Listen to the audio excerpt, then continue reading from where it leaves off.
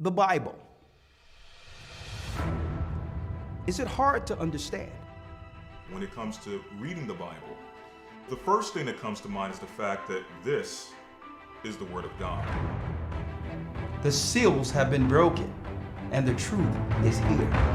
And when we go throughout the scriptures, when we go throughout extra biblical records, we find that the language that God employed, that He used to create the heavens and the earth, was the Hebrew language. Christ said, I came for the lost sheep of the house of Israel.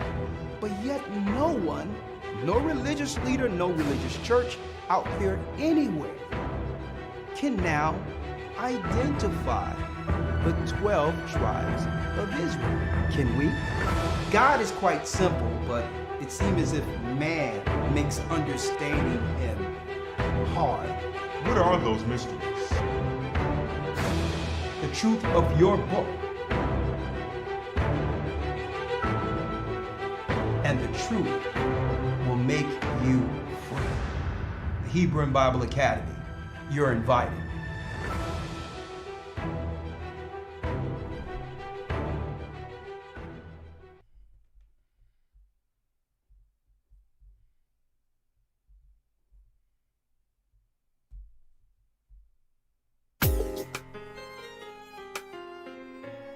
Shalom, shalom. Come on in. Come on in. Blessings, brothers and sisters. The East is where we're from. Come on. Hit the like button. Hit the like button. Come on in. Here we go. In 721 BC, the Assyrian king, he took us down, we fell. With a great escape we went Through the Euphrates. The Lord held the water still. Shalom, shalom. Come on in.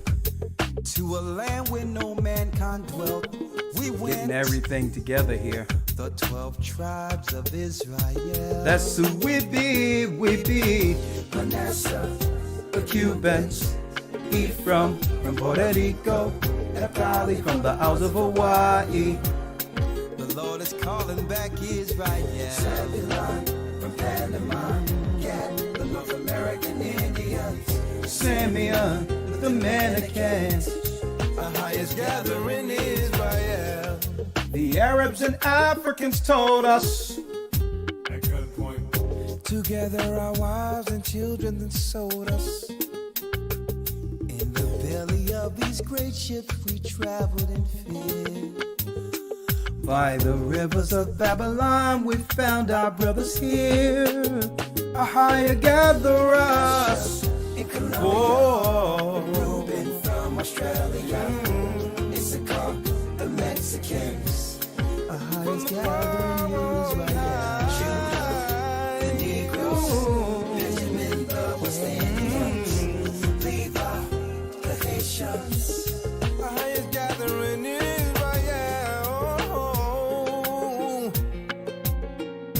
The Most High, Ahaya, is gathering Israel. We're live on Blog Talk tonight. Chime in. Boy, do we have a lot to talk about. Oh, man. Kanye is lighting it up. Asher in Colombia. Reuben from Australia. Issachar, the Mexicans. We're going to talk about it tonight. The Most High is definitely calling back Israel. Benjamin, the West Indians. Levi, The Haitians. Manasseh, the Cubans. Yeah. From Puerto Rico. Naphtali from the Isles of Hawaii. The Lord is calling back Israel. Zebulon from Panama. Gad, the North American Indians. Simeon. The Dominicans. The highest gathering Israel. That's right, brothers and sisters. The Most High is gathering Israel. I'm Elder Rikar Shiar of the Gathering of Christ Church here live with Elder Lawyer. He's on standby, and it took me a minute to get this whole production together, But brothers and sisters, thank you for your patience, because I'll tell you, this broadcast this evening will be worth the wait. It's well worth the wait. I had to put together the clips, put everything together, make sure everything is good. And we're going to talk about this thing this evening. All right. A lot of people have been reaching out to me. I'm having conversation and like about what's going on specifically with Kanye West. With Kanye West specifically. Now, some of the things that I would like to talk about, I'm going to be able to discuss tonight openly, but of course, through political correctness, understanding YouTube's guidelines, all right? But you all know, in general, what we'll be discussing. We're going to put it all out there. You see the title here. Are Israelites changing the world? That's a loaded question. That's a loaded question there. Are Israelites changing the world? Well, folks, you're going to find out. You know what? Sometimes I can't help myself. I got to just put it all out there. I'm going to let it flow this evening. I'm going to just let this topic flow. Are Israelites changing the world? Now, of course, you've seen the title that AC initially put up here. What is hate speech, right? We're going to tackle that next week. What is hate speech? Because this Kanye West thing is having a ripple effect, brothers and sisters. It's rippling through. And if you don't know why, stay right here and you're going to realize why. This thing is happening. This is having a serious ripple effect on every level. The secular level, the religious level, the economic level, the racial level. So it's hard to put a beat on what's going on without understanding the Most High's hand in it. And that's the piece I'm going to talk about tonight, right? And we're going to move it into Patreon this Friday for the things we can talk about, right? We're going to be talking, as far as and not get canceled. What is hate speech? It seems like promoting our people in particular, the people who have suffered more than any other race of people on earth disproportionately, regardless of race or religion. Let me make that clear. You would expect there to be a better promotion of a people publicly who have suffered so. Showing our women at their worst as sexual objects for not just our people, but all people, being the bottom woman promoted on earth. And the system has strategically and purposely, I believe it, made it that way. They can promote through music and all this stuff, degradation of our sisters, show the bottom of men being promoted as gangster thugs and killers. And no one out there is labeling that hate speech. Who determines what hate speech is? Because don't forget, folks, programming and entertainment is a form of expression. That's also speaking. What is hate speech? And who determines what can and cannot be said? And to show you, if anything, I'm going to tell you, folks, real quick.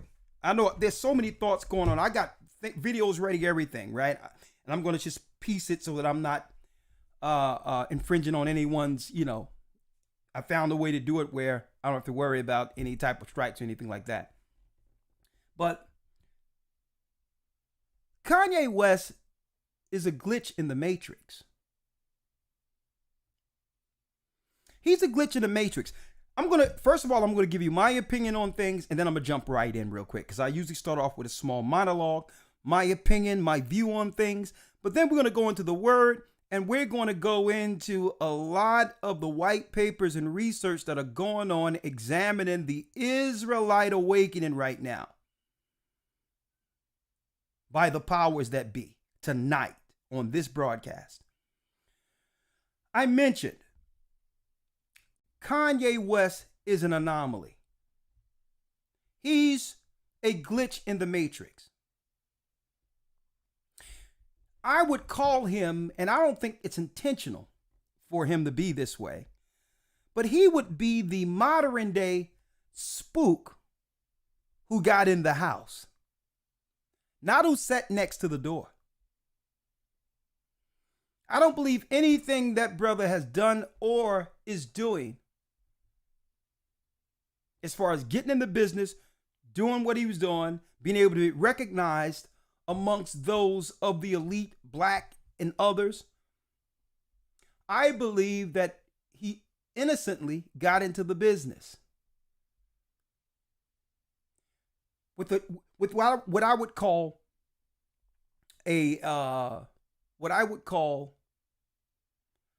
with an hopeful mind of thinking that you can change things. If I'm a good person, I get amongst others and show my talent, gifts, power, eventually I can change things from the inside. And you know what? He's not the only one who thought like that. The most of us coming out of the hood thought, before we was naive to what this world is, the battle between good and evil, we all thought that there were just individuals running things, bad people. But if we get an opportunity to get in position, we could actually change something. Guess what, folks? That's what all of us thought coming out of the hood. Right? And I believe Kanye West is no different. He used his talent as a vehicle to get him in places to one day help his people, not realizing that the world isn't set up to help our people. It's to the contrary. And I believe he found that out as time went on. Now, why am I going into him tonight with a title, Are Israelites Changing the World? Just sit back. I'm going to show you how this all tie in with even Kanye West understanding that he's an Israelite. I'm going to show you how it ties in. Hit that like button, first of all, because we going in tonight, okay? Drive everyone you know into this podcast tonight, folks. Hit the like button. We going in, okay?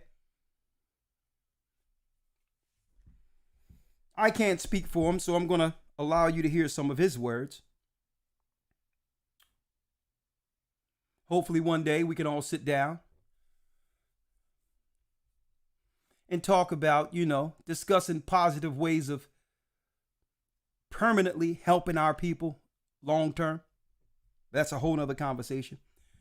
What makes Kanye West an anomaly? Well, this is what makes him an anomaly. You can't call him racist because he married a white woman. Right? Whether you agree with it or not, you can't call him racist because he married someone of a different persuasion.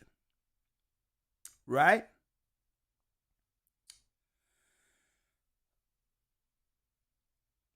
Now,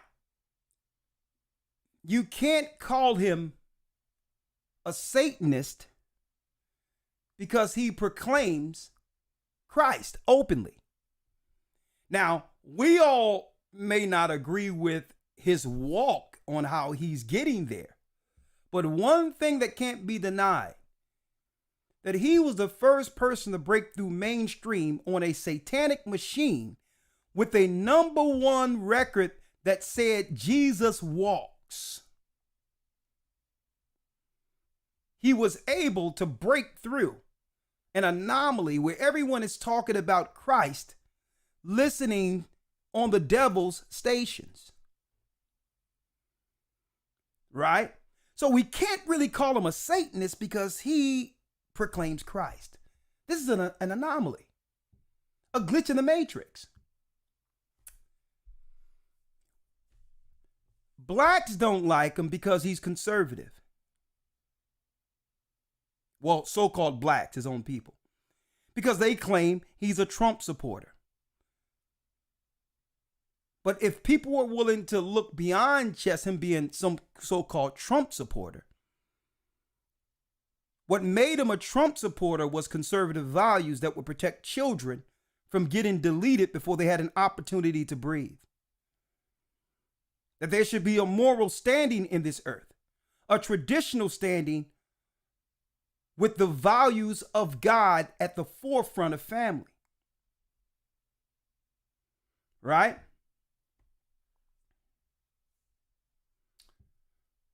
Some white people don't know how to take it outside a separate group. One group that he found himself familiar with while dealing in all genres of music, entertainment, and fashion. An anomaly.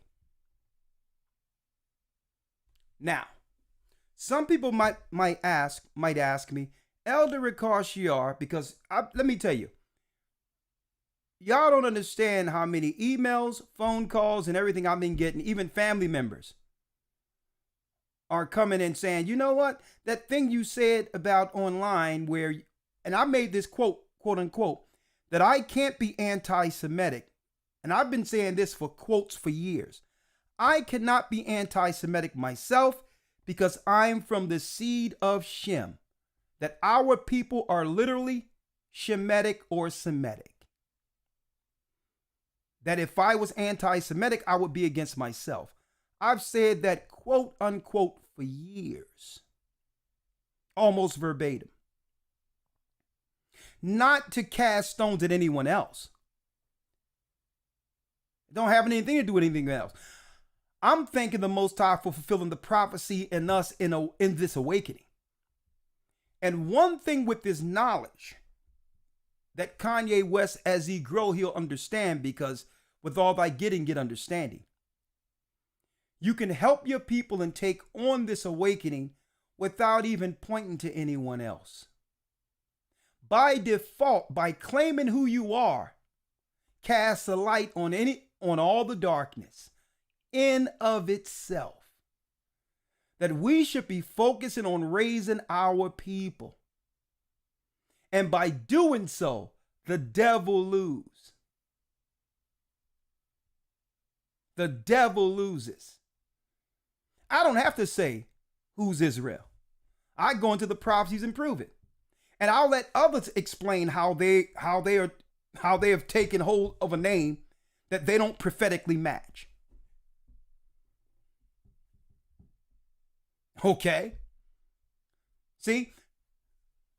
Even Christ understood when he was standing before Pilate when not to say anything at all. See? Because when you have someone moving in the spirit, when you have someone moving in the awakening, the last thing you want to say publicly with all the tools they're using is giving them information on what your plans are next. And I think that's an error on his side, with him wearing his heart on his sleeves. They knew what buttons to push to get him to say what they needed him to say so that they can start calculating moves. When really the best thing is to do, if you know you're Israel, is to do what an Israelite does. Follow the law, get your family together, and shine a light for all others to come in it. That's right, before the darkness falls. And I'm going to break down, I'm going to show you, and I'm going to quantify everything I'm talking about tonight using Kanye West's awakening. Using his awakening as a talking point. That's it. Are Israelites changing the world? Is the question. That's a good question, and I want you all to answer this. Because when I go to Google and Google Kanye West,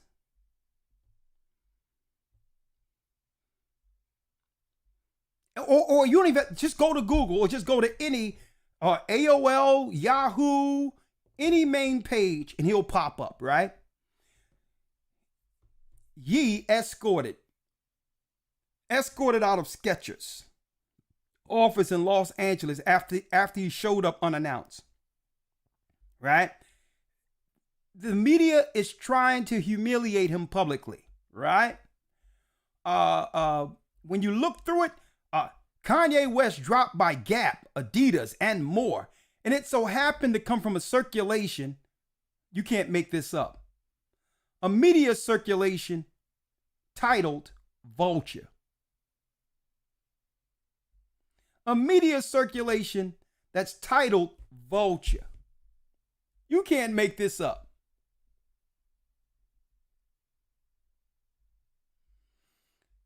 All through online, when you go there, it's talking about what are they going to do to him next.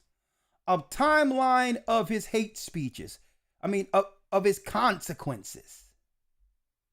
On and on and on and on and on. When you Google it, it's about public humiliation. Now, none of us know how all of this ends, right? That's really up to Kanye West. But let me tell you this. Before any of you on either side of these polarizations here, before you can make an assessment or a judgment, before you can, because everyone has an opinion, right? Before you make an assessment or a judgment, you think, and this is for people who are Israelites right now, or people who have found Christ, believers, strictly for us. Strictly for us right now, okay? Before forming an opinion on our brother Kanye West, I need you to go back to a time before you knew the truth of yourself and your calling. And then, remember that? And then, I need you all to think about the transition from the world finding out the truth concerning yourself. How life-changing and what? Confusing to some degree it was. How to balance leaving the world and transitioning into this truth, knowing that you would have to change everything and most people around you would call you crazy. That your family would reject you. You would probably lose your job. So everything we're seeing with Kanye West is really the same that we've gone through. But it's just that we didn't have the paparazzi outside filming our transition. When we still had irons in the fire in the world because we couldn't let go because we didn't know no other way. But still trying to do what's right by following the word at the same time.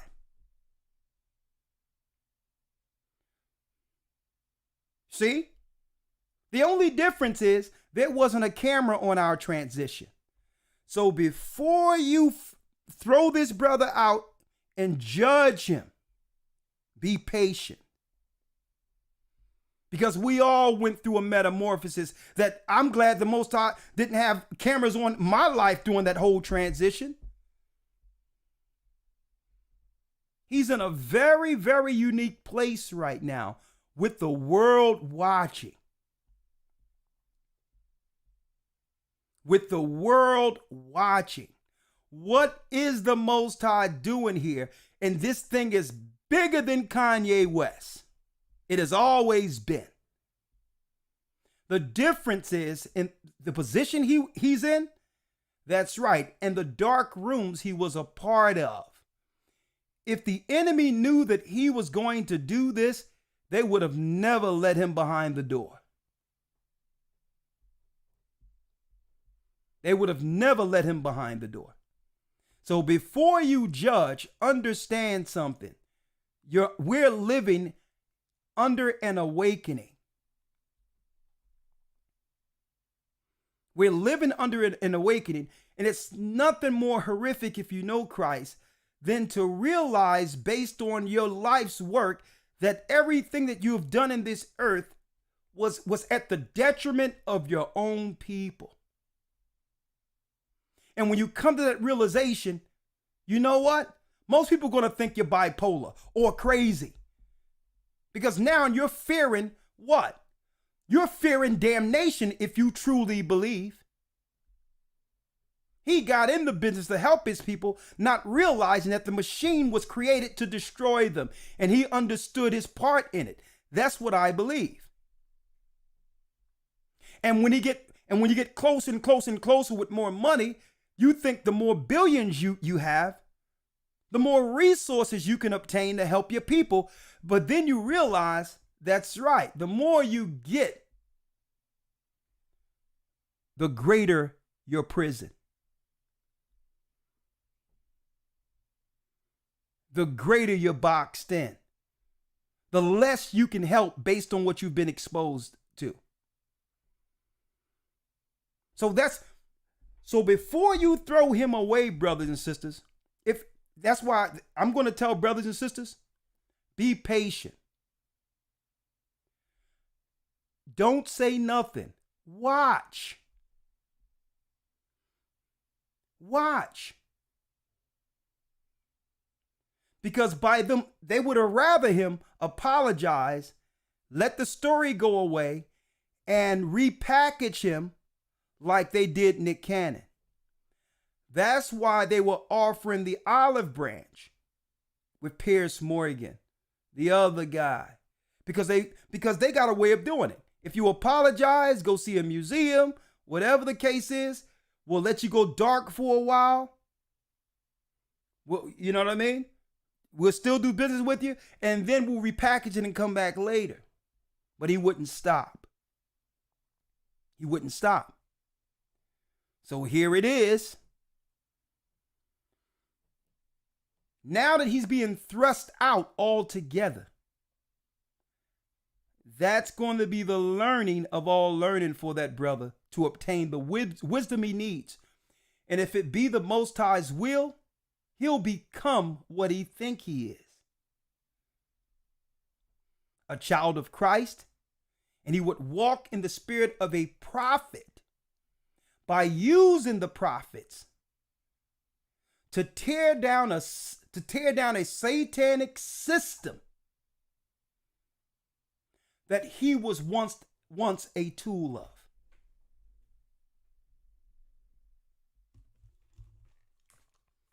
Hit the like button because we're going in. Elder Lawyer? Elder Lawyer, are you with me? Yes, sir. Yes, sir. Shalom. Shalom. Let me pull you in, Elder Lawyer. Like I said before we brought in Elder Lawyer, I want a conversation tonight. I want a conversation. Are Israelites changing the world? I need a conversation on that. And I'm going to use Kanye West as the catalyst for this particular conversation. Like I said, so many people have an opinion, but what they don't realize is what one goes through in a transition when you're going to lose everything and when you have everything to lose, right? And then you have children involved, family involved, and your own mortality, realizing that some artists are worth more dead than alive. Right. And he's at the end of making the music he made 10 years ago. right? So let's talk about it, Elder Lawyer. Let's talk about it. The awakening. Israelites changing the world. One thing that's for sure, Elder Lawyer, that the world have always recognized is that our people from the ghettos, from the lowest of parts, regardless of our financial status or our classification amongst other races, our people undoubtedly, Elder Lawyer, dictate culture. Yes. And that's something that money cannot buy. Okay? Chinese people don't dictate culture or influence generations of children. Not like black people. Okay? Neither white people. This ain't being racist. This is just a fact. Even they'll admit, blacks dictate culture. We've always dictated culture. Mm-hmm. But what brothers and sisters don't understand is deeper than just blacks. The Bible tells us that Israel is the former of all things. To be an Israelite means to be a prince of God. Like God spoke it into existence, and everything we see became what it is. Well, we have that same potential within this realm called earth to create, to invent, to trend set, because that's who we are. We're the former of all things through the Spirit of the Almighty. But the enemy understands, Elder Lawyer, that if he can get in position of creating the machine that gives exposure to the gifts, then he can control the message, the cultural message. Right. Absolutely. Right? Now, and I remember rap was that conversation from the street through music that we could have in code that most didn't understand. But guess what? Those who set up the music business understood its power and said, well, listen, what used to be poetry on through beats, coded conversation, if we can put degradation and evil as a trend amongst the youth, we'll use them as the trendsetters. Since they are the former of all things, we will not promote anything outside of their own degradation. Right? Now, so that no one can think that I'm making up my own or this is my opinion, there's a guy by the name of Leor Cohen. Damon Dash and others have talked about this guy or whatever because he was at the beginning of Run DMC and all those things. I'll have him. This clip, Elder Lawyer, is only 1 minute and 28 seconds, and I'll have him say this. Charlemagne asked him a question during an interview. It's only 1 minute and 28 seconds. Fair use, educational use only 1 minute and 28 seconds. Elder Lawyer, I'm going to play this, and then I need your opinion on that, because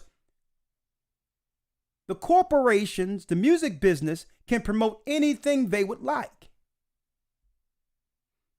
If they were about benefiting society and helping the earth and helping our people, they would call gangster rap, harlot rap, debauchery rap, intersectional rap.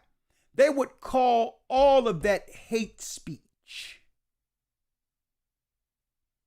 and put an anti-term before it and make it almost unlawful to be spoken or promoted as some form of art if they were for the righteous side of things. It's time for us to determine what's hate speech. That's right. and stand on it and use our dollars, our minds, our intellect to actually stand in solidarity to change things. Fair use. Listen to this, brothers and sisters. Fair use. Record executive. Really rough, particularly on women. But I think it helped change the course of the crack epidemic. I don't know what's this opioid thing, man. But being a so crackhead wasn't cool back then. Being What? a crackhead wasn't cool. Now they seem like they're making it cool to be drinking lean and syrup and. So now he's saying that this opioid epidemic is just destroying society, as if he cares, right?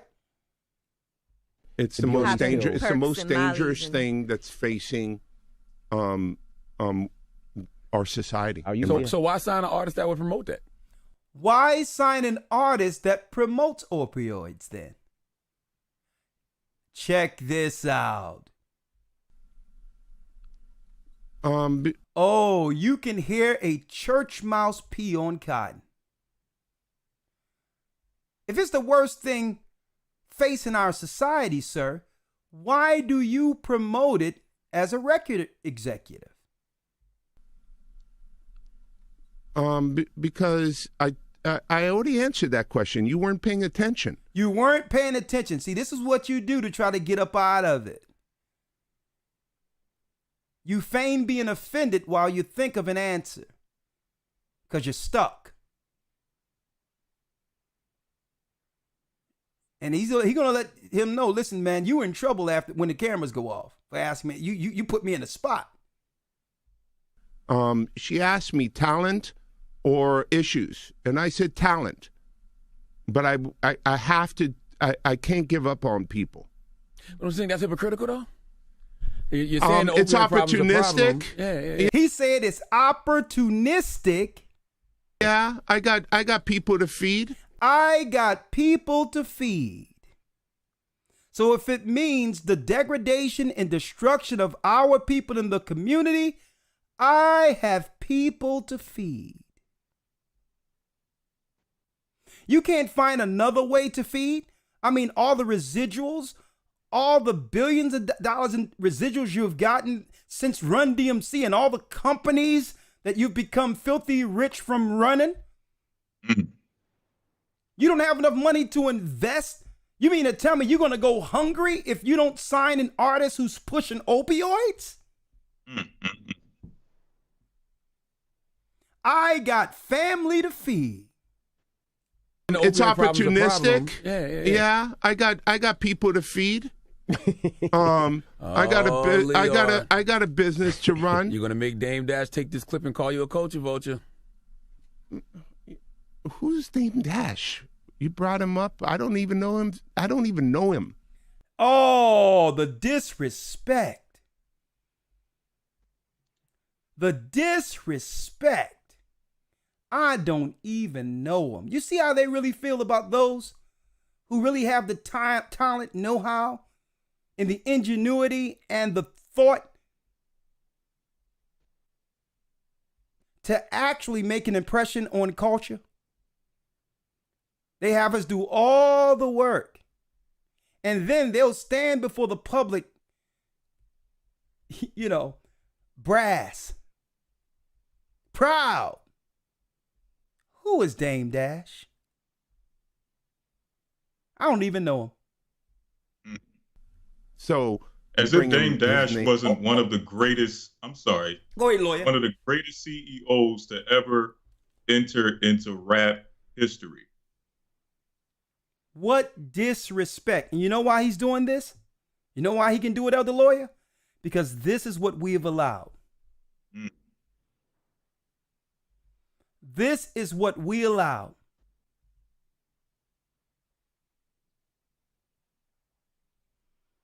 Man, I remember, elder lawyer, we go down north. We was in North Carolina. I was a child in North Carolina. We went to Raleigh, North Carolina. That's where my mother is from. My father takes us to a breakfast place, and they were playing Elvis Presley, Elder Lawyer. And my father outright, you know, he was a singer and all that. He outright said, "Look, Elvis Presley was a thief. He learned everything from us, and he can't even dance." That's what he said in the restaurant. Do you know that they were talking about stringing him up in North Carolina?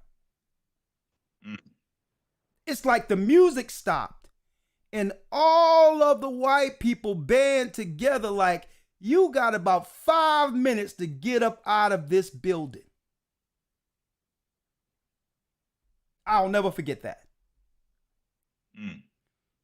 So when it comes to their greats and those that they honor, they won't allow us to disrespect them publicly, not even privately. There was no cameras running or anything.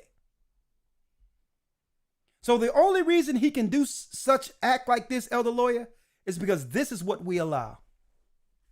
So how do we change this? But Lawyer, go ahead. I digress. I wanted you to hear this, but go on. No, I think that clip speaks for itself. I don't think there's much that needs to be said concerning his point of view. Obviously, the first thing you see is the condescending manner that he speaks to these people. Do me a favor. Bring your microphone closer to, if you don't mind, Elder Lawyer. I'm sorry. Is this better? That's great. Yeah, go on. Yeah. First and foremost, the main thing you notice is this condescending manner that he speaks to these people that we look at as the great influencers of our culture, the great influencers within the sphere of media, within the Black community. And the way he speaks to them, like I already told you what my answer was, and you weren't listening. Speaking to this man like he's a child. And these are the same exact people who we're supposed to respect as some type of big media influencers and people who have a say on what goes on in the culture. So that's obviously the first thing. So as you mentioned, you're still going in and out. Your microphone, if you can get, I don't know if it's the gate you have on it or. Yeah, let me make an adjustment. Just 1 second. Yeah. 1 second.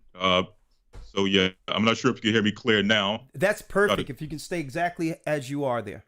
Okay, I'll try to talk my way through it as I make this adjustment. But yes.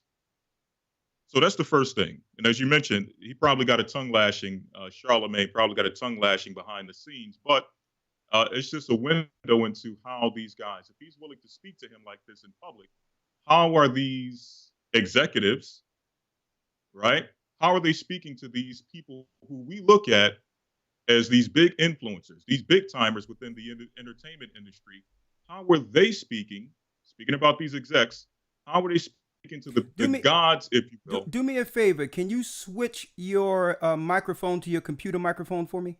I'll do that real quick. Yeah. 1 second here. All right. How about now? Is this good? That's perfect. Go on. Yes. So if he's speaking to him like this in public, and these are considered to be the quote unquote the gods of the Black media sphere, how were these record executives and these other people from this particular community, how are they speaking to these Black influencers behind the scenes? Exactly. That's first and foremost. But the main thing, obviously, is self-explanatory. He's in a position to decide who gets heard and who doesn't get heard, who gets seen and who doesn't get seen. And he chooses the people that he knows is going to promote death and destruction to our community, irregardless of the lasting effects it's going to have on our community. And he's willing to do so under the guise that he has a family to feed. And he sounds no different than the so-called drug dealers within our community who are willing to sell death, destruction, and poison in our community. And when asked the question, hey, why do you do so? Why are you willing to sell death and destruction to your people? And their answer is what? I have a family to feed. What makes them any different? Exactly. Exactly.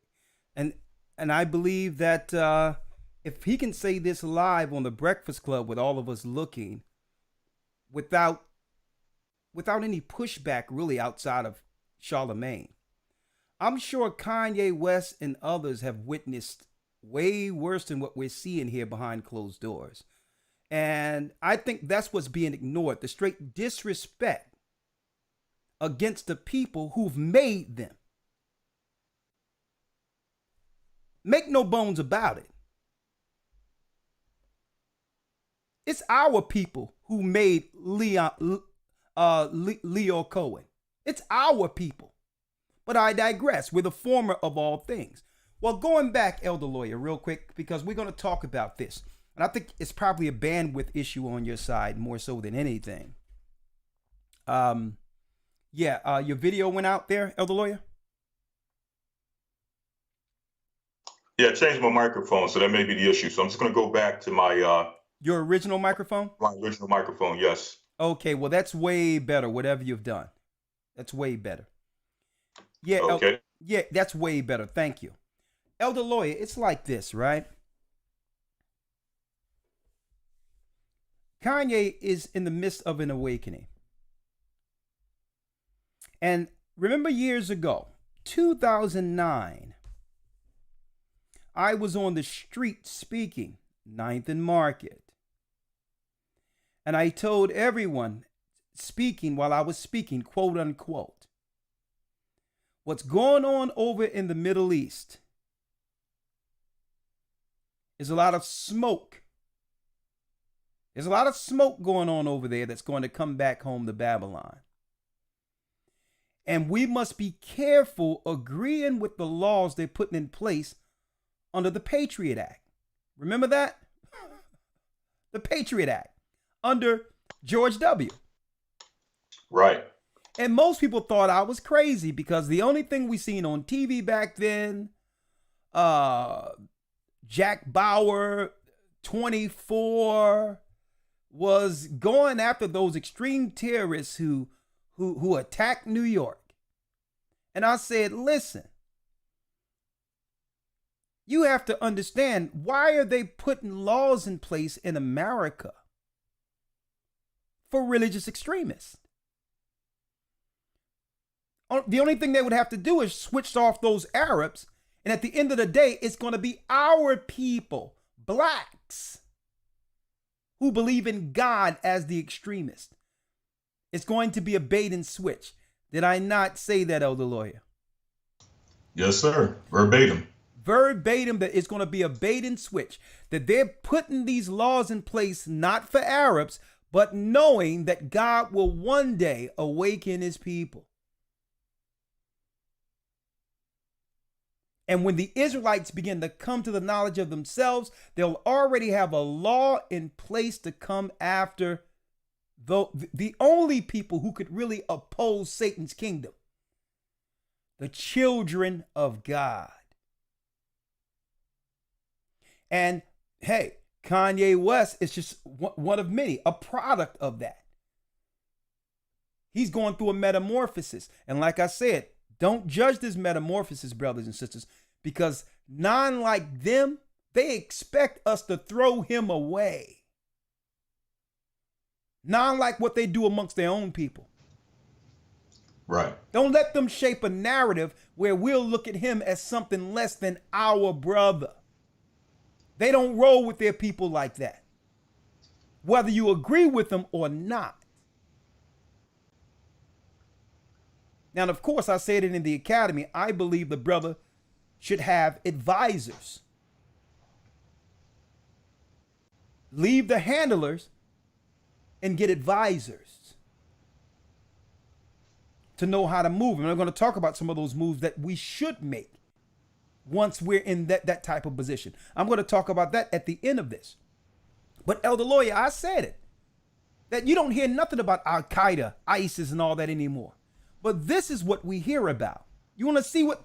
It's as if it's prophetic. Before we do that, Elder Lawyer, I need you to go to Ezekiel 33 for me. Ezekiel 33. And I'm going to show you what's going on right here.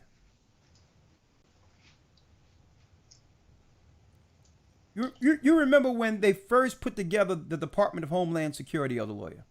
Yes. It was about domestic terrorism to try to thwart or stave off extremist terrorists coming over from the Middle East like Afghanistan or what they would call Muslim countries. That's what they told us Homeland Security was about. Right. Right? The bait and switch is in. And see, the reason why that they're doing everything to cancel and they're going after his finances and all these things as far as Kanye West is, you know why? Because he was once an influencer for the dark side. He's still an influencer. Kanye West can right now go into a stadium and have 10, 20, 50,000 kids, children of all races and ethnicity in there listening to him. Now, suppose he took 30 minutes of that and dropped what I'm about to drop right now. See, in this, I'm going to tell you, that's why they're looking to suck the finances from him. $250 million for someone making a quote on how he thought someone died? $250 million? Is that, did you get $250 million from the department who killed George Floyd? Folks, that's telling within itself that we need to look into all of this. We need to look into all of this. Because I would very well look to get even more than that from someone who killed George Floyd or was behind it than someone who's speaking about how he passed. One thing he didn't say is that it wasn't the police's fault. I need y'all to check this out, folks.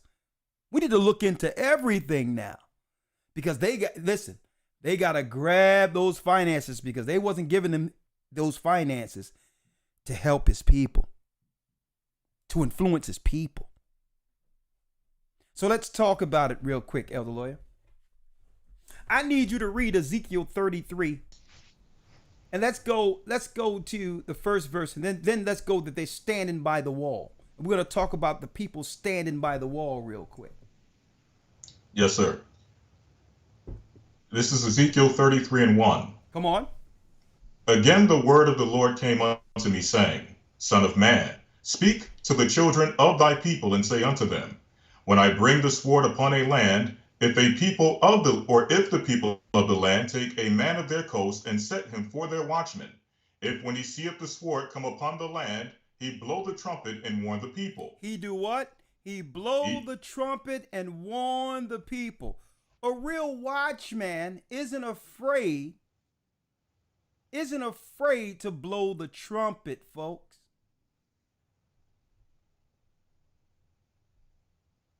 A real watchman isn't afraid to blow the trumpet. He speak, especially if he know the heavens is behind his voice. Read. Verse number 33. If when he seeth the sword come upon the land, he blow the trumpet and warn the people, then whosoever heareth the sound of the trumpet and taketh not warning, if the sword come and take him away, his blood shall be upon his own head. Go ahead. That means if a watchman uses his voice to warn the people and the people ignore the watchman or ignore the voice, guess what? When the destruction comes, it's going to be on the person who didn't listen. Read. Verse number 5. Come on. He heard the sound of the trumpet and took not warning, his blood shall be upon him, but he that taketh warning shall deliver his soul. He that taketh warning shall deliver his soul. And those are those who really believe, who have faith that the Most High would actually bring them through the tough times. that person has the spirit of victory in them, knowing that the heavens are backing that individual. But if you're scared, you're not going to blow the trumpet. If you're scared, if you're in a position of authority or an influencer, and I'm using the watchman as an example, because you're influencing either on God's side or Satan's side. Either way, your voice is being used. Right. So you have to realize, even Kanye West, he called himself, and he understood this because he never said this before, I'm an influencer. That's not anything that's discussed amongst our community, being an influencer. What's that? An influencer is people who are utilized by business and others to dictate culture, to drive consumerism. So suppose you use that voice for what's right, to have the world strive for the riches to come through Christ, opposed to what? The riches of the world. Well, the enemy have no more use for you. See? Read on. Verse 6. But if the watchmen see the sword come, If the watchmen see the sword come, that means you know what's going on with our people. You see the destruction and the evil that's going on. And guess what? Because some of these guys are doing okay, they're silent. They're silent. I need you to think about this, brothers and sisters. I need y'all to all think about this real quick.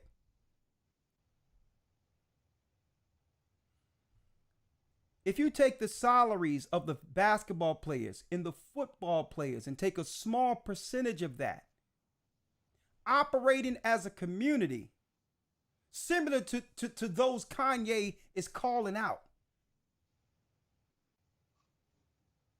it would change where we come from overnight. And I'm not just talking about giving the money to this foundation, giving the money to that foundation, a tax write-off. No, I'm talking about real time. A percentage into nonprofit and say, you know what? Straight up, traditional righteous schools. We have to start with the children. Straight out. We wouldn't be talking about no regentrification. We'll find out where the schools that are destroying our people, prison, what they call the school to prison complex and all that garbage that they're talking about when it comes to that, and say, you know what, not too far from that school, we're going to have a brand new school for our children that teach traditional values, biblical principles, family.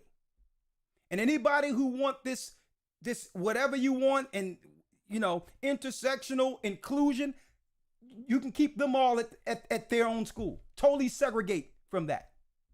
And say, listen, this is a Bible school. This is a righteous school. This is a moral school. That wouldn't be hate. That wouldn't be hate at all. It's called a choice. Put your money into a school that would do what? That's right. Have children learn in the community we came up, like your children are out there in Hollywood and others are learning in private schools. You don't think there's enough money amongst our people who are complaining about the other people? And then we'll make it where instead of these churches, we'll have what? We would have righteous temples every Sabbath, where the community comes together every Sabbath to learn the laws of God. We don't got to talk about anybody else and what they're doing. We're learning together, right? And guess what? Total herb health, food health. The cafeteria will be filled with nothing but organic foods. I'm putting it out there right now. Organic foods and natural health when it comes to herbs and natural healing will be our healing process, separate from the secular stuff that's out there where they're doing all types of stuff. You don't think there's enough amongst our people to make this happen? Huh? And then The next thing we go through all the neighborhoods, and you know what we'll do? That's right. Pick up all the trash in all the inner cities where there's no trash. In 1 week, clean everything out and dump it out and have what? Recycle, have nice trash bins, and totally redo the neighborhood so that it has stopped regentrification right there. See, in this, and I'm going to play a video because this is what they're telling Kanye West. They're telling Kanye, well, why don't you do it yourself? You know the industry is corrupt, but you volunteered to sign with the corrupt industry. These are just businessmen. You got in the position now. Do for your people what we have done for ours. See, that's how you move in the spirit. Change the environment of our children. See? See, but you have people who what? It says people don't blow the trumpet. You know why? Because they say they got it comfy with the enemies who have created a machine that's utterly eradicating our people.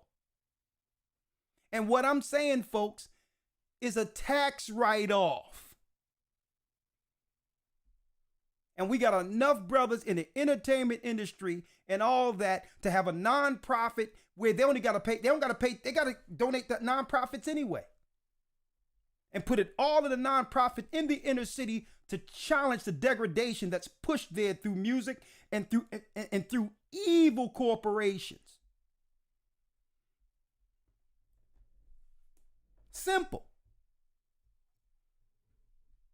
And then you make a world for those who want to be right amongst the community. And those who want to destroy themselves, let them choose to do that. But there should be a clear distinction between what's right and wrong. And I'm going to play that video in a second, Elder Lawyer, because that's what's being missed in all this, Elder Lawyer. People want to just talk about him going crazy and not actually, they're not actually listening to they're not even challenging what's coming out of his mouth. Yeah. Concerning the machine that's destroying our people. And that's what's being missed through all this. Yeah, all of the responses have been, and the criticisms have been simply labels. No deep examination or further discussion as to what he's saying. Even if people want to simply point at what he said about George Floyd, but besides that, let's take that out the picture. Was there anything that he said within the 3 hours or the 3 some odd hours that he spoke during this interview? Was there anything that made sense? Was there anything that resonated? You being in the entertainment industry, you being a music artist, have you experienced these things? And if so, does what he say, does it check out? Does it make sense to you? We haven't heard any of that. We've just heard labels. Exactly. Now, there's a lot I wanted to go into, Elder Lawyer, but let's go to where it says there's some sitting next to the wall. Yes, sir. And I'm putting this out there because I know a lot of these artists are looking at YouTube and listening to what's going on and they're studying their Bible and, and is weighing what's going on in their personal lives with what they're learning. I know they are. People in the industry.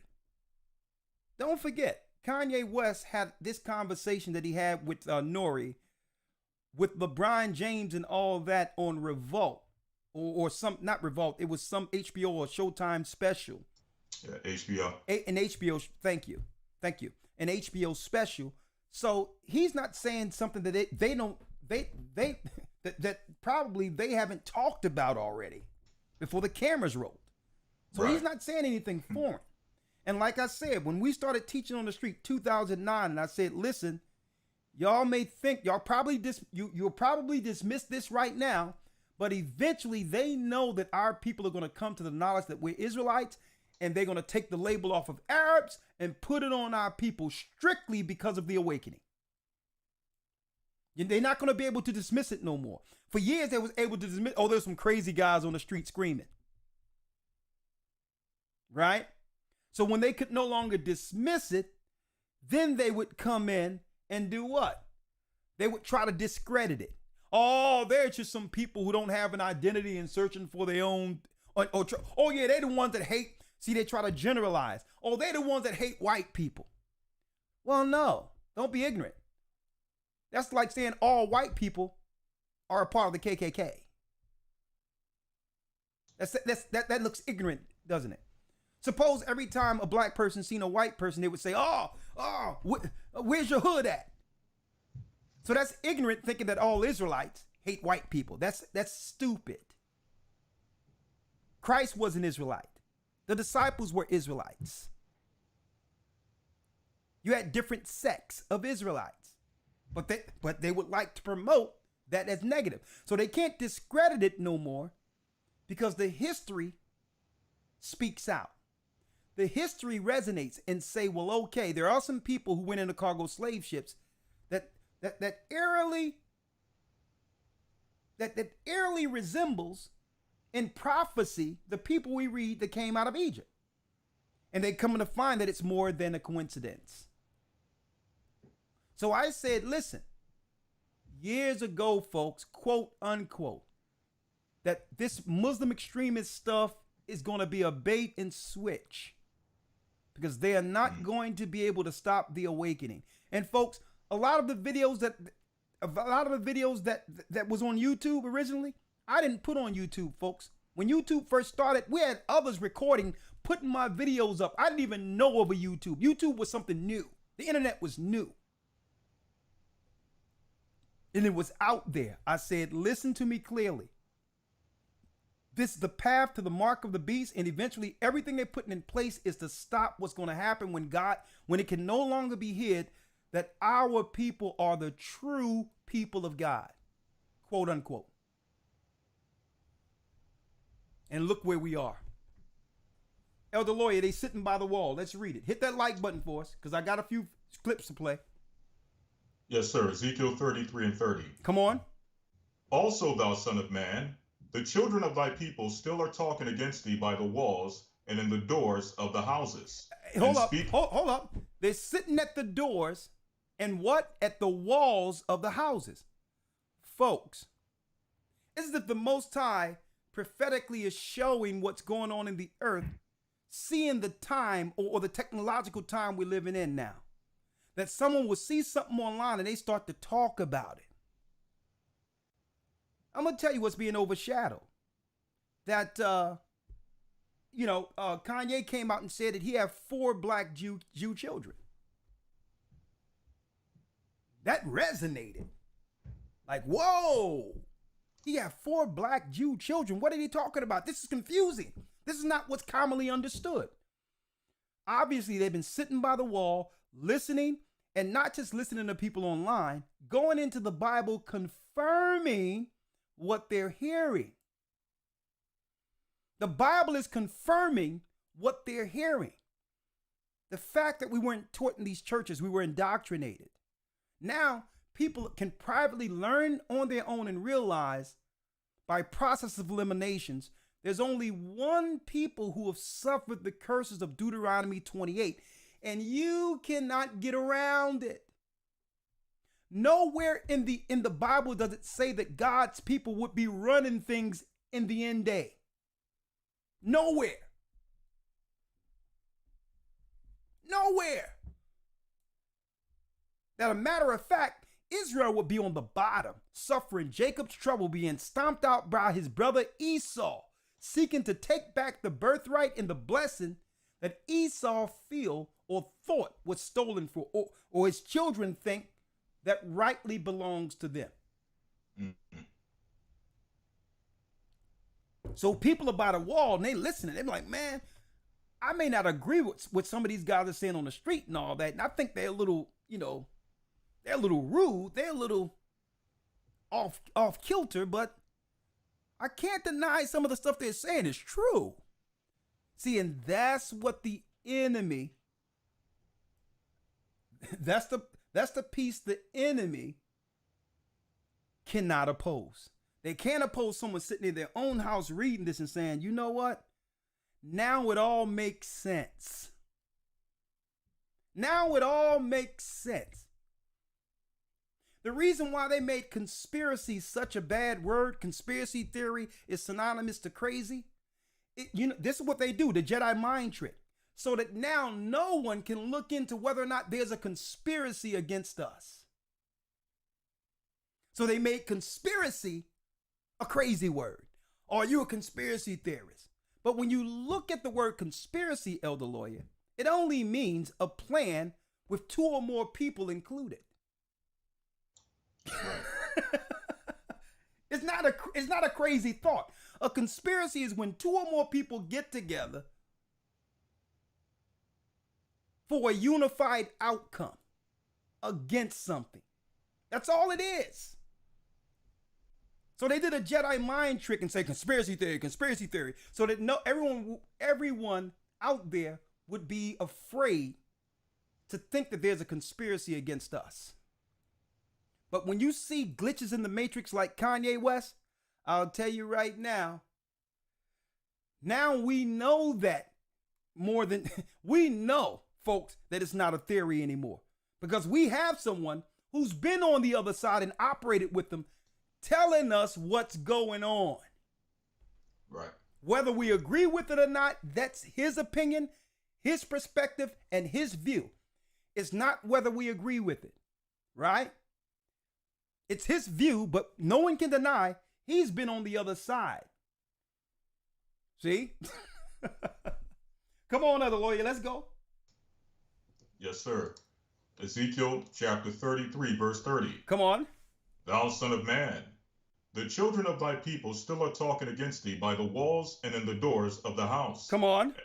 And speak one to another, every one to his brother, saying, Come, I pray you, and hear what is the word that cometh forth from the Lord. Come and hear the word that's coming from the Lord. We've tried every other way, folks. We've tried marching. We've tried voting.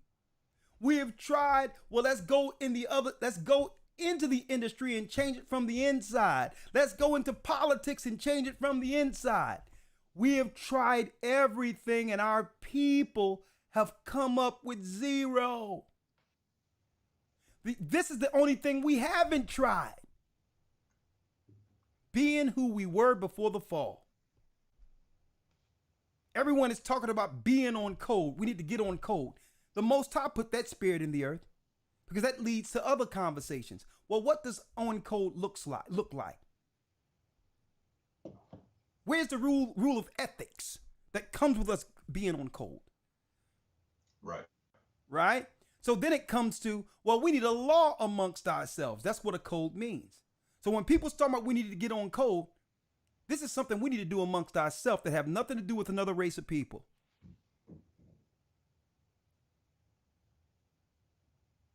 We have to do what we can control to get on code with one another. And that destroys the enemy. When he no longer has a hand to influence us into control or into a space where he can control our talent, our gifts that's God-given. See? So it says that people started seeing at the wall, they've been reading, they've been listening, they've been saying, I'm going to check it out another week. Let me tell you, folks, we had people who fell on these videos just to click on it to see what we were talking about. They just kept seeing it come up on their feed. And this is why they started shadow banning.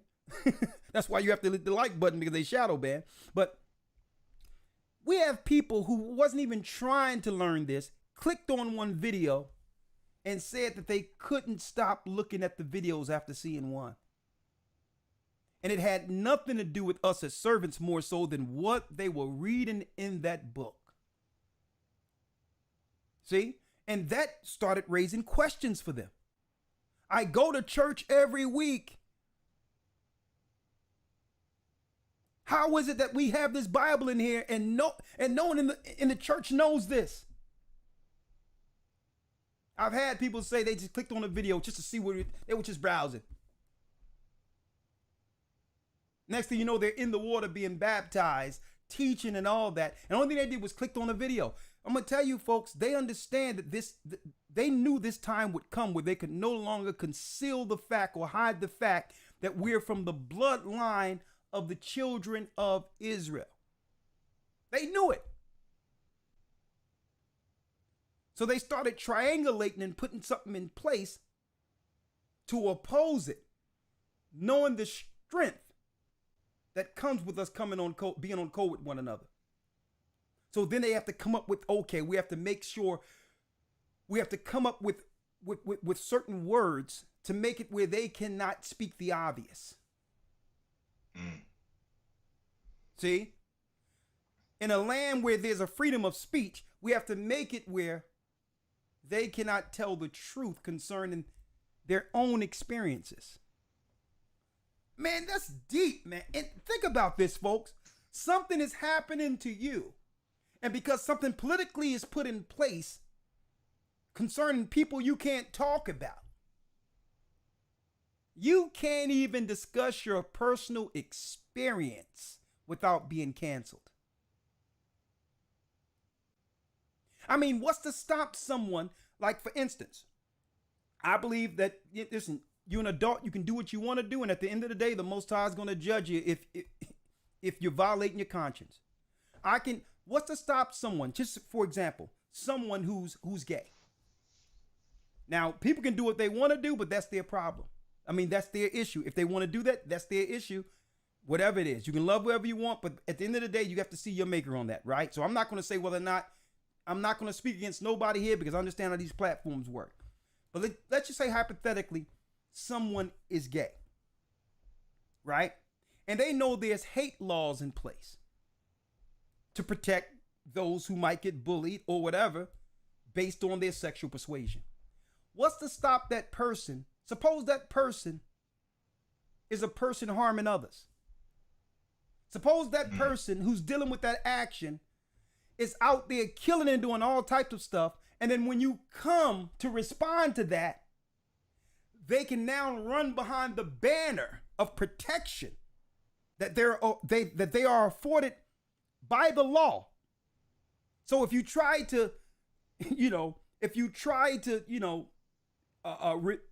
expose what they're doing to harm other people, if you point them out for harming other people, they can call you homophobic and hide behind the banner of gay at any time. See, and right. That's what we have to really look at. When someone has a blanket cover or a wall to protect themselves, even if they're harming others. See? And that's why we have to go back to right is right and wrong is wrong. We need to have these laws of protection of groups out of the way for everybody. And just deal with, if someone do something wrong, they're judged according to the law, regardless of whatever they're dealing with. And see, and this is what we're dealing with. When people are a protected class, they can do something and then hide behind that class when they do wrong. So where's justice? Where's justice?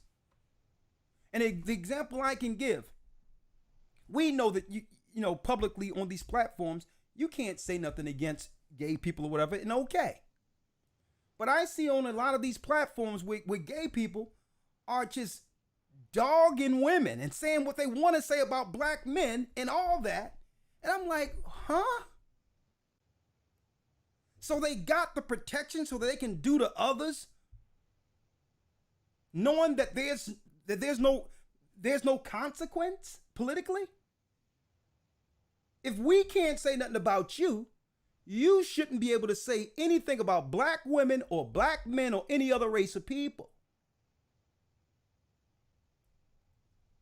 See? I'm showing you how they politically put things in place that would actually protect some of the victimizers out there. And this is what's driving that brother crazy. I mean, not crazy, but driving him to a point where he can no longer hold himself, Kanye. Because he's saying, y'all coming off like this, that, and the other, but I see the things that y'all doing, what y'all doing to me. And then you're going to hide behind that? Mm-hmm. Right. If it's going to be, if it's going to be right, it got to be right across the board. And we got to be able to have a discussion without someone getting offended. We have to have an open discussion. If he's saying he's Israel, and this conversation need to be had, we need to have the conversation without anyone getting offended. He should be able to say that, and the discussion should be had, but they're doing everything. They drumming up smoke to stop the discussion, folks. Elder Lawyer, finish reading. Yes, sir. Verse number 31. And they come unto thee as the people cometh, and they sit before thee as my people. So we got a lot of people who sit amongst us. They come and they listen. Some people follow. Some people just come for a word. Some people, believe it or not, some people come to be entertained. As long as you keep coming, it's okay, because eventually something is going to stick when the word of God is being spoken. Read. Right. And they come unto thee as the people, and they sit before thee as my people. Come on. And they hear thy words. They hear the words. But they will not do them. But you have a lot of people who hear the words but will not do them, but yet they'll judge Kanye. They'll judge Kanye, not realizing Kanye is in a transition. For those who missed it earlier, I'm telling you right now, brothers and sisters, if someone had a camera on you 24 hours a day, the paparazzi coming outside during a time when you were transitioning from the world to this truth, people would think you were crazy too. Mm-hmm. You're balancing two separate worlds. You know the truth, but you're highly invested in this world, not knowing anything before the truth came. The only difference between him and us is the fact that they're wearing a camera in our homes, following us every place we went. This is why Christ had to go to the wilderness for 40 days and 40 nights during the temptation, during the transition for the ministry that would lead to everything you see. He couldn't be amongst people. So be careful what you're judging. Because one thing no one can say out there, one thing no one can say about Kanye right now, you cannot think, or you cannot say he's a coward. Right. That's one thing you can't say. No one out there can claim he's a coward.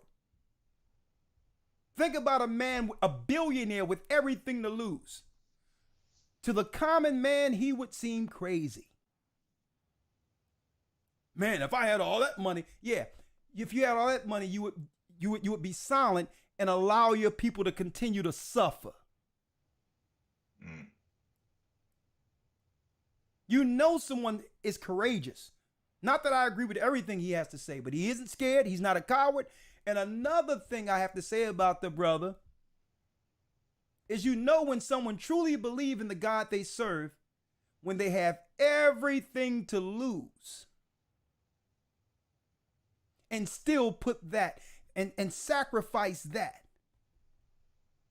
Folks, for the sake of speaking his truth, let's put it that way, he have sacrificed the life he had in this world.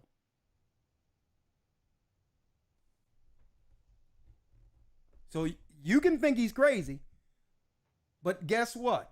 During the transition let me tell you, I had a crazy transition from the world growing up in Christianity, trying to make it in the music business, early 20s. I had a direction towards the music business. I was already doing what I needed to do. And folks, the last thing I would have wanted during that transition, let me tell you, was a camera.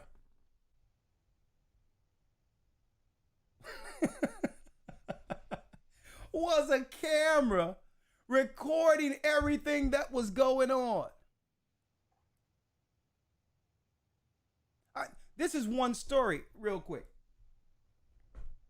A matter of fact, I'll save that. I'll save it. But it was crazy. It was crazy. When I say crazy, crazy according to this world. In a nutshell, I'm going to tell you real quick. Right? This is the time my son Azel wasn't here yet. He was in the belly of his mother. Check this out. I went and marked the whole Bible, found out I was Israel, marked the whole Bible. Right? All these precepts. Went to sleep. Right? Listen to this, folks. When I woke up, check it out. When I woke up, I had a pad with all these mathematics and all these things, these arithmetic, algebra, all of this stuff on a piece of paper. Now, during the time I marked the Bible, I wasn't eating because I just love the truth. I just wanted to do the Bible. Mark the whole Bible. When I went to sleep, I was out there in some darkness somewhere with stars, and it was just total dark. Just all I can see is the stars. Woke up and I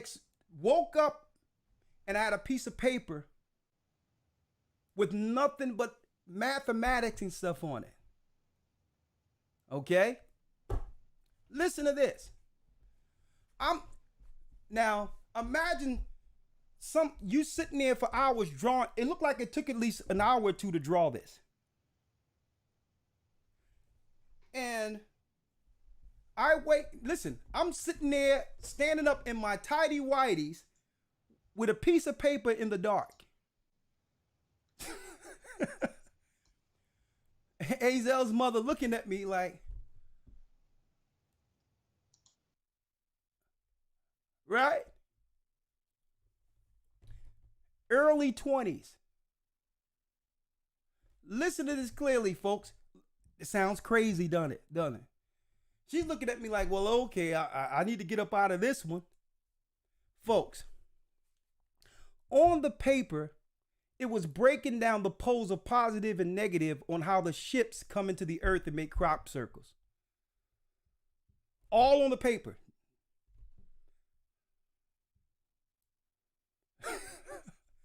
Then I go over to Cheltenham, see Johanna and them, and I say, Johanna, this is something that I got last night while I was asleep. I was 23 years old when this happened. And he looked at the schematics and he said, Ricard, this is something that I seen concerning how they were making ships in Area 51 or some stuff.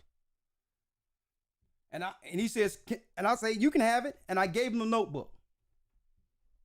Now, until this day, I don't know what went down.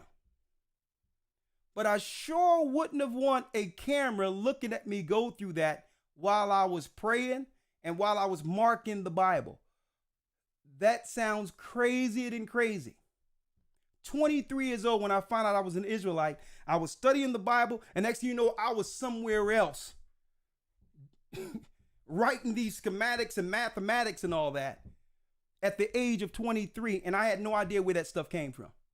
Till this day, I still don't know what it's about. Still don't know what it's about. Now, Elder Lawyer, you there? I'm going to show you where I'm going at with this. Yes, sir. Elder Lawyer. Still. Now, when you go into the scriptures, Paul said that he was taken up into the third heaven. In the body or out of the body, He could not tell. He could not tell. Let's get that in Corinthians real quick.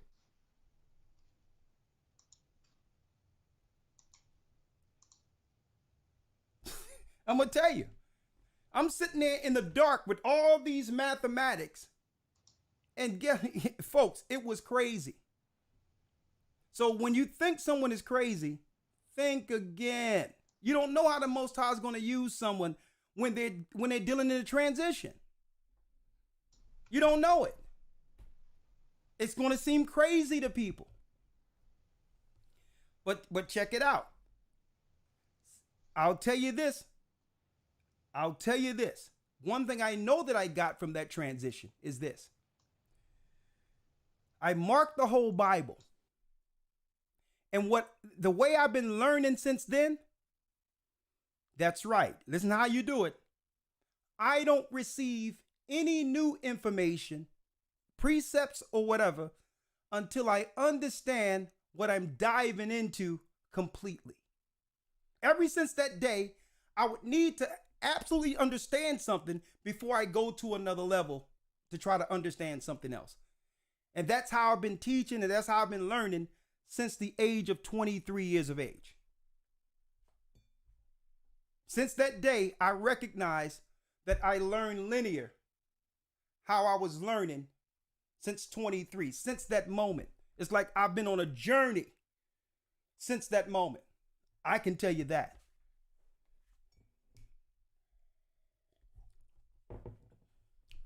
Johanna looked at it and said, I'm like, go ahead, take it. You can have it. I don't know what it is. And if anybody see him and ask him, he'll tell you. He'll tell you it happened. Elder Lawyer. Yes, sir. Let's get that in the heaven or out of heaven, I cannot tell, before I go back into that. What I'm saying is, do not allow anyone to call someone crazy, folks. Don't allow that. It's dismissive. When the Most High is interacting with man, it's usually in a way that most cannot understand or would quantify as crazy. Let's read it real quick. Yes, sir. 2 Corinthians 12:2. I knew a man in Christ above 14 years ago. Whether in the body, I cannot tell. Paul says, whether in the body, I cannot tell. Or whether out of the body, I cannot tell. Or whether out of the body, I cannot tell. Now, suppose someone there to witness what he was doing, whether he thought he was in the body, but he was actually on the outside of the body. Imagine if paparazzi was there. Now, this was during Paul's transition. 14 years later, after he meeting Christ on the road to Damascus. Everyone have their transitional moment that most would think that where the people around them would deem them as crazy. But it's really Christ transitioning you from this world to the world to come and implanting information in you spiritually that would lead you in this earth towards his kingdom. That's what it is. Read on. Whether in the body I cannot tell, or whether out of the body I cannot tell. Come on. The Most High knoweth. Only the Most High knoweth. Read. Such an one caught up to the third heaven. Such a one caught up to the third heaven. See? He was moved into the third heaven, and that's when the Most High showed him everything. Paul. Including the judgment of earth. What happened to souls. All of that within the space of time where Paul was asleep and was taken somewhere. I'm going to tell you, folks, this is where ideas come from. Ideas come from the spiritual realm while we're sleeping. And guess what? What I'm telling you, folks, the enemy know already.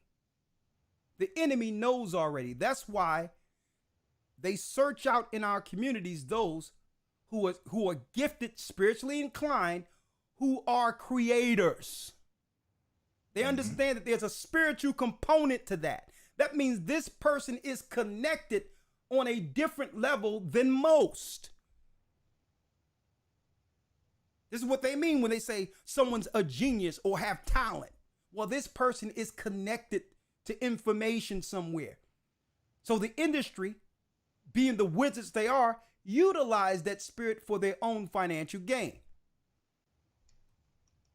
Another thing, let's show when Christ, Elder Lawyer, Matthew the fourth chapter, real quick. Let's show when he went up into the wilderness. Yes, sir. Matthew 4:1. Now check this out. This was right after baptism. Read. Yes, sir. Then was Yeshua led up of the Spirit into the wilderness to be tempted of the devil. To be tempted of the devil. And when he had fasted 40 days and 40 nights. Now imagine fasting 40 days and 40 nights, folks. Christ went through a serious spiritual transition for 40 days and 40 nights. Now, if you had cameras back then filming his transformation, the majority of the earth would have thought that Christ was crazy. Let's go to where he was tempted, Elder Lawyer. Yes, sir. Verse number 4. In fact, verse 3. And when the tempter came to him, he said, If thou be the Son of God, command that these stones be made bread. Command that these stones be made bread. Command that these stones be made bread. So now, Christ went through many tests on those 40 days and 40 nights. And at the end, the tempter would try to do what? Get Christ's power and utilizes Christ's power for himself. And this is what I'm relating to the music industry right now. Because Satan knew that Christ had something he didn't have. The Spirit of God. But yet, if Christ bowed down to worship him, he could utilize Christ as the vehicle to control the people. And I'm showing you the industry right now. Satan didn't have the influence that he knew Christ would have on the earth. But if he could get Christ under him, he could utilize Christ's talent. See? Read. Yes, sir. Verse 4. But he answered and said, It is written, Man shall not live by bread alone, but by every word that proceedeth out of the mouth of God. So here it is. That's right. I'll feed you. I'll hook you up if you get down with me. This is Satan trying to cut a deal with Christ. Let's go to where he says all the kingdoms, Elder Lawyer. Show them all the kingdoms of the earth. Yes, sir. Verse 8. Again, the devil taketh him up into an exceeding high mountain, and showeth him all the kingdoms of the world and the glory of them. Come on. And saith unto him, All these things will I give thee, if thou wilt fall down and worship me. All these things I will give you if you would fall down and worship me. That means all the empires of the earth Christ could have ruled at that time. The same way the industry promises our people everything, a lifestyle of the rich and famous, luxury, if we're willing to be a vehicle or be utilized as a tool for his kingdom. And what did Christ tell him? Come on.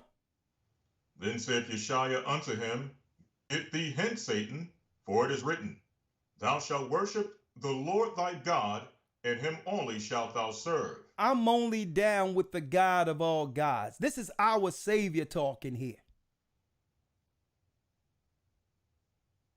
Now, if someone would would have had a camera there, they would have thought Christ was crazy. They would have thought he was talking to himself. Or is he bipolar? Maybe he's off his meds. Y'all people better wake up. Stop repeating what you're hearing on the media to discredit spiritual intervention or a phenomenon or a glitch in the matrix playing out right before our eyes.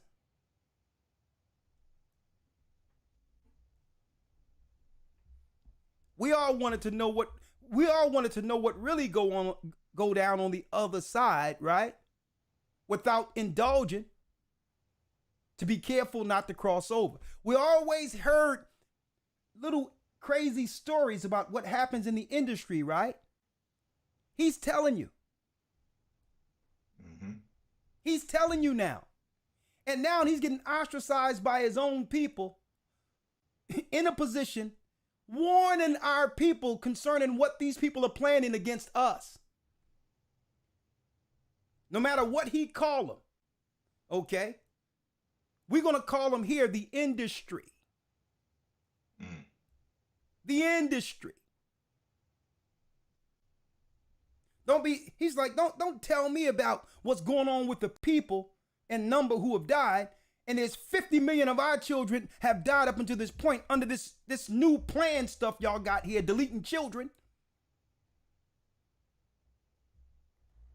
The Most High is doing something, and it's deeper than Kanye West, Elder Lawyer, and this is why, look at your screen.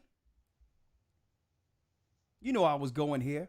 I said it years ago, that they're going to make Israelites the new Muslim extremists.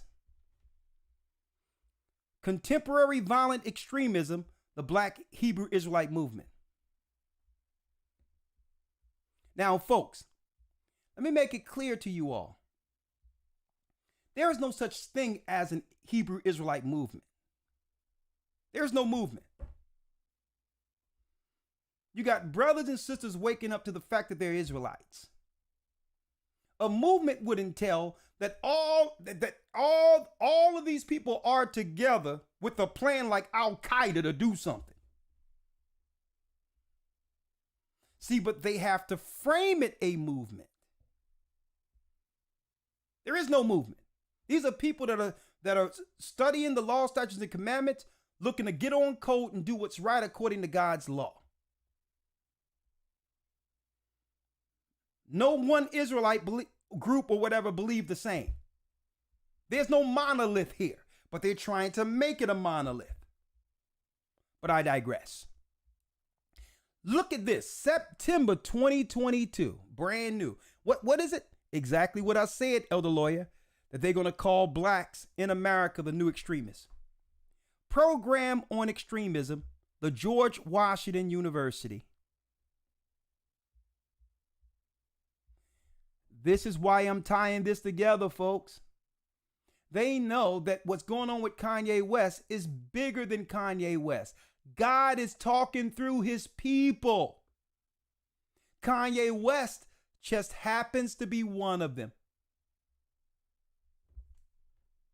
It's the God Kanye West serves they hate. They thought they had one for their machine, an influencer that can lead more people under their kingdom. And as far as they're concerned, the dark side, he flipped on them. If Michael Jackson and Prince knew better, they would have opened up their mouth before it all went down like Kanye West is now. Because silence doesn't protect you either.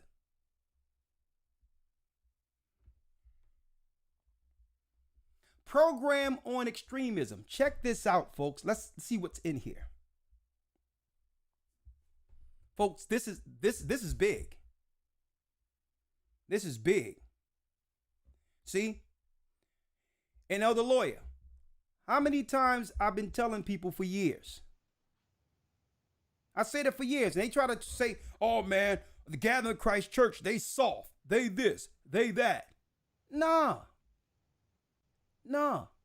I told people for years, it's past the time speaking down on people and using racial talking points as a theology. You don't got to curse somebody out. You don't got to tell somebody off and tell them what's going to happen. You don't have to threaten people with the Bible. Nah, just teach the Bible. I said, it's going to come a time, these actions, these provocative actions are going to be used against the people because this is not how Christ did it. It wasn't done that way. It may seem provocative, it may seem entertaining, but someone, that's right, someone out there is going to use this as fuel to come against those who are in the truth. You deal with them on an intellectual level. And sometimes you have to know when to say nothing at all. Christ stood before Pontius Pilate. He didn't say, you're the devil that the Bible speaks of. Even Pontius Pilate stayed there and said, well, listen, I'm compelled to be a Christian. I see no fault with this man. It doesn't make any sense telling the person that you know God gave them time to rule. Right? It's our God who gave them the power or the fourth kingdom to rule. It's our God put them in place. Now, just because their kingdom is coming down, we understand it. But all in all, you don't operate in a kingdom like that. You walk wise as serpents, harmless as doves. That's what Christ says. I send you out as sheep among wolves. Don't you know that this knowledge is stirring up a hornet's nest? It's not going to be people looking to destroy you. You're going to think they're people, but it's going to be demons. Once you say something operate, these demons are going to stare at you and be like, we got one. We have one. You have to be wise with the knowledge, because I told people in 2009 this was coming. This has nothing to do with Arabs. Islam and Christianity are like Democrats and Republicans, working on either side against the children of Israel.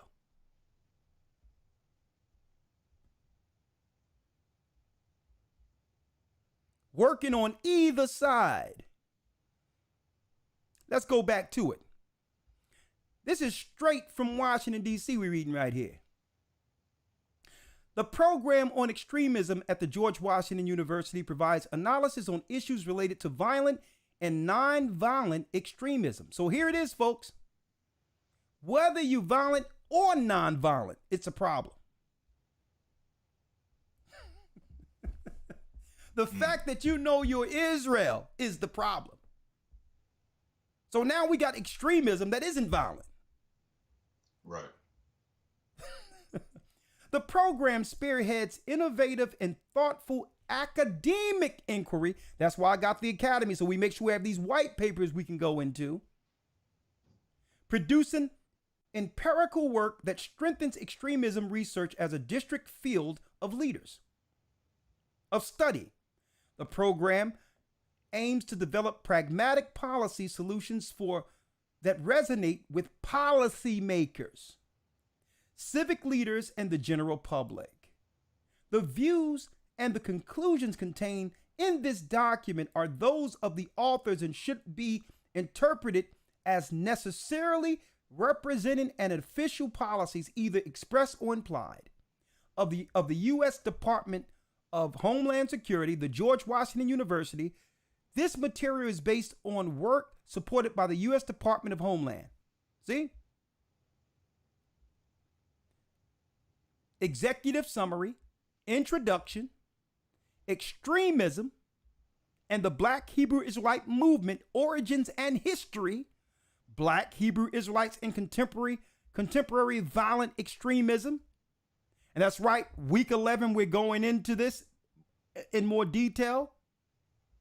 Israelites in the Bible, Hebrew Israelites in America will be the lesson we do week 11. We're doing the secrets of the times, week 12. Okay? Classifying and assessing the threat from black Hebrew Israelite extremism and the conclusion. Folks, this is everything I said in 2009. I don't hear nothing about ISIS. I don't hear nothing about Al Qaeda. It went all over the Middle East and came right back here to where probably it was aimed at the whole time. Aimed the whole time.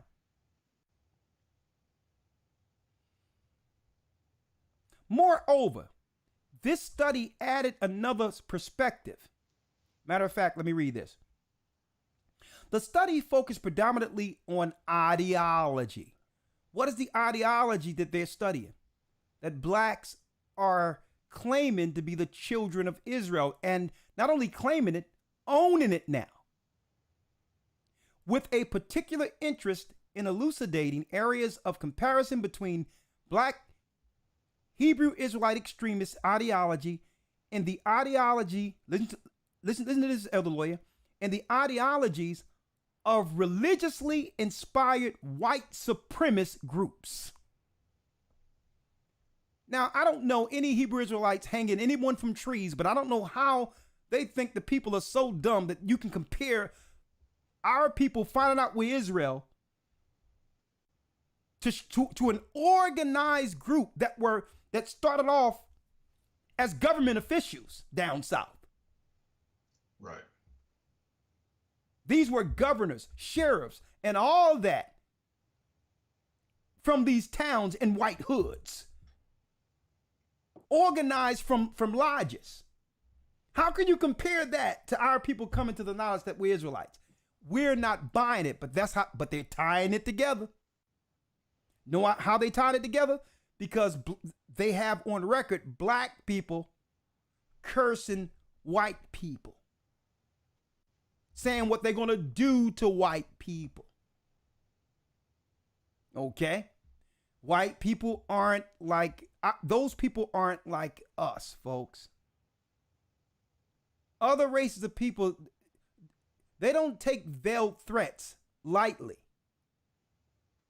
If you say you're going to do it, they're estimating in their mind that you're truly going to do these things. Even though, let me tell you, I had some people thinking all types of nonsense when I was growing up. When I first knew I was Israel and Israeli school of UPK, then Church of UPK, I had a brother. There was one brother who stayed in the barracks. Now, this guy didn't have two nickels to rub together. He couldn't threaten anything. Okay? All due respect. And this guy say, man, when I get the power, man, and I'm looking at him, I'm like, come on, bro. When I get the power, they talking about they going to get some power. When I get the power, I'm going to tell you what I'm going to do with my Edomites, man.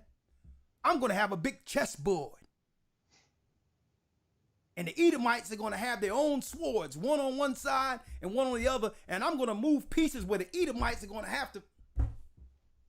The Edomites, when I get that power, I'm going to have the Edomites on my chessboard. And I'm going to be moving them, and they're going to be slicing each other up. And I'm sitting there listening to them. Now, I know this guy, I know this guy couldn't hurt a fly. I knew that, but the fact that, he would say things like this, and then he start laughing, and then, then later on he would see him chugging a Colt 45. And I'm like, come on, you can't think that these people really think that they're going to do something to anyone. Mm. Right? And guess what? The powers that be know that these people aren't really planning to do anything. Right. See? It was just some guy blowing off steam, trying to entertain people in the van on the way to a speaking. But I'm listening to it, and I'm like, this guy don't even believe he's going to do that. Mm. Is that right? So there is no movement. There's people waking up, just like Kanye West. Right? Well, if I could, I'm sorry, go ahead. No, go ahead, other lawyer. Yeah, if I could say one thing on that document, when you actually read it from the opening, they admit that what they deem Hebrew Israelite groups are not known for committing violent acts themselves. They're not known for committing criminal activity themselves. Okay. Their whole point is that people who espouse to be Israelites, loosely associated with Israelites, are usually the people who commit the crimes, which in turn makes Israelite groups dangerous. Which that logic again doesn't make any sense whatsoever. So, To Elder, say that, go ahead, yeah, Elder. Go ahead. No, that's pretty much it. Yeah, go ahead. Now, so it's the straw man argument. Someone else can think to do something, so no one should say anything. Let's silence everyone because there's a possibility someone may do something by hearing this. Right. So I don't understand this then. Then if they know that our people are so impressionable, why push gangster rap?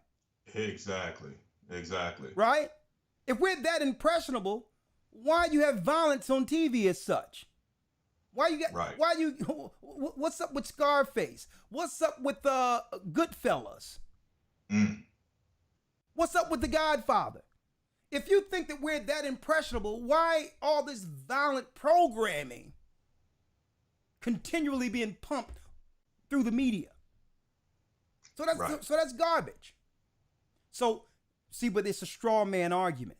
So that if quote unquote a story do come out there, they have it all. They got the primes pressed already. The primes pumped to say, see what we were talking about? But no, there is no extremist, but that's not going to stop them from framing it that way. And I said, this is where they were going with that.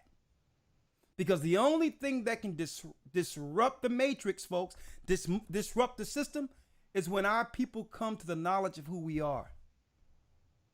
It changes everything. Now, I'm going to take a few calls, but before I do that, Elder Lawyer, there's a few things I wanted to go over real quick. Yes, sir. I want brothers and sisters to hear this again by Leah Cohen. And after that, there's a great video that I need you all to go and check out by the brother Jason Whitlock. Subscribe to Jason Whitlock. He did a serious analysis on Kanye West's conversation with this engineer brother. What's his name? Lex Friedman. Yeah. Lex Friedman.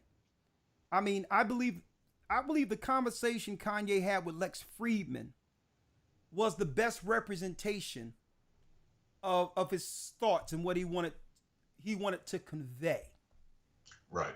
Right? Outside of him being, pumped with the over emotion during the time when all of this first began. He was able to calm down and gather himself and articulate what he should have said to some degree from the beginning. But it's too late to reel it back. But Jason Whitlock did an impeccable job with the panel. He had a white brother who's a Christian, another sister on the panel, and I'll tell you, there's a Christian brother on there that kind of like Dwayne Wade a little bit. He's very sharp and articulate in his analysis, right? But there's a few things I wanted to show on this so that people can hear Kanye West's own words. So this is Jason Whitlock analyzing Kanye West. So, okay. So, I mean, I can't get no more protection when it comes to copyrights than this. He can't copyright me from when he's getting copyright by someone else. But I digress. But it's only pieces of it that I would like you all to hear real quick, if you don't mind. 1 second. I'm gonna play a little bit of it, Elder Lawyer. All right? Yes, sir. All right. The pain of slavery, right? It's almost impossible to find a movie about Mansa Musa.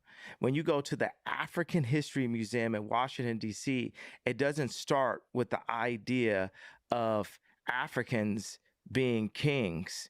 It starts with the idea of Africans being slaves. But here's another interesting point about this.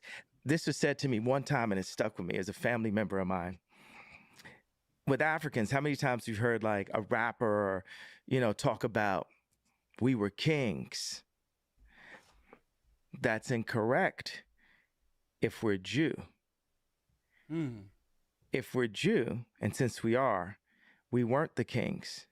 We were the slaves that Moses freed. Whoa. So now he's moving from that Pan-Africanism trope, because that's what it is, and stating that, no, the narrative is not that we're Africans. We were enslaved by Africans. Africans have always said, you've listened to rap music and hear black people say, we kings, we blood of the pharaohs. And if we are Jew, then we weren't. We were the people that Moses freed. And when we talk, whoa, we were the people, Elder Lawyer, that Moses freed. Now, Kanye doesn't sound like an extremist here, is he? Unless they're going to change the definition now to mean no longer a group, but an individual thought.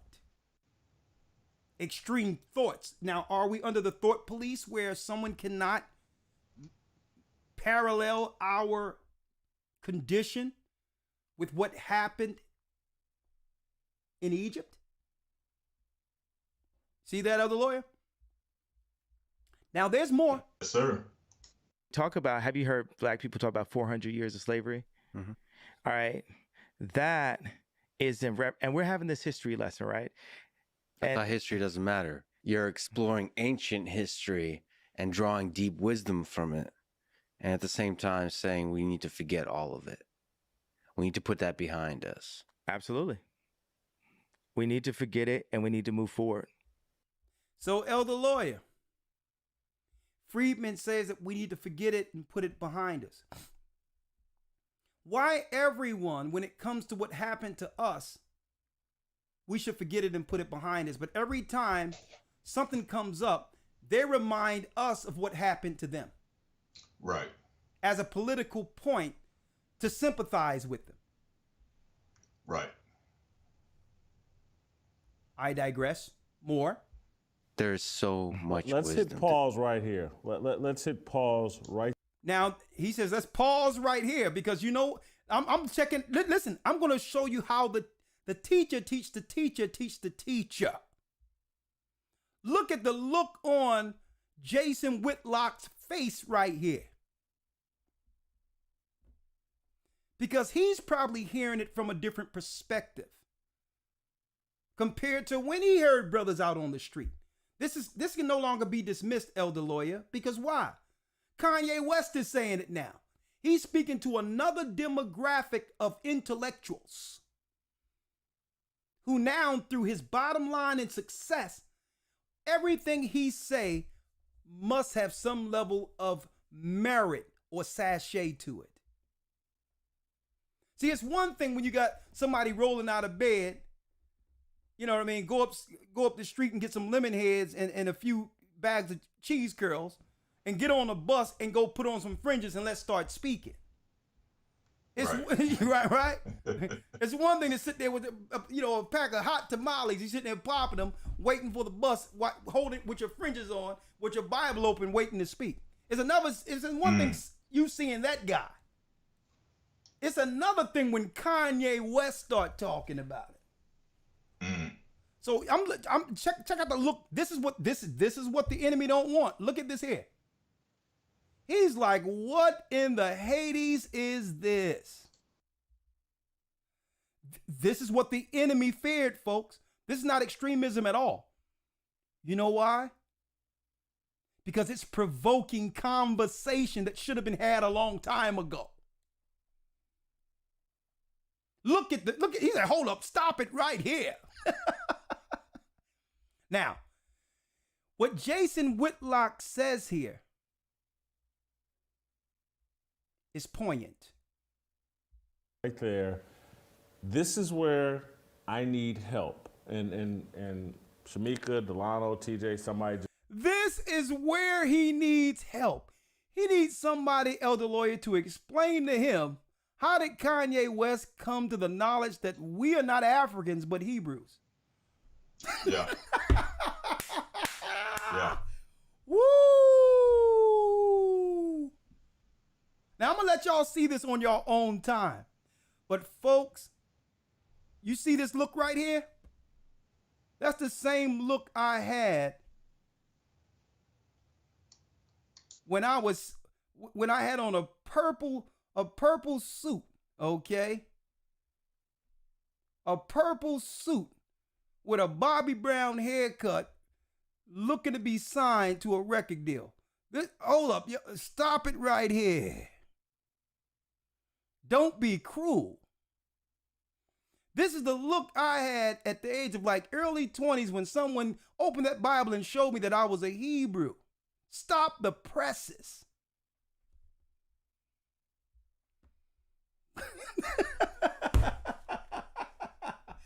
Stop the presses. I'm going to let y'all see this on your own, but it's a few other things, Elder Lawyer. Yes. Right? Because I just want them to just hear some of the commentary coming straight from Kanye West. Fair use. Right. If I could say this as well, when you all watch the video, obviously there may be points made and stated that you may not agree with, some you may agree with based on their dialogue, but nonetheless, that question at least sparked a dialogue on a platform where normally this type of conversation about Hebrew Israelites probably wouldn't have happened. So that's the important aspect of him even asking that question. So, Elder Lawyer, I have to ask you before I open up the calls, because I got to go through this before I open up the calls. If you were to answer this question outright, based on the topic, are Israelites changing the world right now, Elder Lawyer? And I believe. And if so, answer it and tell me how you think that's so. Because I'm going to leave it up to the callers also to give me their perspective on how Israelites are changing the world. Because Kanye West is just a piece of this. He's just a blip on the screen, to tell you the truth. This is happening all over the world, folks. Folks, we have people from Pakistan trying to link in to be baptized into the church right now. And I'm not talking about any people. I'm talking about people of influence, people that are doing things. Kanye West just his status is just allowing us to see real time what a metamorphosis is. When you can no longer deny the truth, when you can no longer hide who you are, and you can no longer deny your purpose, especially when you know you're working for those who are against your purpose and your people. We're just watching. He's just an example or a sign for those who was questioning whether or not we are the people of God. He's just a sign right now. I got all types of people calling me now. Oh yeah, I knew something with what you was talking about. You can do it now that Kanye told you. But you know what? As long as you get it, it's okay. Because if I plant the seed, or if another brother or sister plant the seed, if Kanye bring you over, all praises be to the Most High, because we're going to need everyone, every soul of the Most High we can have through this final chapter. Go ahead, Elder Lawyer. Yes, sir. To answer that, I'm going to read a scripture and let's make a quick statement. Yeah. 1 Corinthians 4:9 says, "For I think that the Most High set forth us, the apostles, last, as it were appointed to death, for we are made a spectacle unto the world, and to angels, and to men." And I believe that's exactly what Israelites are doing. They've become a spectacle to the world. The whole world, for good, bad, or indifferent, is talking about this movement. It's reaching far beyond what any of us probably would have imagined, being on street corners and being in small little areas, teaching from a Bible, a book that many people have tossed away and have pretty much written off as a comic book, a fairy tale book. But because you have people coming from these communities who are considered underprivileged, undereducated, without funding, coming from the grassroots, really pushing this Bible and believing it, standing on it, willing to lose everything for it. It's reaching far beyond anything we could have imagined, and it's polarizing. People hate There's people who hate what's being taught and what's being brought forth, and there's people who are listening and they're hearing and they're having these conversations behind closed doors. And slowly but surely, every so often, we hear those people who are listening, as we read earlier, they're coming to the forefront and they're making statements. Some are standing on their statements.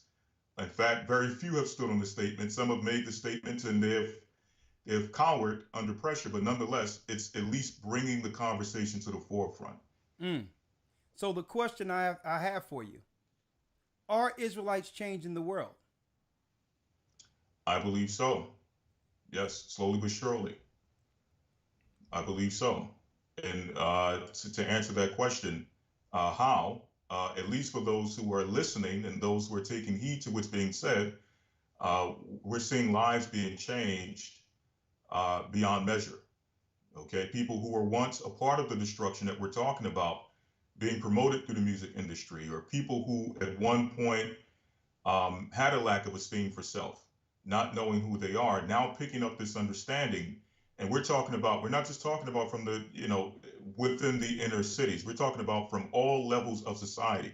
This teaching is reaching people from in high regard who may have not come out openly, but yet privately believe. And it's reaching the people of low estate.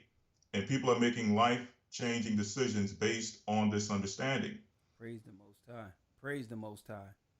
Well, guess what? I got about 4 separate parts I want to show, and it's going to blow you away. All right? So I'm going to just take about 1 minute. We'll be right back with canceling Kanye, but for those on Blog Talk, you can see we having a Kanye Israelites conversation on Blog Talk, all right? But really it comes down to what we're saying, are Israelites changing the world? Man, we're up to 3,000 current viewers, over 3,000. Hit the like button. We need to examine what's about to come out of this brother's mouth. And guess what? We need to document this. Nori's video, I made sure when it first came, the first day I downloaded it, knowing that it wasn't going to stay up for long. Because this is what we have to examine. Elder Lawyer, I'm going to take pieces of it and we're going to examine that on Patreon this weekend. Right? But I knew when it happened on Drink Champs that this thing wasn't going to be up long. And I said, we better get that now. That's history right there. That's history. Right. That's documented history that we're going to look back at this and going to realize something was going on in the earth at this specific time. Hold tight. We'll be right back. Get those like buttons up because we got to hear what this brother have to say while he still have the audience to say it. 1 moment. 1 moment. I'll be right back in 1 minute. The Bible. Is it hard to understand? When it comes to reading the Bible, the first thing that comes to mind is the fact that this is the Word of God. The seals have been broken, and the truth is here. And when we go throughout the scriptures, when we go throughout extra biblical records, we find that the language that God employed, that He used to create the heavens and the earth, was the Hebrew language. Christ said, I came for the lost sheep of the house of Israel. But yet no one, no religious leader, no religious church out there anywhere can now identify the 12 tribes of Israel. Can we?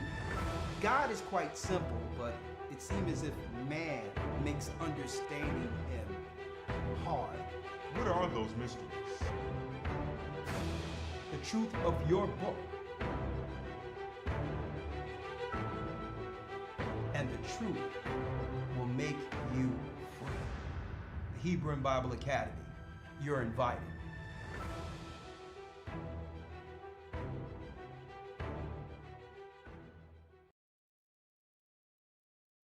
Yes, you are invited. Go to historytimes.org. For those who are fairly new in this, we have over 3,000 people. There's nothing on earth like our Hebrew and Bible Academy. This week, we're going into the 4 beasts of Daniel, breaking down some of the technology that would lead to the mark of the beast, transhumanism. It was prophesied out of the Bible. It was shown to John on the Isle of Patmos, and I'm going to talk about that this Sunday. Then week 11, Black Hebrew Israelites or Israelites in America, how it has changed the world will be the topic. Week 11, showing all the different groups, all the different sects. And we're going to talk about if we were to come together one day when all this stuff come crumbling down, what would be the ties that can bind us all in unity under Christ before the wilderness?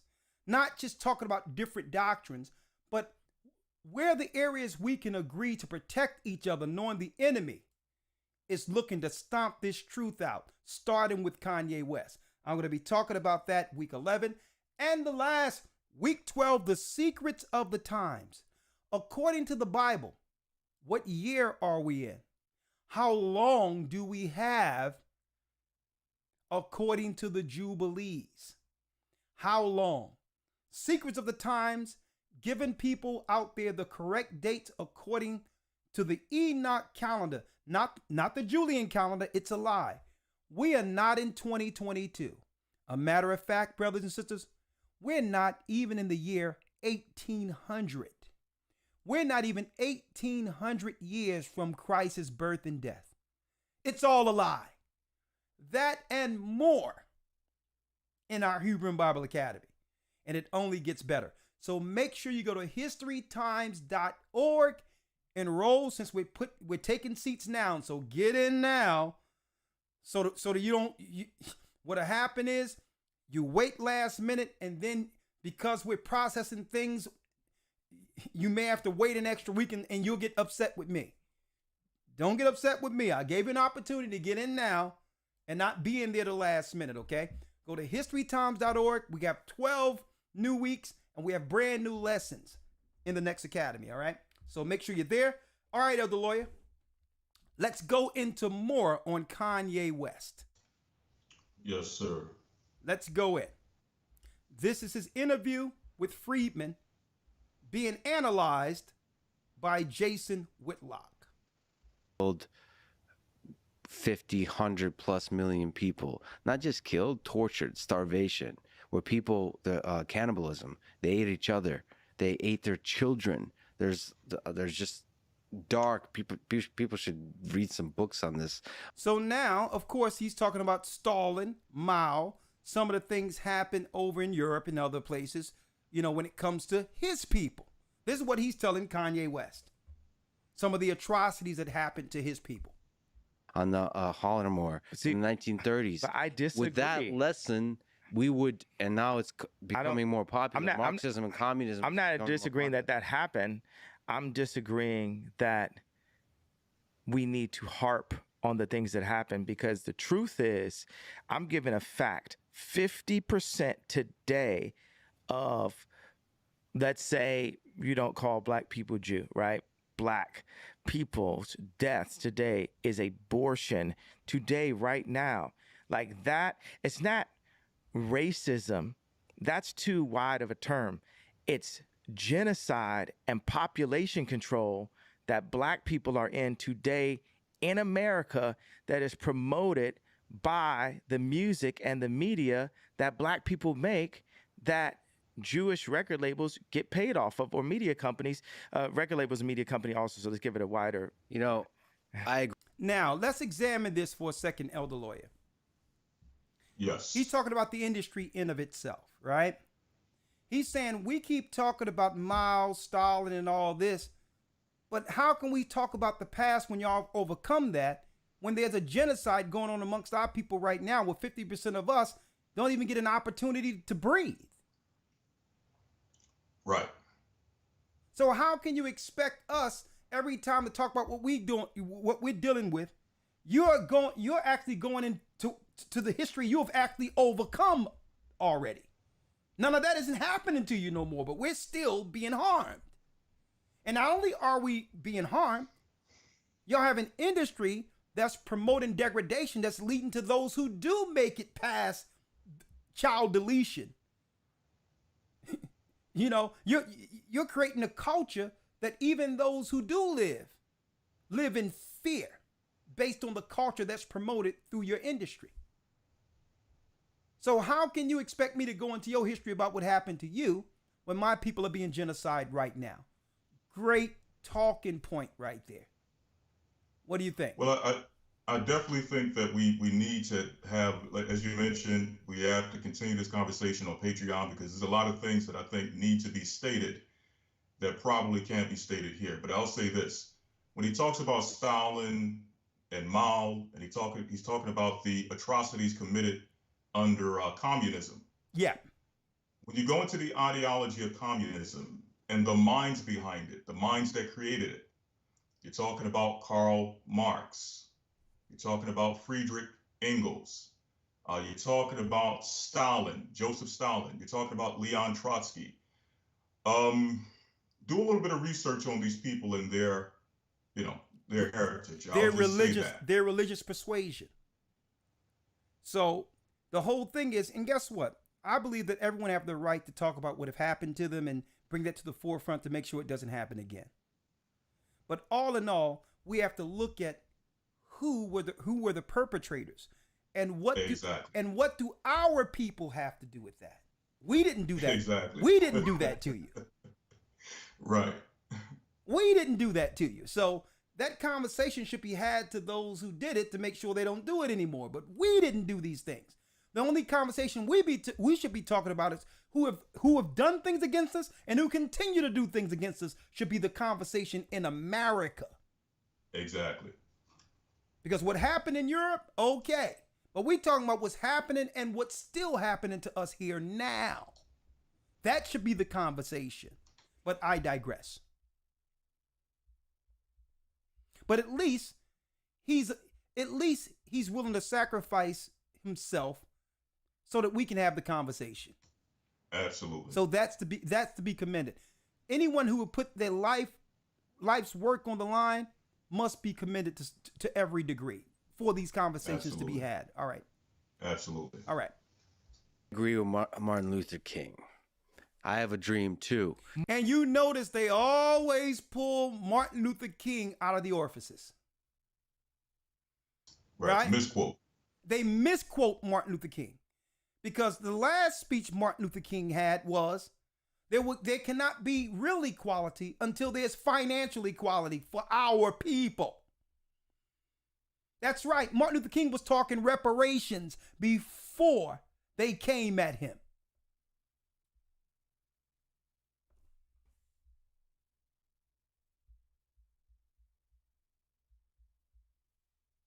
Martin Luther That King one day was... you would not be judged by the color of your skin or your race, black or Jew, but by the content of your character. All the assholes that f***ed you over in the music industry. He says by the content of your character.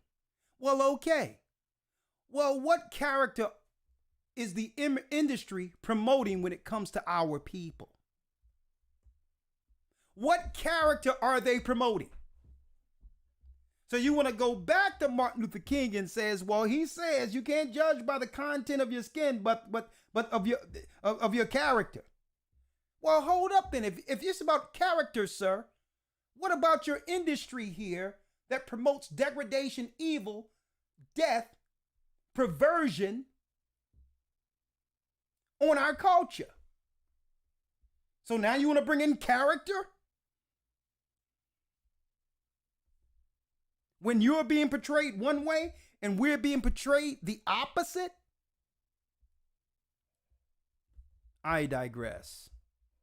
But this is not how Kanye answered it. Let's see what he has to say. The street artists. See, but Elder Lawyer, one thing great about knowing your Israel and knowing who you are in the Bible, when Christ says you shall know the truth and the truth shall make you free, Elder Lawyer, one thing about knowing your Israel, it leaves space now for you to question everything, and we should. Right. That's why they'd rather us be Pan-Africanists, they'd rather us be Christians, they'd rather, even though we are pre-Constantine Christians, mind you. All right? We just the Christians, we are the Christians who was worshiping and bringing forth the true gospel before Rome came and messed it up. There's nothing wrong with Christianity before the Romans came in. But I digress. They don't mind you being modern day Christians. They don't mind you being Muslims. You notice they don't mind us doing any of that. If Kanye would have been saying Assalamu alaikum, there would be no conversation here. The question is, Elder Lawyer, is it anti-Semitic because he's claiming publicly he's an Israelite? Is that the thing that's offending them? I don't know. But let's see. I'll ask that question Friday. Over in the music industry are individuals. They're not Jews. They are Jewish. It doesn't. They're human with opportunities. Fair use. And they took those opportunities. I don't care if they're Jewish. Do you feel like I should release that pain and separate it? Yes. Okay. So if you're saying I should release that pain and separate it, then I'm telling you should release your pain and separate it, and we could get to the list of how you are a being with engineering opportunities. That's 100%. You heard him what he said, Elder Lawyer? You heard him? Yeah, I heard that. Yeah. Exactly. So let's all release our pain and just deal with the issues. Let's stop dealing with these gray areas here. Let's put it on a table on how we fix this. You got pain, I have pain. So now let's have the conversation on how we fix it. So you notice they never try to have that conversation, Elder Lawyer. Right? Yeah. And here's the difference is that institutions have been set in place for certain communities to address and deal with their pain and to ensure that it never happens again. But that have never happened for us. Exactly. What have they put in place to make sure that what happened in chattel slavery and the destruction that have happened to our people throughout ages will never happen again? They put things in place to protect Asians. They put things in place to protect gays. You can see what happens when you speak against a certain religious ethnicity. You could be canceled. Your bank accounts can be frozen. Man, right. I wish we had the power to do all that when people speak and do things against us. Exactly. A matter of fact, the way he's being treated, it's almost as if they're proving what he's saying right. Yeah. Does it validate what he stated? It validates it. They would very well left him alone to prove that what he was saying is asinine. That there is no cancellation when you speak freely against a certain people. That what he's saying is crazy. There is no canceling. He can still have the freedom to say what he would like to. Same way every day I hear black people getting trashed online. Black men who are straight and black women who are straight are getting trashed. And there's no one out there saying, well, hold up, we shouldn't say that about these particular people. That's hate. The only people that they have deemed outright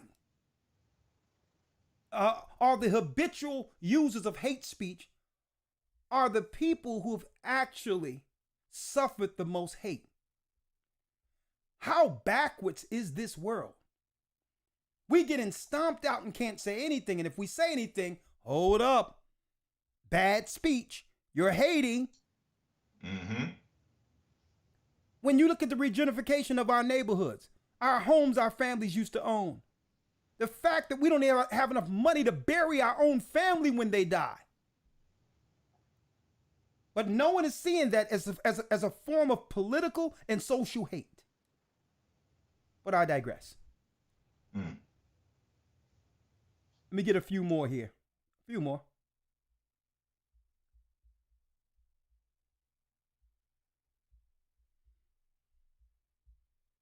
Watch this. Sorry. We don't get. Thank you. Now let's move on. Sorry. Do I need to get on my knees or no? And kiss my. Whoa.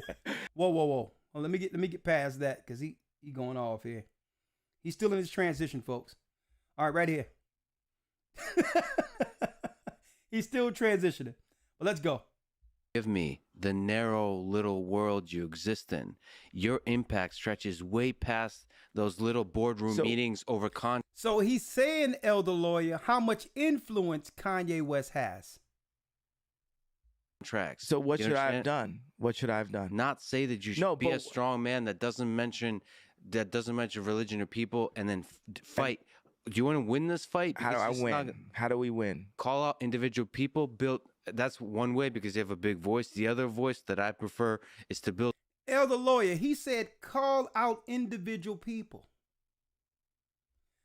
Now, his answer to Kanye is not to say it's a group think on this. Call out individual people. Okay, that's I believe he should do that too, right? But the whole thing is people don't even realize how and why corporations were created, especially in America. Corporations were created, or companies was made an entity equal to a man.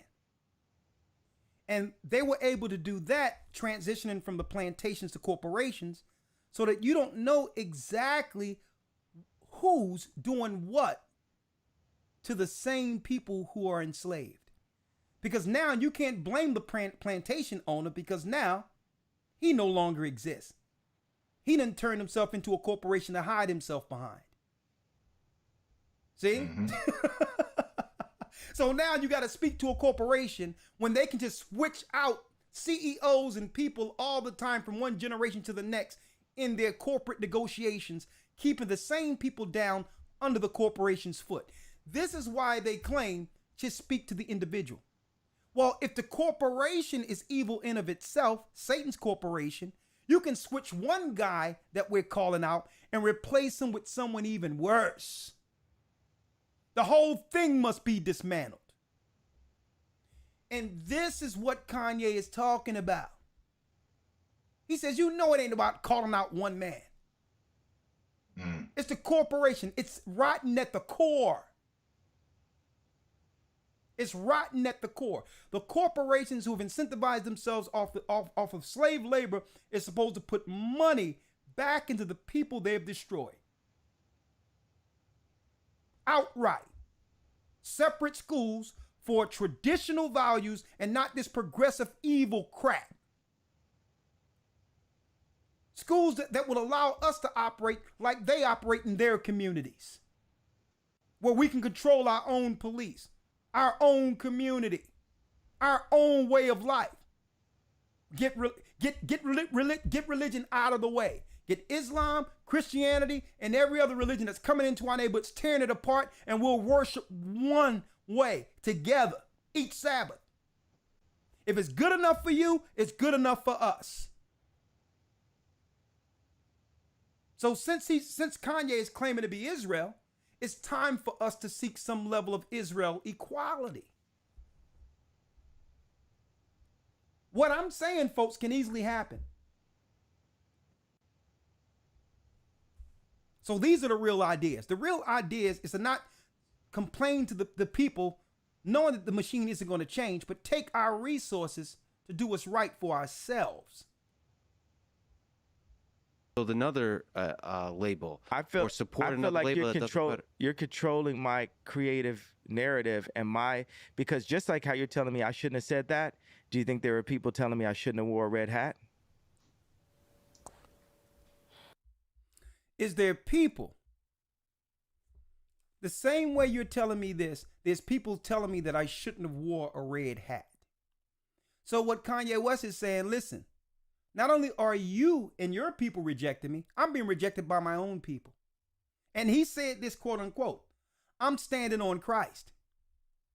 It's deeper. It's what the red hat symbolizes, folks. It don't symbolize Trump. It doesn't symbolize make America great again. And I'm not down with the hat. A matter of fact, I'll throw the hat somewhere. I could care less about it. He's making a statement, standing out so that he can be the highest man on the hill, blowing the trumpet. He knew that him putting on the hat would have our people stop and ask, what are you doing? That's why he put the hat on. so that he can speak and say, the Democrat Party have been destroying our communities. Look at our people since voting Democrat. That's the plan they had the whole time. Mm-hmm. It wasn't about supporting anything outside of having us look at what we're doing and stating that we have to try something different. Especially when we're dealing with a party that doesn't value our children, that want to teach all this nonsense in schools, that's destroying the black men, destroying the black family. So he's not saying more so about Trump more so than, guess what? I'm trying something different. Now, eventually, during this transition, he may see that that's a waste of time also. But all in all, it's about being different so that he can be the highest one on the hill, shouting that our house is on fire and they're not going to stop. Mm-hmm. There's no place safe for us. They got all these facilities already set, so if we go into them, we'll check in and won't check out. That's all I can say until Friday on that. But there's one other thing I would like to say.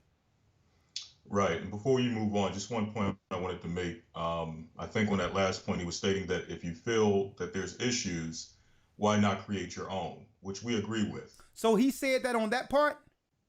I'm not sure if it's that part. If it's the next part, then I'll wait to the next part. All right, let me hear everything you have to say on this part then. Okay. Engineering is not. That's not. You want to go back to the video? That's or, hate. That's not Yeah. engineering. No, Engineering it's called- says, I'm going to build a better record label. It's called And stereotypes. I'm going to respect our. Stereotypes exist for a reason. Engineers don't do stereotypes. I do. Stereotypes are dumb. They allow you to channel hate towards the other. Hold up, Elder Lawyer, you are right. You are right. That part, I'm glad you highlighted that. He was telling Kanye, you're in a position now where you can build your own record labels. Now, even though, I don't know if they would allow him to do it the way, against the machine, the way he has it done right now. But you know what? He made a point. If you know that they're robbing people and you are a billionaire and you're sitting in a room with billionaires, LeBron James, Jay-Z, what if stopped you all from doing what we've done? You can do it without talking about it. You're not going to ask something that's been working for specific people. You're not going to ask them to change the only way they know how to operate in business. So the question he posed to him is right. You're free with all your ideas and you're a billionaire. Why fight us? Do what you said you're going to do for your people. And that's the point. I want to get back to that, Elder Lord. Let me hear it again. All right? Yep, there's a few things I wanted to say on that. Okay. You want to say it before I play it? You can. You can play it again, and I'll come back on the other side. All right. Okay. I'll play it. All right. And again, I thank Kanye West for at least, provoking the conversation that should have been had a long time ago. That's deeper than just Kanye. Right? Of course, I hope to sit down with the brother. We're going to see how that goes. One moment here. Let me go here. Of Howard Stern and... You don't need to kiss anyone's but that's what you guys are acting like. You guys, look at that. Because you're talking about it's a shitty opinion, apology, but where's our fucking apology? Watch this. He's asking, where is the apology for what has happened to our people?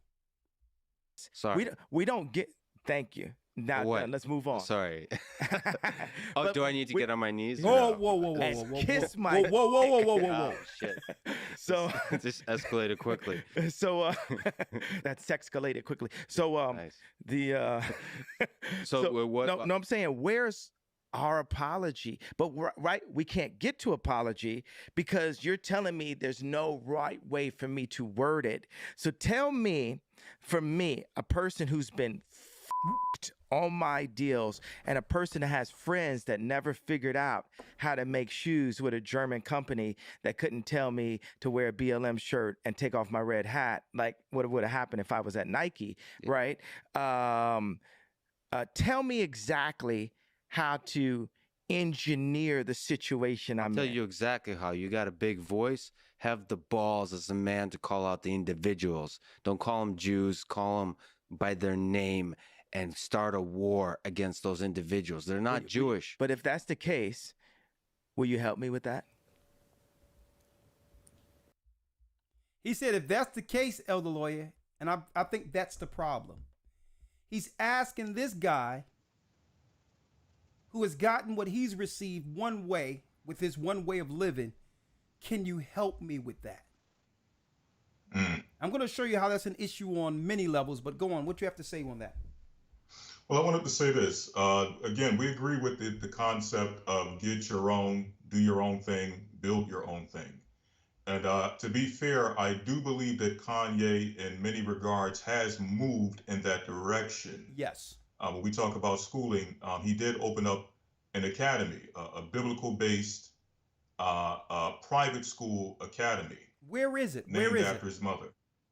Let me pull up the Don't worry. information on where it is. No, don't worry about it. Send me that information because Yes. we'll go there. Yes. We'll go there. But go on. Yes. So he did do that. Okay. He also started, what do you call it? A sports agency, also named after his mother, that did sign some prominent athletes, which after he made his comments, obviously those athletes came out openly and separated themselves from him. Also, he when you talk about the fashion industry, obviously we have heard his various stories throughout the years of trying to collaborate with some of these major fashion companies and fashion houses, but now he's moving towards building his own factories, to produce his own clothing. Okay. The way he wants to do it. Good. And not to mention also the last thing, I forget exactly where it is. I think it's Wyoming, wherever this place is, where he's actually looking to build a whole community. Okay. So there are things that, on the surface at least, it looks like he is moving in this direction of let's build our own. I'm going to try to build my own so that at least it's not just talk, it's not just rhetoric, but there's actually some level of action behind it. Praise the The Most issue High. is that, and this is the last point, Yeah. the issue is that, and I think you alluded to this earlier when it comes to some of these moves, Yeah. especially in the record industry, we know that, listen, it's no mystery that there is some form of monopoly in these industries. And listen, we'll save a lot of this for Friday. But with that being said, no monopoly is going, or no person who is in a dominant position over any industry is going to openly or willingly lay down for competition. Mm-hmm. And we've seen that in the past. Just real quick, I'm going to read just you guys can check this out. This is from Hip Hop History. And the title of this article says, Jay Prince details how DEA targeted him, Suge Knight, and Irv Gotti over Black-owned distribution business. Now, when you read this article, Jay Prince is detailing that him, Suge Knight, and Irv Gotti look to actually build their own independent distribution company that will get rid of the old model or challenge the old model, the monopoly, okay, the industry, as we're calling it, to challenge that. And within a week, every last one of them ended up with a case, a Fed case, or some type of legal troubles. So people have tried within our community to present these alternatives, but they've been always met with some level of, they've been met with some very, serious situations, which seems like as a result of trying to go against the grain. So I think that, again, him being in this position and being a billionaire and being in these conversations and seeing how these things operate, it sounds very easy to do so, but when actually trying to move forward and put things in action, there's probably a little bit more obstacles than we may see or understand on this level. But nonetheless, it's still, I think it's worth trying to offer still work towards those alternatives so that now we eliminate the complaining and now offer the actual solution that we can put in practice. Well, But that's pretty much it. It's deep you're saying that because you're confirming some of what he expressed in this interview. Kanye did. He Yes. says that he says a lot of these artists and others they do hire. They make sure they get people under their companies who are already legally compromised in case they flip. See, and that's one thing about him. He didn't do anything illegal that they can hold over his head. So the only thing they can do is take his money, find ways of taking his finances and making it hard for him to do business. But outside of that, he says you have to check out some of the rap sheets and all that on the people they do have, under their company. These people are compromised. He says it. Now, I don't know about it, but he would know more than me. Mm. So it's not like they finding someone squeaky clean, right? And because why? I think they've learned from Michael Jackson, Prince, on how hard that was a struggle to try to wrangle these brothers' royalties and their livelihood for their families away from them, knowing that these guys didn't have no illegalities connected to them.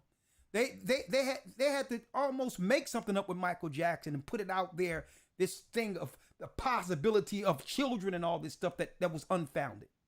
Yes. See, but then they said, well, listen, let's not do it like that because, we've been caught red-handed on those.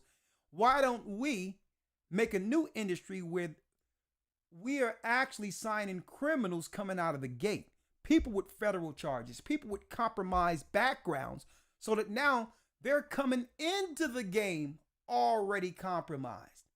So that now there's no way these people cannot flip without us now using the law to keep them in order. Like, for instance, you know of Jay-Z's past and the others' past. You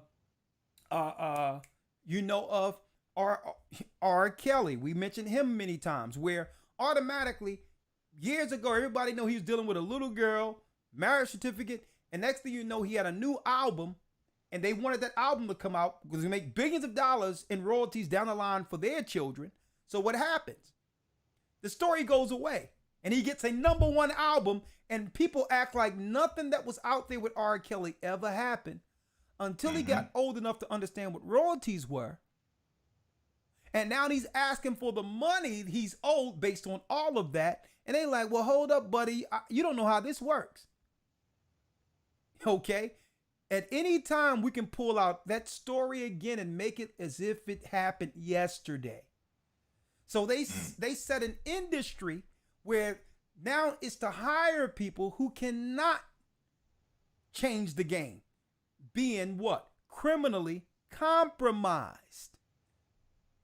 So if you get criminals, what type of element is going to be pushed as a staple amongst our culture? The lifestyle they've always experienced.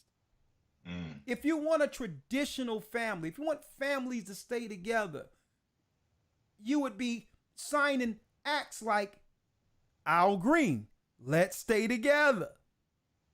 But if you want a toxic community, our women being sexualized, families separated, you sign the criminals. Right.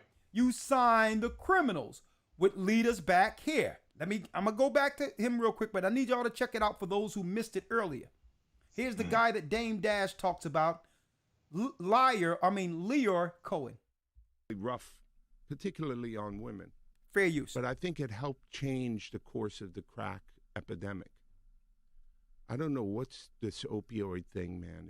Well, being a So with that crackhead said, wasn't would cool you- back then. Being a What? crackhead wasn't cool.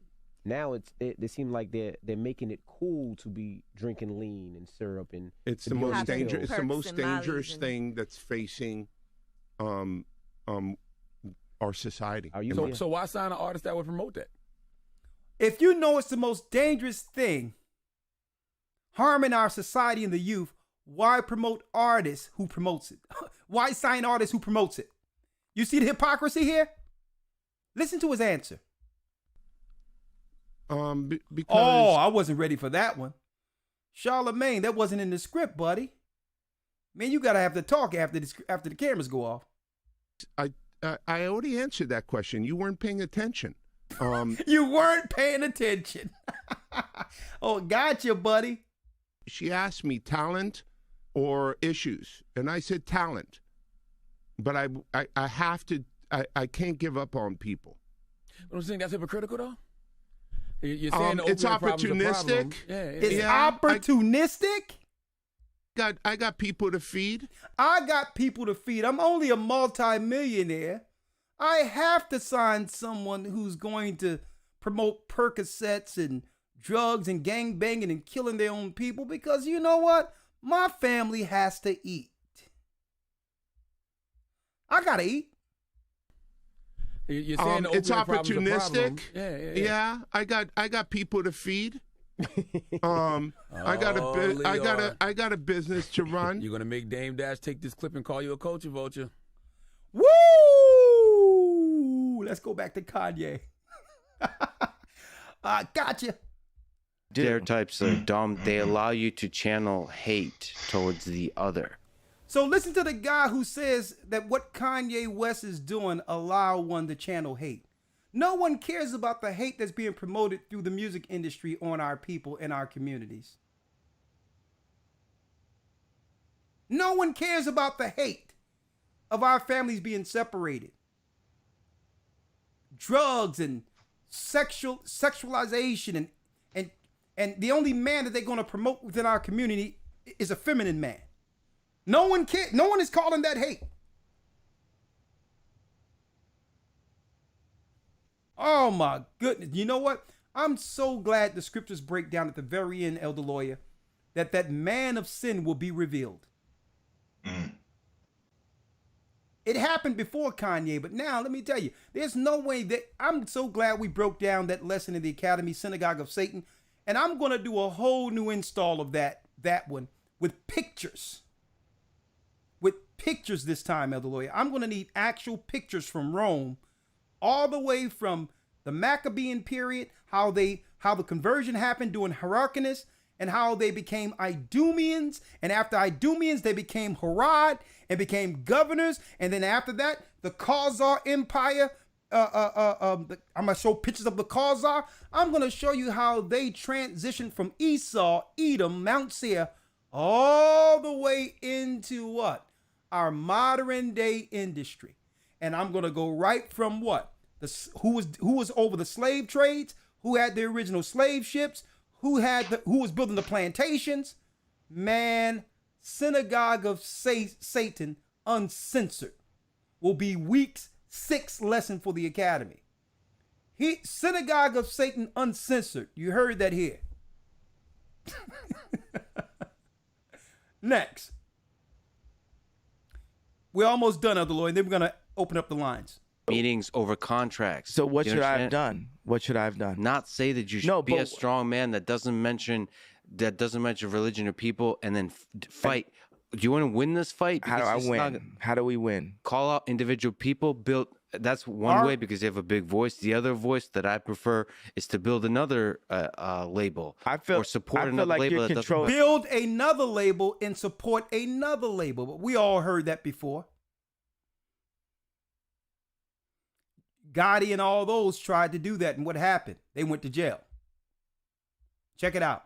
Oh, if you run up on me on the gas station, I'm going to kill you. Hey, you ain't got to talk to me like a man if I haven't killed at least 5 people. But you know what happens is we can kill 5 people. We could kill 10 people and still be in the media as long as we play by the rules, right? Because what will happen is any of these guys that have talked about killing people and different things, unless Trump had pardoned them, right? But let's say even if Trump had pardoned them, they could still go to someone like a Lil Boozy or Meek Mills or Puff Daddy, anybody, and say, hey, we need you to talk shit about Ye right now. And also, you're not allowed, if you do want to vote for Trump or vote outside of what this arrangement is, then we're going to put you in jail. We're not going to bring you down. We have this on you. You get what I'm saying? If I had ever killed someone, if I wasn't the bitch with the pink polo on, I wouldn't be able to be the vocal man that I am today. You understand what I'm saying? This is the reason why I'm happy that my gangster disciple brothers kept me from the initiations, which made me feel like a my whole life, right? But now I am someone who legally can say this. Other people in my position, they legally cannot speak. They legally cannot speak, or they will go to prison. I am in a bit of a glass prison because I don't have say-so of where my children go to school. But I'm in a freedom place where I can have this conversation with you right now. And that is, I don't like the word breakthrough. You know, that's God's hand on this situation. Man, I think Jason Whitlock is getting he might have a Mitri on in about a month, Elder Lawyer. Because I see that look. He's gonna realize he's a Christian right now, but he's gonna realize there's something to what Kanye is saying, especially with what he went through personally working at ESPN. Yes. Right. And I think that's the great thing about some of his commentary, especially on this, is that it's not just from an outside perspective. He has actual experiences, probably not to the degree of Kanye, but in the field that he works, he has had experiences that are somewhat similar that can attest to what Kanye is saying. Let's hear some of it, because I think he says it right after this, right? Yes. Let's hear it. Jason Whitlock, Fearless. I need y'all to go to subscribe to this brother. Something is going on with him. But he's going to tell you. I'll say this as well. Go ahead. I'm sorry. I'm listening. Go ahead, Elder Leah. I know from other videos of what he has mentioned and other platforms that he has referenced in his videos that he knows more about quote unquote Israelites than he's letting on. I'll just say that. And he said that, huh? I know for a fact that he knows more than what he's letting on. It's not the first time he's heard about an Israelite. I'll just say that. So I tell you this. He's the perfect moderator because he's doing this unbiased. He's allowing the conversation to happen. Yes. He's very skilled, very skilled. I can learn a lot in that area with him. So I'm checking him out. That he has a lot to say, but he allowed the conversation to create the statement. Right. He allowed the conversation to create the statement. Right? But let's hear his commentary. That's one of the best clips, and that's what I was talking about earlier in terms of he's making the argument that I believe. It's like, and that's why rap, when they figured out, like, man, this is what a cultural influence. You know, there used to be rap groups called the College Boys, and a lot of the rappers went to college and were educated guys. Fair use. Jason, don't worry about it. We down with you, brother. Please do not help us. Let us do this, okay? All right. He says that rap used to be conscious where people went to college to enlighten our people in the community, to articulate the struggle within our community. And then all of a sudden they went, nope, we're going to get everybody that's gang affiliated, has some kind of criminal rap sheet, or we've listened to them on wiretaps, talking to other criminals.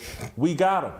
And that, well, now that's who will make the rap stars, and that's why Meek Mill's a rap star, and people act like Dreams and Nightmares is one of the greatest rap songs. It's all a phony guys that they can control. They build a Snoop Dogg. I'm sure he'd be mad if he sees this clip or whatever, but there's Murder Was the Case and all that demonic music and just being attached to the whole gang culture. These guys can be controlled. Anytime they want to put these guys down, if it's not, and again, Kanye made the point eloquently, but just to spell it out for anybody, they don't have to get them for murder. They can get them for tax evasion because these dudes are sloppy. Again, I've known many of them. They don't like to pay their tax. They Wesley Snipes types. They all got back taxes. They get baby mama drama. They just got a bunch of baggage that makes them easy to control. And that's why Kanye said, the reason I can do that, they don't have anything on me, or I've copped to everything. And again, as I explained earlier, same thing applies to the rest of the media. Let me just put a little bit more meat on them bones, because it's not just the HR department. I try to tell people, ever since we moved to these laptops and cell phones in an internet matrix world, everything you type in, every website you visit, they already know. So, if you're a closeted dude that likes to hunt down gay escorts on the internet, they know. If you like child porn, they know. If you're cheating on your wife, they know. They got you by the balls. And people used to look at me like I was crazy because of the way I handle myself in a workplace. Because when you're out in LA and you're on ESPN or Fox Sports or whatever, they got a makeup crew that looks like it just... Elder Lawyer, check out what he's going to say about his experience at ESPN. Fair use. Yes, very interesting story. Everyone needs to hear this, man. Go support this brother. Just came off Instagram. And I don't know if you have time. He had another one at 43:57. I don't know if you have time to play that real quick. 43:57? Yep, right after this. I'm going to go there. Okay. I look like a weirdo because I was scared to death of them. And, kept in my... Like them, nice people. I'm not talking bad. I love very good people. Loved all of you, and I mean that authentically. You still communicate with some of you or whatever. But in terms of me trying to do any hanky-panky on the job, never happened because I don't want them to have me by the balls. Most of these guys don't have that discipline. Most of these guys are on their internet giving up all their business. They done read your emails. They know who you tricking with, the whole nine. You're all controlled. That was Kanye's point. And so maybe that's one of the barriers to entry that we're talking about, because I'm like $10, $11 billion, but we've seen it elsewhere. LeBron with Clutch Sports, he's got Lonzo Ball signed up. They got some big names. Rock Nation with Jay-Z, Rihanna. We'll see what happens. But in those words, don't you feel that being split up, don't you feel you're doing the thing that you stand against, which is playing victim? Aren't you playing victim to the forces in the world? I didn't play victim. I didn't even get a chance to play. I just said I was about to. I said like this, like. No, you played pretty damn well. What do you mean? What do you mean about to? You're like one of the greatest designers in history, fashion designers. You were playing. What do you are playing? What does that even mean? I thought you were referring to the tweet. Saying I'm playing victim there. Well, there's a full set of things that you're under attack for. The tweet and everything beyond that. But like you're blaming, not blaming, but you're saying that the Jewish media, the Jewish record labels, the Jewish people, forget Jewish or not, doesn't matter, is playing victim, right? Ultimately, I am fighting a battle in the spiritual form. And anyone that believes in God and is looking at this interview would agree with that. And I just so happen to be a bright part of God's army.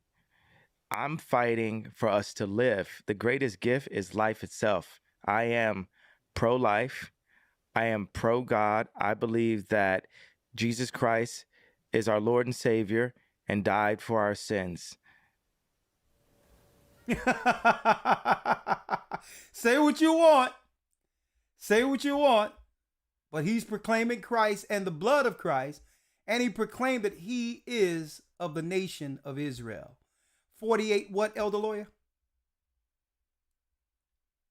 43:57 to about 46:31. 43:57. Okay. Yes, sir. Here you go. Let's go. 43:57. Continue to take the money to sell us out. you raise a heck of a point. Kanye, and I'm not, because he said so much and I listened to so much, he addresses this, and so I'm getting a little bit ahead of myself because we haven't played the clip where he basically speaks to, like, you know, these artists are selected because they can be controlled. There's, you know, what's the dude's name? Baby from Cash Money Records? Or, Baby. Yeah. All tatted up, face, everything. This dude, straight out of prison. Birdman. Yeah, he go by Baby too. Yeah. Birdman. He's a criminal, and he doesn't deny it. And I think before he became it's like he came out of prison to be a record executive, and so somebody gave him that platform. You know, he didn't earn it while making license plates in prison. It's like, well, we need a Negro that we can control, who's capable of violence and can go out and intimidate and rip off Lil Wayne and whoever else. And kiss him in the mouth. Yeah, and all of that. Yeah, all that behavior is normalized in prison. And so, again, Kanye's argument, and we'll get to it here in a second, is like, nah, they selectively choosing who gets these roles. And again, it's why Jay-Z is so, because he was a drug dealer. And he's rapped about being a drug dealer. And they got a FBI file on all these guys. And I sound like a tinfoil hat, Black Alex Jones. I don't care. It's factual because I see it playing out, and we'll get into it. I see it playing out in my industry the same way.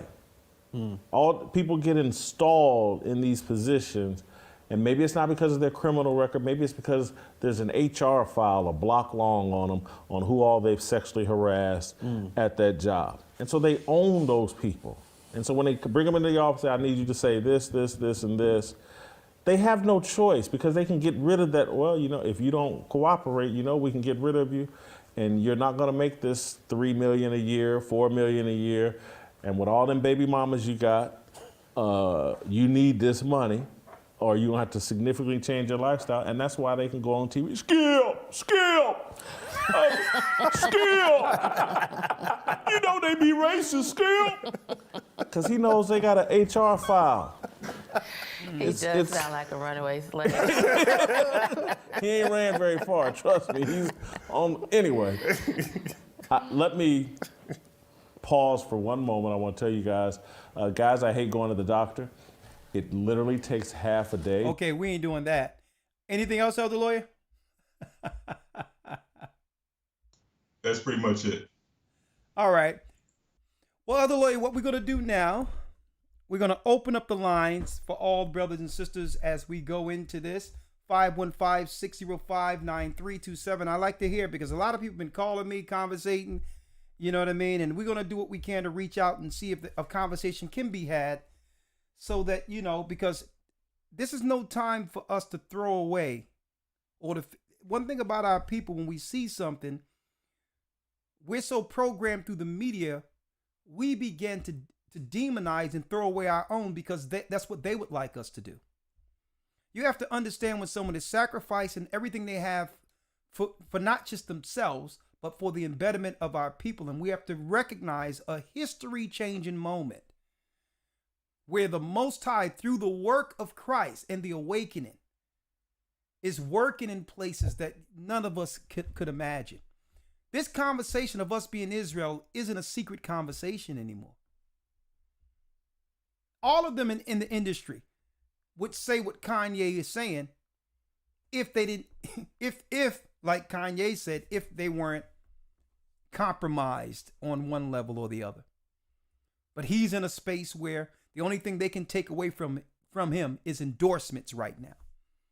We must continue to pray for this brother, pray for his family, and hope that the Most High work with what? Helping him articulate his cause on another level. To walk wise as serpents, harmless as doves, if his true intentions, and I believe they are, is to help God's people to freedom. It's not just an individual action. Christ is within a body. Now, some people might say, well, he's saying Jesus Christ, but keep in mind, folks, all of us called on Jesus Christ before the Most High gave us the knowledge of who we were. Okay? And I felt as strong as I did about him when I didn't know his name than I do now. I understand it was him, Yeshua, working with me, leading me into his light. So don't, don't deny the brother. Don't look down at the brother. Don't buy in to the media's demonization of him. If they're not willing to discuss his talking points that have merit, then we cannot hear anything they have to say. We need to discuss how they pump a system and incentivize criminal behavior, knowing it's destroying our people and not theirs. We have to understand that. That's intentional. That's intentional. The fact that half of us never get a chance to breathe. Imagine if Pharaoh, the Pharaoh of Egypt, Elder Lawyer, had Planned Parenthood. There would have been no Moses. So it's time. I'm glad the discussion is being had, and I believe the Most High is using them for the discussion. And he's not Moses. He's only one man, but Christ is a body, and we must accept parts of the body we don't fully understand, especially when that part of the body is in transition. Let's not throw him out like the enemy would have us do. Let's cultivate him. Let's nurture him. Let's heal him, and let's make a soft place for him to land, because they're looking to spew him out. Anything you would like to say, Elder Lawyer, before I transition into the phone call? Well, I would like to add to that. I think that there's some very valid things that he has brought out, some very important things that he has stated that have sparked a lot of conversation. The whole world has been talking about him for the past few weeks since he has come out with these statements. Yeah. And I know a lot of people may look and say, well, in a week from now, or 2 weeks from now, where is he going to be in his mind? Where is he going to be in his thoughts? What is he going to be saying? And I think even if he did a 180 and, kind of stumbled back and is not 100% there, I think still the fact that he brought this conversation to the forefront where everyone is speaking about this at this moment, I think just for that, there should be some level of gratitude and at least thanking him for bringing this to the forefront. And still, even if he does, we still have to keep him in our prayers, understanding that he is trying his best to break free, and that the level that he's playing is far beyond anything that we could ever imagine. So he may be back and forth, whatever the case may be, if that was the case. I don't think that is the case. Yeah. But even if that was the case, we still need to keep him in our prayers and hope that he continues to fight this good fight. And with that, I yield. And I'm glad you're saying that. I was going to segue, but your thought, provoked another thought, right? Like, for instance, you notice how everyone tried to bring out negative and try to say, well, Nick Cannon is this and Nick Cannon is that. When he stood out on his own and began the conversation. And I said back then, nah, you have to realize he's in a different place than us. He's still our brother. Right. And then when he went back into what he was doing after his apology and all that, people saying, see that. But y'all don't understand how the Spirit of the Most High works. Once it's out there, it can't go back. That's the word of the Most High. Once it goes out, it don't come back void. Whatever Nick Cannon said, it sparked a conversation which have led to what you see in Kanye West right now. So you might have thought what Nick Cannon said went away.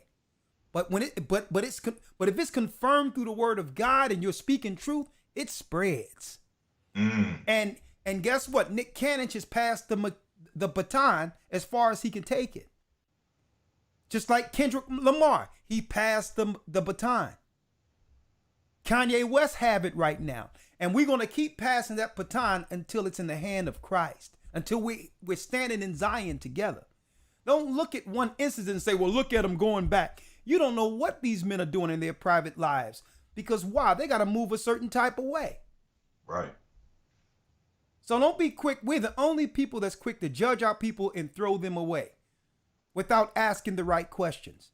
The same way, even though I don't agree with everything R. Kelly said, we threw him away because they came back with the media with an old story to try him again under double jeopardy. And because our people wasn't there to protect him, they were able to do so.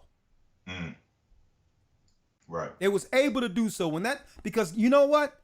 The royalties for all those songs he wrote for Whitney Houston, Celine Dion, Michael Jackson, himself. He have a multi-billion-dollar catalog that some other family outside of his, another family will have R. Kelly's catalog. And it'll be with some family that has nothing to do with our people while his children suffer. So we have to stop being so short-sighted and see the big game of this synagogue of Satan machine that looks to demonize us, because they cannot get rid of our people if we don't side with them. Right. We don't have to agree with our people. We can criticize our people that are wrong. We can fix what we can internally, but we don't allow them to dictate how we should feel about one another. Right. We can't allow them to do that anymore. We got to ask them when they putting out a story about a brother or sister, not what happened, but why are they pushing it? When what's going on with our people is no different than what they hide within their communities. Why are they pushing it when it comes to us while hiding it when it comes to other people? As if other people don't have what? A bottom within every community. Every community, be it Chinese, be it Arab. I went to the Middle East and I've seen, let me tell you something, folks. They come over here and get a mosque. I've seen, listen, they come over here and you think that's Muhammad floating on a magic carpet. When they be on a corner, they'll be dancing for change and stealing and doing all types of stuff over there. But they'll come over here and wrap themselves up and say, Assalamu alaikum, and you'll think they're holy. There's a bottom base of degradation of every community, but yet they want to highlight us as the criminality of the world. Right. So it's upon us to say, not what crime is they promoting or having us believe is heinous. We have to ask them, why are they showing it now? Why are they pushing it now? Let me tell you, they was rolling women out of wheelchairs during the Bill Cosby trial. Talking about what he did at Woodstock. Bill Cosby was 100.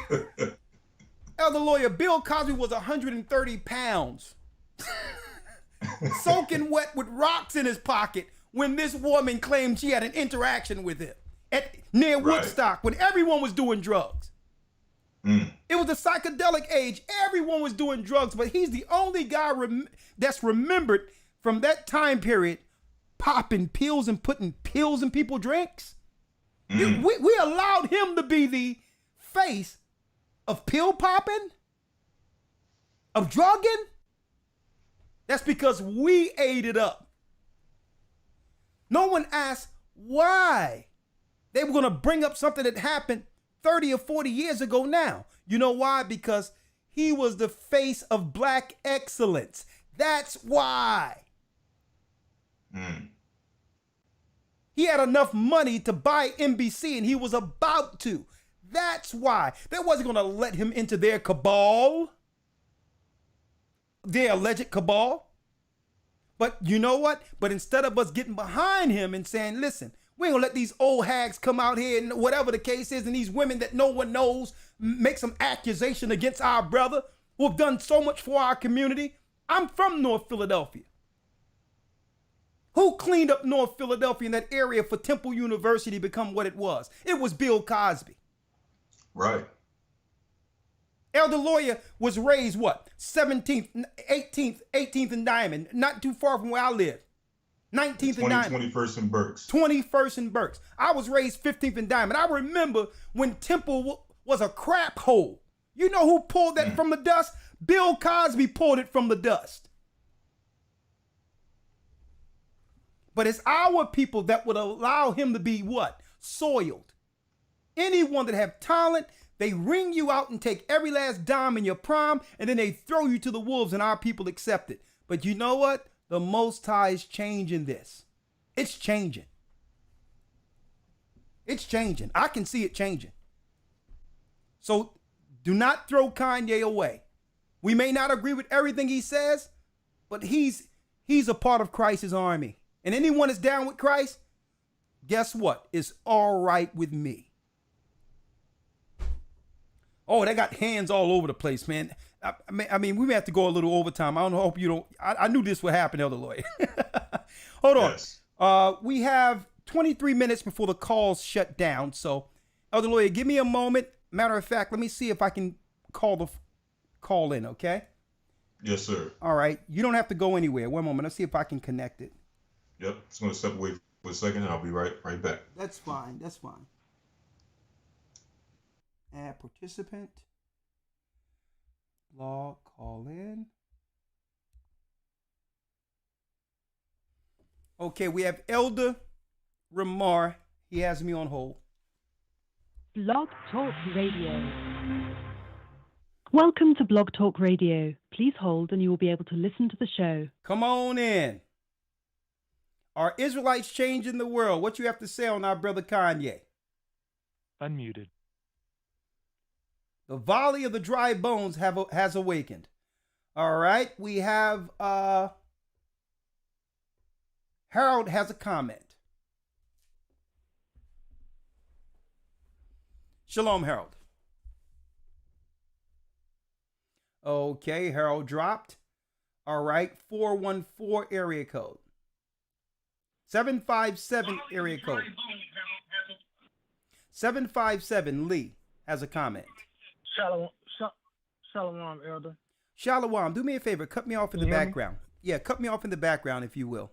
Thank you. All right. Am I good now, Elder? Okay, you're perfect. How are you? Shalom, Elder. I'm Brother Lee from GOCCVA. All praise to the Most High, Hayabah Shemi Shayabah Rock. Give a blessing and honor to you and Elder Lawyer, to all the elders of GOCC, to the deacons and the officers of GOCCVA, and also to the deacons and the elders of GOCC as a body as a whole. I want to speak on first of all, of the hip hop culture itself. Okay. I came up in hip hop. And I'm a 70s baby. I was born in 1970. And I came up in the hip hop era. And knowing that when hip hop came about, it was a bunch of fighting and violence going on. And hip hop itself, you started rap and breaking to stop the violence. So when hip hop and everything came about, we was pretty much trying to come out of an awakening during that time. Good and point. Those people, I won't call their name, but those people, the powers that be, they seen that and they wanted to take a hold of that at that time, the hip hop culture. Now, I'm a spiritual person. I look at prophecy. So the spirit of Christ is the spirit of prophecy. Okay. So when I look at prophecy, I look at that time in the Bronx where hip hop started. Hip hop started in the Bronx with the Puerto Ricans, Ephraim, and Judah, the so-called black man. Northern Kingdom, Southern Kingdom. Yeah. That was a culture right then that the Most High was doing a movement. We was starting our own language. We came up with the words. We came up with our own words, fresh. Came up with our own dance, breaking. Yep. So the powers that be wanted to take control and control that. Here it is now in the late, that was in like 78, 77, early 80s. Here it is now, 40 years later. That number 40 is a very important number. 40 years later, we coming out of that, and they want to stop this. They want to stop this, like you said, not a movement, on an awakening. They want to stop that, but they can't stop it. They can't. So they can't stop it. So the only thing I want to say is that with Brother Kanye, he have to use the word of God, not just use his word. He got to use the word of God, because they can't fight the word of God. Yeah. The word of God is going to be what it's going to be, and they can't stop it. And so they not really, if you notice that guy that's dressed in black, He's dressed in black, talking to Kanye. He ain't just some guy just come randomly. They put that guy in front of Kanye. Of course. What Kanye got to realize he got to realize he need to get up under somebody, that learn about somebody, use his resources as a whole, as the children of Israel, use his resources and let people, elders, lead and guide him and let the word of God be true. I believe that time because is they coming. can't come against it. I believe that time is coming. Just keep on looking. Yeah. All right. Yes. Thank you, my brother. Yes. And I just want to say thank you, elders. And I think what Kanye West is doing is just an awakening, and they can't stop it. And they just want to control it. And the only thing I say is for Kanye, my brother Kanye, keep going, keep striving. And for the whole Israelite body, the Most High is doing something in this world that never in a time before. Even with Martin Luther King and Malcolm X, there's never been a time in this world where the people is actually saying that the people of God is actually saying that we are the children of God. Exactly. And that's what's scaring everybody. Hey, brother. Hey, that's powerful. I really appreciate it, brother. And I'm going to see you when I get there, all right? Hey, shalom. All praises. All praises. Some strong brothers. And yes, and we're going to continue to lift Brother Kanye up in prayer. Okay, let him know that in the spirit he isn't alone. And I believe the Most High, the Most High through the heavenly angels can protect him and be a hedge around him as he transition into being able to use the word. Use the word as his sword. 631 area code. Shalom. Yedekiah. I'm trying to get through these, so let's go all the way through. Floor is yours. Yedekiah. Yes, sir. Yes, sir. First of all, double honors to you, elders. And just to stay on the topic at hand, how are Israelites changing the world? To be honest, elder, whenever we go street preaching, I like to touch on certain scriptures that can touch the people that we're preaching to. And, you know, when it comes to our brother Kanye, I can't help but think of Hosea chapter 1 and 10 and 11. And not to say that he's, you know, more than, you know, what we are, but I can't help but link his impact in our current world and his reach and his resources and how much he could be a major puzzle piece in us leaving Babylon, so to say. Could be. And I'll tell you this, brother, when it says Hosea and the land where it was said, ye are not my people, I'm sure that's what you're referencing. In that same land it shall be said that ye are the sons of the living God. In that same land that we were told we were black or African or any other name outside of God. Common sense, Zedekiah should have told our people that we weren't Africans or Kemetic or Egyptian, because you didn't see the people who were running the world trying to be any of that. Mm-hmm. If it had such value, they would have taken that role. Common sense will tell you, you have to look at where the power is to understand that they know where the power comes from. Israel. But all in all, brother, what we're seeing, if at the least, and I think he's more than that, at the least, what's going on with Kanye West, the Most High is using him in this space in time as a sign. There's many signs. He's a sign that the word of God goes out and don't come back void. He said that everyone in the earth would know who were the children of Israel before it was over. The whole earth would know. It tell you about the glory that will come at the very end, where all the nations would be amazed at our people, at the rising of our people. He's an example and a sign to that prophecy that even in dark places that none of us dare to go, Israel is being spoken. And guess what? That cannot be, if that's being spoken, the name of the Most High is also being spoken there. And the devil and his ministers are quaking right now. If they speak in Israel, in Kanye circles, in places we dare to go, The Most High's name is there. The devil is getting warned in our absence. Thank you, my brother. I hope to see you soon. Likewise, Elder. Bless you. Shalom. Much blessing. Shalom. Great scripture, too. Great scripture. Boy, man, our people are waking up. All right, we have 971. We're going to go down the line. Give us your name and location and go in. 971 area code. Okay, they hung up, unfortunately. This is Christ with a comment. That's an interesting name. Or is it Chris? 470 area code. Oh, it's Chris. Chris, Elder. Okay, I'm like, who do we got here? Many shall come in my name. I'm like, who's this? Okay, Chris, how you doing, Chris? Right. So, how you doing? Shalom, Elder. Shalom. Yeah.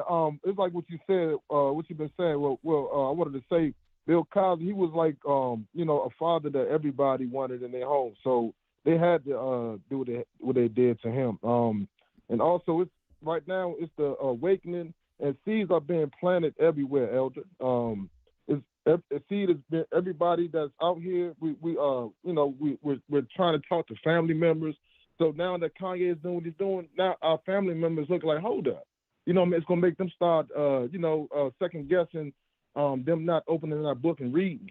I just want to read one scripture, Elders. It's John 15:7, and it says, "If you abide in me, and my word abide in you, you shall ask what you will, and you shall be done. It shall be done unto you."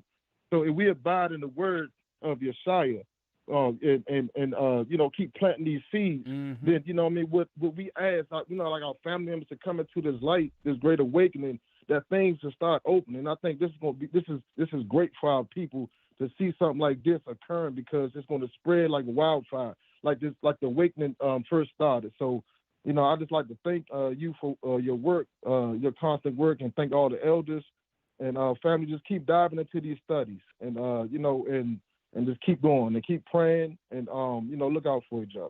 Well, thank you, my brother. Thank you, my brother, and thank you for the scripture. All right. Yes, shalom. Bless you. Strong, strong, strong Hebrews in the house. 414 area code. We're here for Jews and Gentiles alike.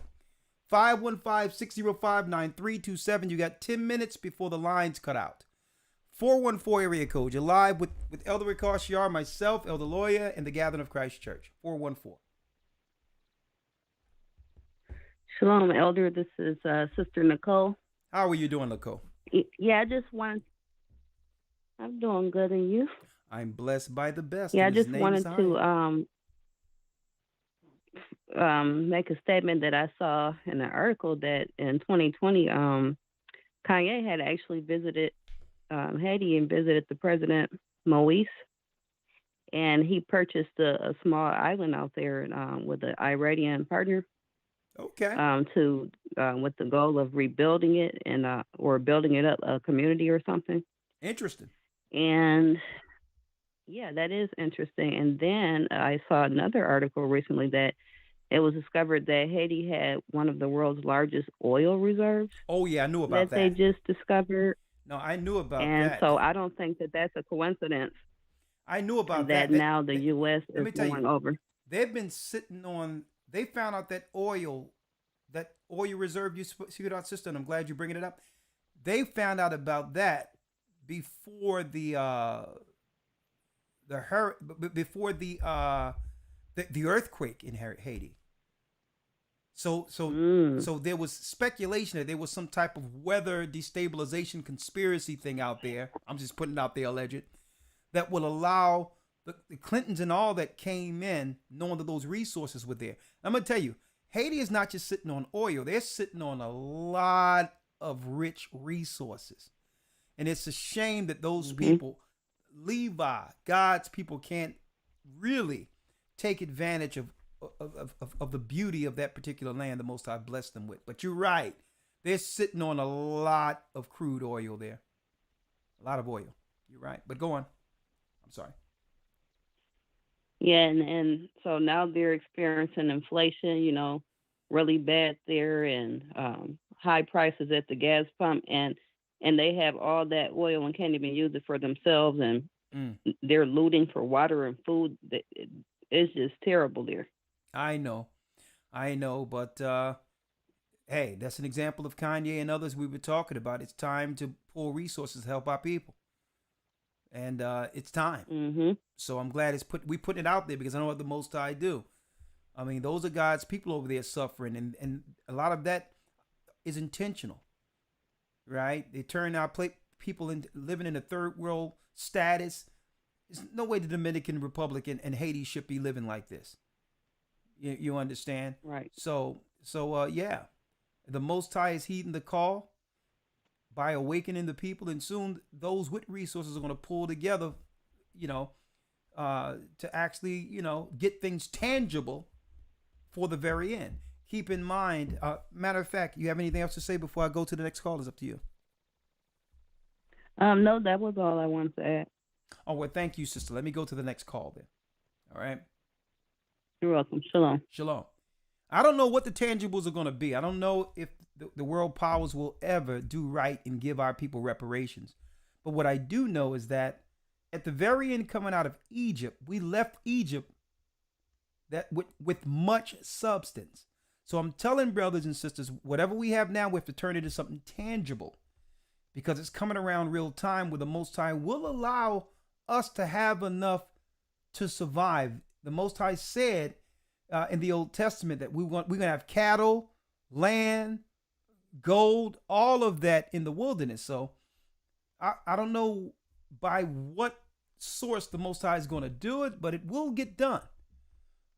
Okay, that's right. That I don't know if they're going to be through reparations, but somehow we're going to pull our resources and get something tangible that the Most High will preserve for us. And one other thing, it tells us in the book of Jasher where Joseph, once the king of Egypt, Imhotep, hid a whole gold reserve in the desert. And it tells us in the book of Enoch that at the very end, Judah, Benjamin, and Levi will be in the desert for the final war against Edom upon the arrival of the Messiah. That's right, folks. Joseph hid gold in the desert that none of them can find. Ishmael can't even find it. The Most High is going to give it back to us. It's prophecy. Well before the wilderness, we will have the resources in the gold that the Most High had Joseph hide. It's like the same way with the Ark of the Covenant. There's angels who are cloaking that particular gold and all that they can't get access to. So Levi is going to be okay. Judah is going to be okay. We just have to make it through this trouble and band together. That's right, to exalt righteousness to be protected through these times. A matter of fact, I'm going to be talking about that the next time I teach Egypt, to show you there's gold for us waiting in the earth. All over the earth, there's stuff waiting for us that the devil can't get. 561 area code. Elder Ricard, Shalom. Shalom, sir. How are you? I'm blessed by the best. His name is Ahaya. Talk to me. Okay, so with this Kanye situation, I wrote down some notes. Okay, go ahead. Shoot. I'm going to be quick and read it. Floor is yours. So I look at the situation with Ye like Paul from back in the day, when it comes to the Most High and how he utilizes who we may think he would never choose to do his will, because Paul was outright murdering Israelites. Yeah. And more than likely, those Israelites probably thought Paul was a straight out Satanist because of his actions. But the Most High had a plan for Paul. And similar to Ye, Paul was in high standings amongst the ops as well. True. Now this is how mysteriously the Most High operates, and most of us don't understand it. Yeah. I believe the Most High allowed Ye to gain acceptance and get into the company of who we call the higher ups, gaining their trust, and to the point where they're doing big business contracts with him, such as Adidas, Balenciaga, and Guess, only for the Most High to spark that awakening in him that he couldn't contain, causing him to be willing to risk all of his worldly gains for following Christ and planning to free his people. So now when these big companies like Balenciaga, Guess, and Adidas drop and ostracize him publicly, it's observed worldwide by our people, who are the biggest consumers in the world to the tune of over $1.2 trillion annually. Yeah. So now we're ceasing to spend our money with these companies, and they're starting to spend it again amongst our people. Now their company stocks are starting to plummet like Adidas has already done overnight. Hence the mysteriousness of the Most High, because he woke Israel out, out of their stupor of frivolously spending our money on these outrageously expensive name brand items, when we can spend our money within our own communities and receive a better quality of product for a third of the cost. So I believe Israelites are changing the world by beginning to be the beacon we were commanded to be. And the other nations are taking notice and have begun to gravitate towards us, whether their intentions be negative or positive. The world is taking notice. So I just want to say, Kwam Yasharala, all praises to a higher, and with that I yield. Well, with that I yield too. And guess what, brother? I'm glad he brought that out about Adidas. I don't know if Elder Lawyer is listening to this, but yeah, I'm here. Russell Simmons did he put a message out there on YouTube for Kanye West. I don't have an opportunity to play it. I'll probably play it this Friday, where he talked about how Adidas was about to go under. Adidas was about to go under, and it was Run DMC. For those who don't know, I already had it queued up right here. I already had it queued up where he's holding Adidas, and he's telling Kanye, it's time for us to do it ourselves. But I'll save this for Friday. Adidas was about to go under until Run DMC used that and turned Adidas into a multi-million-dollar powerhouse with My Adidas. Even the shell tops and all that was ideas that was through Russell Simmons and all of them who worked with it allegedly to bring Adidas to the popularity we've come to love. Adidas is a staple within hip-hop culture. The same way Nike wouldn't be nothing if it wasn't for Michael Jordan. We're the formers of all things and the trendsetters for the earth. Now, I'm going to make a call out right now because I already told my sons. I spoke to my son earlier today. And this is what I'm doing for my home. Anything that he have, any company that canceled Adidas, we'd throw it out of our house, and we are, or any, let me make it clear, any company that have canceled Kanye for freedom of speech, we ought to throw all of their items out of our home and don't support it going forward. Right.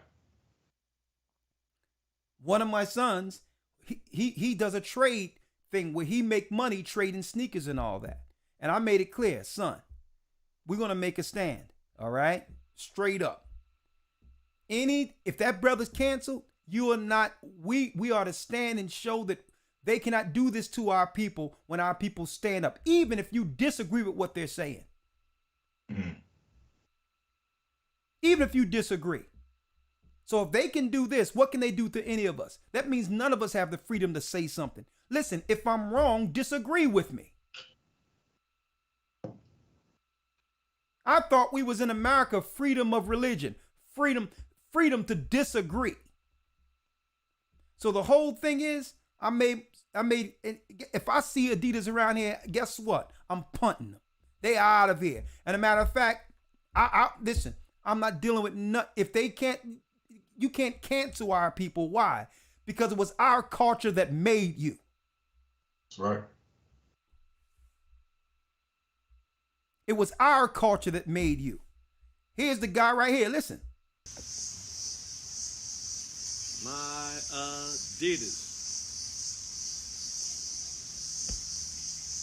Years ago, my little brother made a song called My Adidas. And that song became so big, so explosive, that it saved the company, Adidas. Saved them.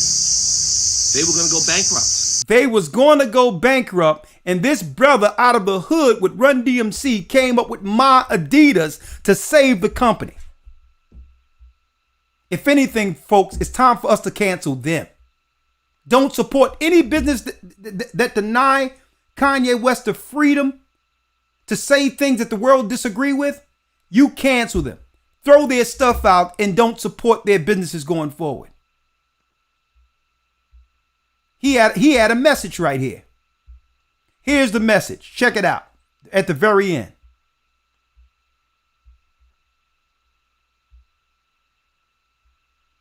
Support more people in the community now than ever before. And his vision, although some of it we don't get, is his vision.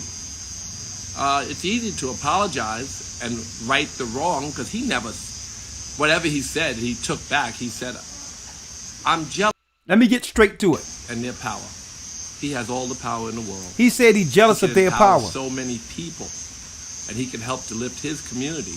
It says now Kanye West, now that he's free, he can now help his community.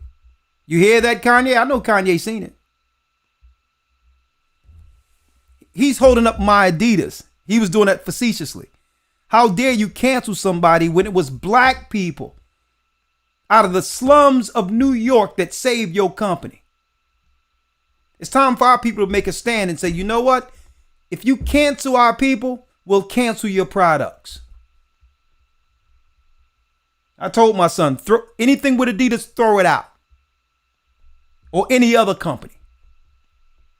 This is how you show, if they don't understand anything, their shareholders understand the bottom line. They understand when they're losing money. This is Chris. Is this the same Chris with the comment?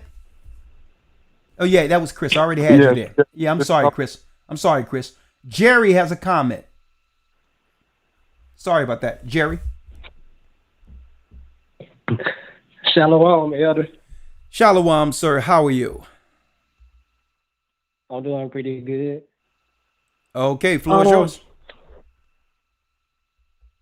Well, what I don't understand, well, I think I read one time that they look at us as goy, and to us, I mean, to them, we're like less than animals, and it's lawful for them to treat us as such, and it's lawful for them to lie to us as well. Allegedly, right? But go on.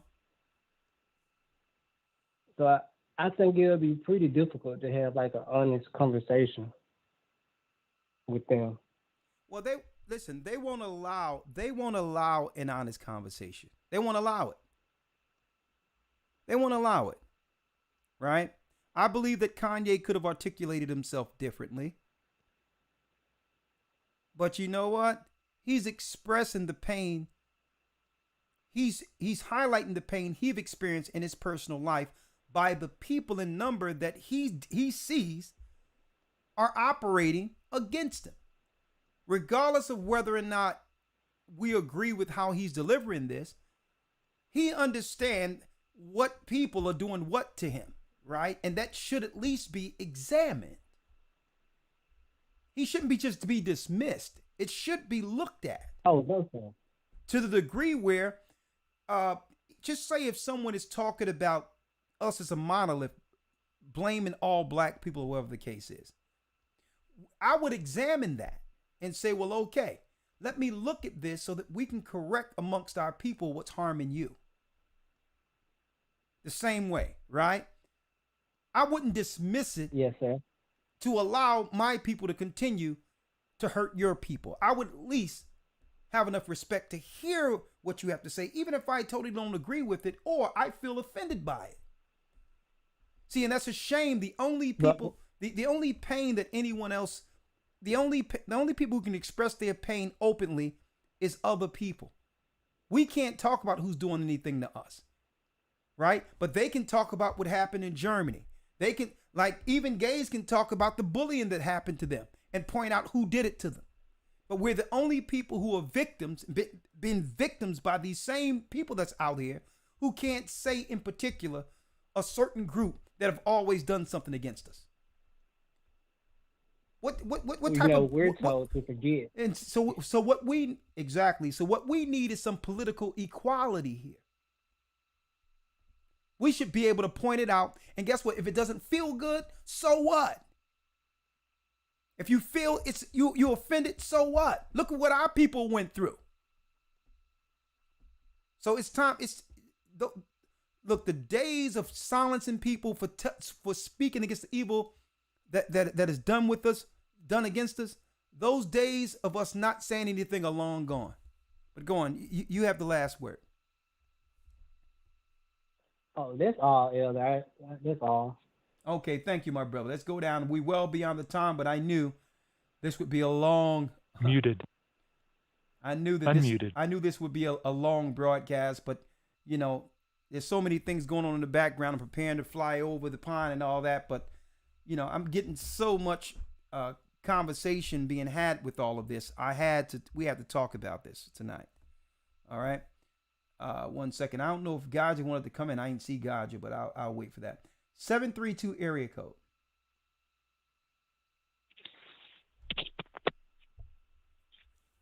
Darian. Shalom. Darian, you're next. Shalom, Sam. How are you? I'm well, Elder, and to you also, Elder Lloyd. I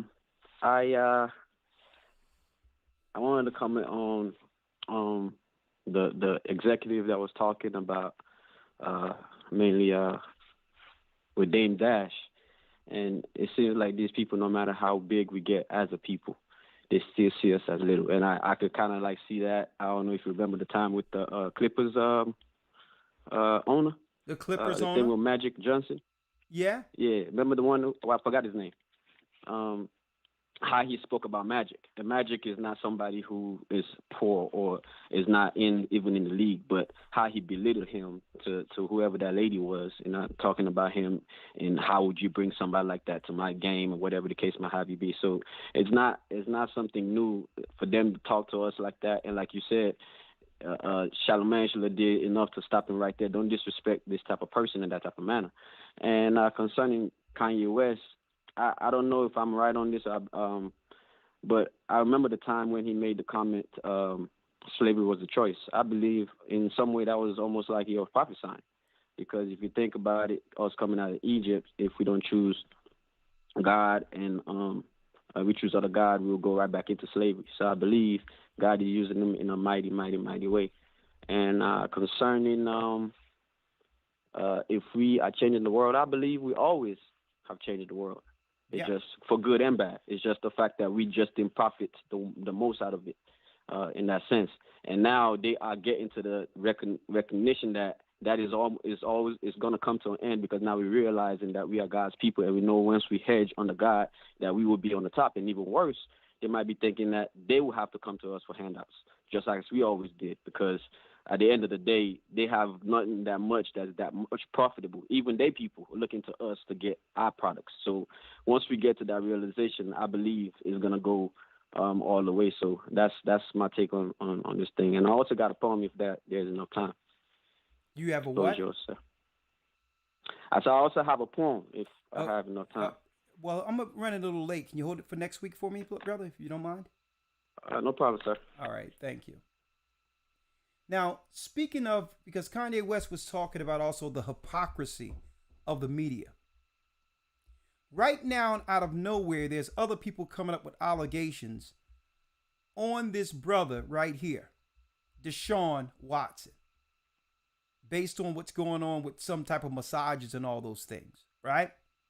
Now, already, folks, he settled out of court, and guess what? The law, guess what? The prosecutor could not bring one charge against any of these women. So they had to go the civil way to try to strong arm him publicly so that he'll pay money to these women that he went to parlors with and all that. Not agreeing with his activity, but I'm going to show you the hypocrisy of the media. He haven't been charged with anything, folks. The DA say they couldn't charge him with anything, but yet they went the civil way to show you how they use the law like it speak of in the Apocrypha. But check this out. How many of you knew this? The owner the owner of the New England Patriots. Did y'all know that after the Super Bowl, that he had some alleged activity with some women at a massage parlor or whatever the case is? And guess what? The judge orders destruction of alleged sex tapes of Robert Kraft. You see the difference in how the media promotes this? They have alleged. How can someone order destruction of alleged sex tapes? Either there's sex tapes or there isn't sex tapes. Right. But you see how the media works for them? This is what Kanye West is talking about. None of this is in the news anywhere. This guy is able to, he owned one of the darling franchises of the NFL throughout all of history. And you would have thought that this guy was a saint. Can you, now suppose this was a black athlete with an alleged sex tape.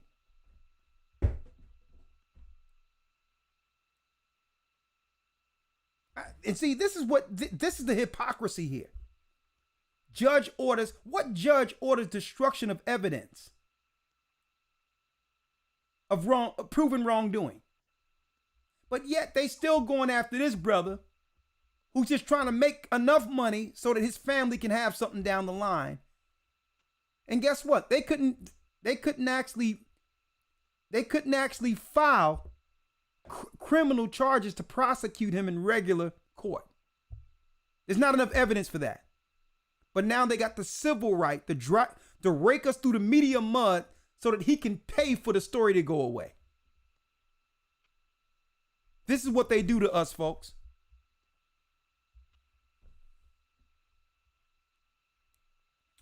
Darian has a comment. Yeah. Hi, Darian. How you doing, bro? How you doing, Brother Recraw? I'm blessed. How are you? I'm doing pretty good, brother. I've been trying to get a hold of you guys forever, man. That brother, Elder Lawyer, he read that Bible better than anybody I ever heard, man. I just wanted to say that. Y'all guys, I haven't seen you on YouTube in a while. And y'all inspired me to study the scriptures to find out who I am. And it's such a great feeling to know that we the true children of the Most High. And right now, man, Kanye to me is being used by the Most High to awaken us. He could use you to guide him, though, like how Moses' brother did. Like how you were saying he could articulate himself better. To me, he needs someone, there with him, to, guide him through what to say. Yeah, he's definitely, you know he definitely should have a support council. Yeah, man, yeah. Because he has the resources and he has the influence, you know what I mean? To wake a lot of our people up. Like, you woke me up. I'm not going to lie, man, just searching through YouTube and trying to figure out who I was as a people. Because I asked my mom as a kid who I was. Yeah. And she couldn't even tell me. She's a Christian. Yeah. And like I said, man, like George Floyd family right now, they want to sue the man for $250 million when he paid them $2 million for the funeral. Look at that. So that's somebody evil that done got behind them. It's big, pushing them up to do that. This thing is politically driven, allegedly. This is way greater than George Floyd, obviously, because they didn't even sue the people who killed George Floyd for $250 million. Exactly. Well, I mean, what's this? But like you said, though, man, we got to boycott and counsel them too. Yeah. Because we got to stick together. We got to stick together just like how they stick together. Exactly. Now, you know what I mean? Now we cannot get behind any political agendas that they're using black people for in our communities during the election. And if a cop happened with something, if they're using it politically to get votes, we gonna back up off it. The most we can do is support it privately and put everything in place to make sure our people are protected going forward, so that stuff like George Floyd doesn't happen.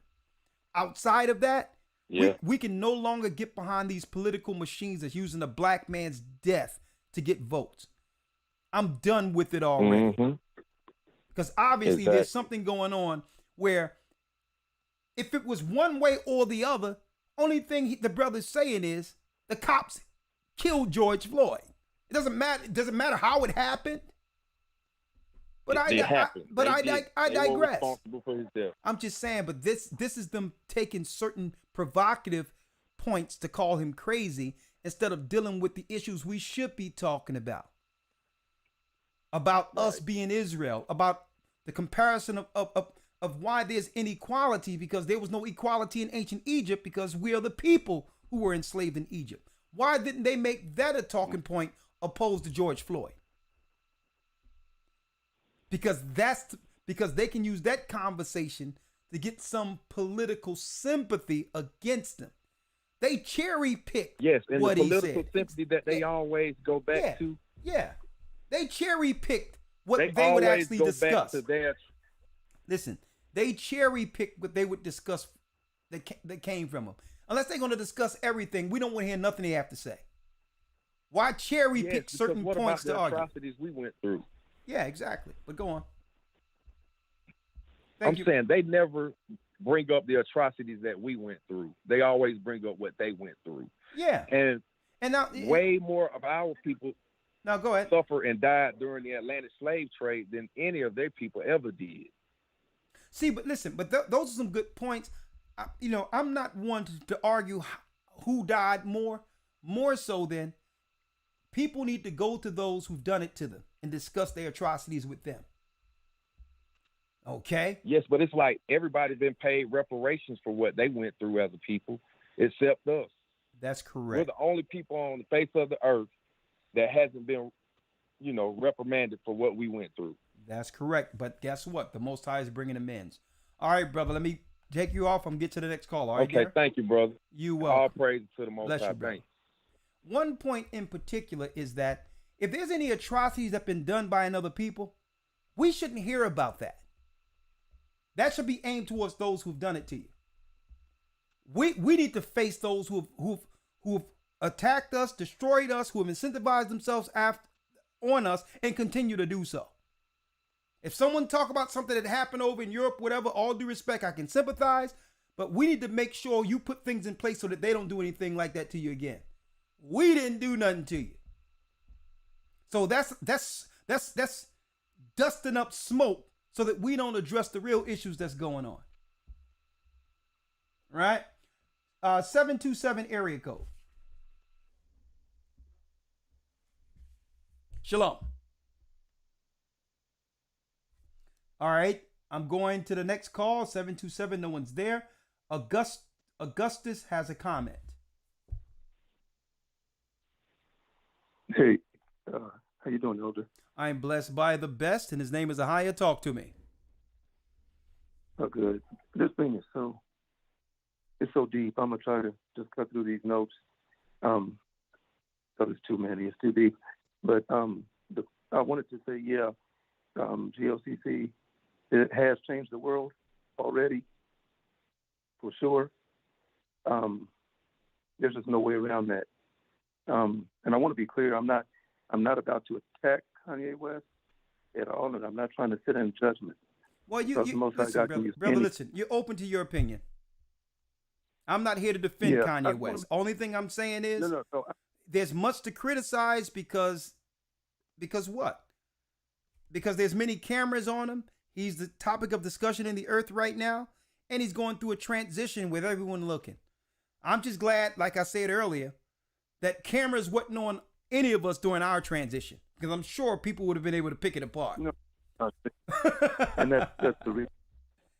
Why I'm not sitting in judgment. Yeah. The only thing I'm doing is I just want to look at it from a different perspective. Okay.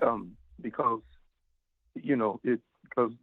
this is dangerous times, and the Most High can use anyone, and in a sense, He's already been used, because how many more hundreds of thousands or millions of people do you think have looked into what you all are doing since He's been talking, even though He's saying the same things you all are already saying and have been saying for years and years? Yes. So but even more people are being steered in that direction. Yeah. On the interview, real quick, the interviewer was kind of disingenuous because he talked about those atrocities that took place in Europe, and that was them against their own. He's a brilliant man, and he should have called him out on that because we're dealing with the same atrocities, worse atrocities than that, by the same people that did them in. So it's totally different. They did it to their own. And like I said, they're doing the same thing to others. So you can't let them get away with that kind of thing. You got to call them out on that. The thing is, infiltrators is my concern, because the government has always used infiltrators in situations like you all. You all have affected huge numbers of people, and all you have to do is look at history. If you look at the Black Panther Party, Nation of Islam, the Black Baptist churches, etc., all of those people dealt with infiltrators during the movement. Yeah. You even had Asians in the Black Panther Party. The Aoki fella, he was in there for like 15 years, but he was an infiltrator. You have people like Angela Davis, looked like she was a good, she was in there, but really she ended up being an intersectionalist and a feminist, and you know what that leads to. So, but these people are put in places, and they know what to say and they know what to do. And everything we deal with America, so much of it is theater. So like even that interview, we don't know if that guy is in controlled opposition. We don't know that. They say the right thing all the time. So all I'm saying is that we have to be careful of infiltrators. It's always an issue. Listen, I don't understand, because you're speaking in generalities here. Who would you say is the infiltrator? Well, because there's no way. Listen to what I'm saying. There's no way to guard ourselves from infiltrators. Yeah. That's an impossibility. That's like chasing a ghost. So who are you saying is the possible infiltrator here, and how do we quantify who that infiltrator is? To some degree, I'm saying that a person like Kanye West could be a potential. Would be. No. Hold up, bro. No, listen. No, we don't do that. We see, because the Bible tells us what you're doing and what you're saying is actually against a law in the Bible. The Bible teaches us. No. Listen. Yeah, saying he could be. Listen, I could be.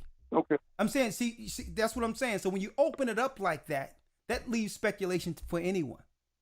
So the whole deal is you don't do that, because the Bible says an evil suspicion have overthrown judgment of many. Unless there's proof of it, you can think it if you want, but you can't say that. That's wrong. That's an evil suspicion according to the law. We have to give our people the benefit of the doubt. All people until they show something different. All right? Okay. Because the example we the example we can give right now is Judas, an infiltrator who was a friend of Christ. But the whole deal is he wasn't an infiltrator or what? Or betrayer until he betrayed. So if you walk around suspecting under the spirit of paranoia, that will not allow you to embrace anyone. Christ don't roll like that. So be careful when you say, well, he may be this and he may be that. Until he show who he is, we cannot bear false witness or even put that out there in the air. He is, he is what we're seeing right now. That's it. And there's nothing he can infiltrate. Because guess what? If a person came into our church with the full intent of infiltrating, you know what would happen? We would teach him, not understanding his intentions. And then it would be up to him what to do in his conscience when he realized we aren't the people he thought he was infiltrating. I suppose there was many people. I suppose there was many people came into this truth with their own intentions, and the Most High directed them right. Never do an evil suspicion, brother. That's what's wrong with our people. That's a sickness. I hate to use you as an example here, but don't do that on our broadcast. Unless you have proof of that, don't say it. Okay. All right. Okay. So okay, Augustus, don't worry about it. You're on hold now. Come back next week. Okay, and I love you anyway, but that's a learning example. Never put out some negative speculation that you can't take back.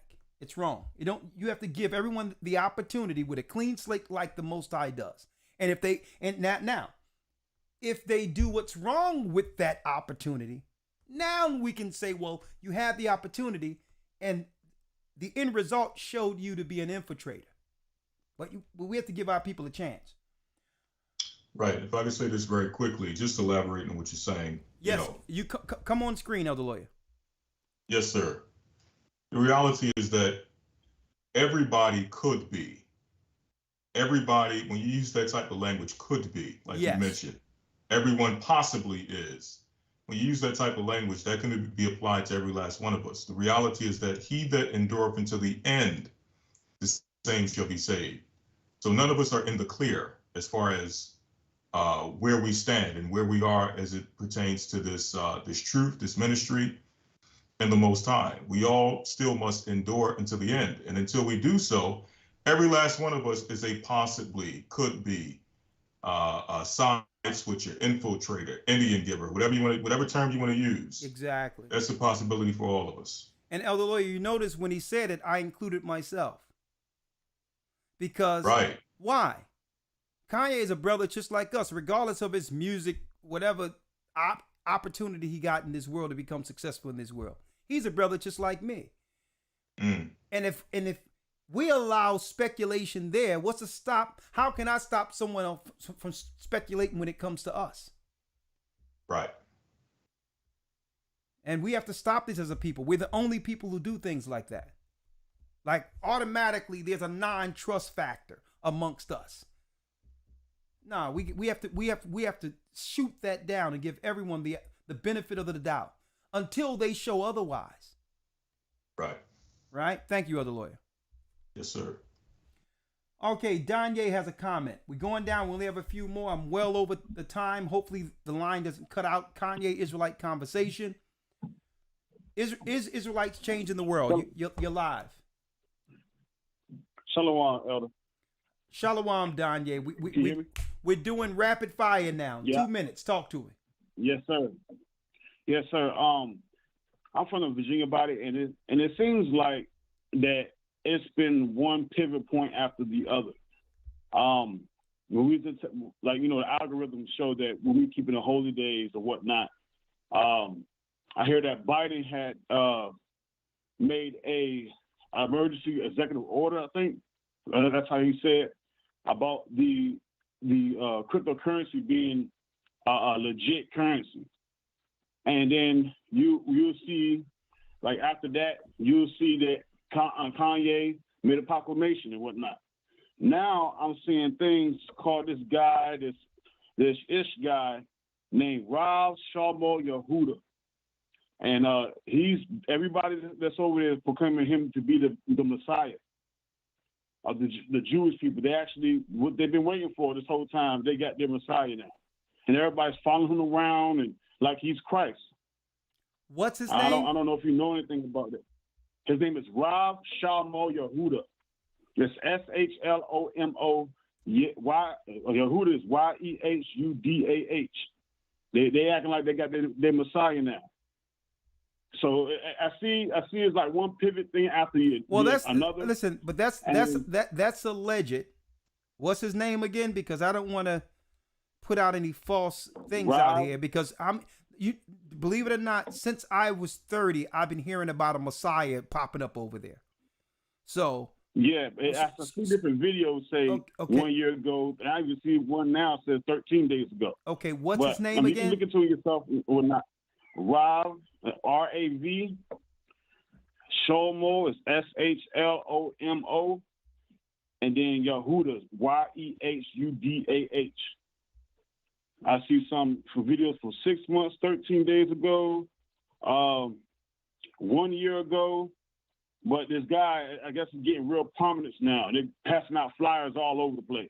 Man, talking about the Messiah's here. So, as far as I'm concerned, this is nothing but as far as I'm concerned, it's nothing to be about nothing. Yeah. Because when you all praise be to the Most High. Listen, it's a bunch of crap, and I'm gonna tell you why I know it's a bunch of crap. Okay, they can do what they want to do over there. But we all know that the Jesuits came up with a commentary, a 500-page commentary, that at the very end they would have out there, have people believe that at the very end, one Antichrist will call himself God and be the Messiah. That whole ideology came from the Catholic Church. So when they put this stuff out there, it's actually self-fulfilling prophecies to throw us off from what we should be looking at concerning what's going on with our people being Israel, and the prophecies concerning Christ is coming, the real Messiah.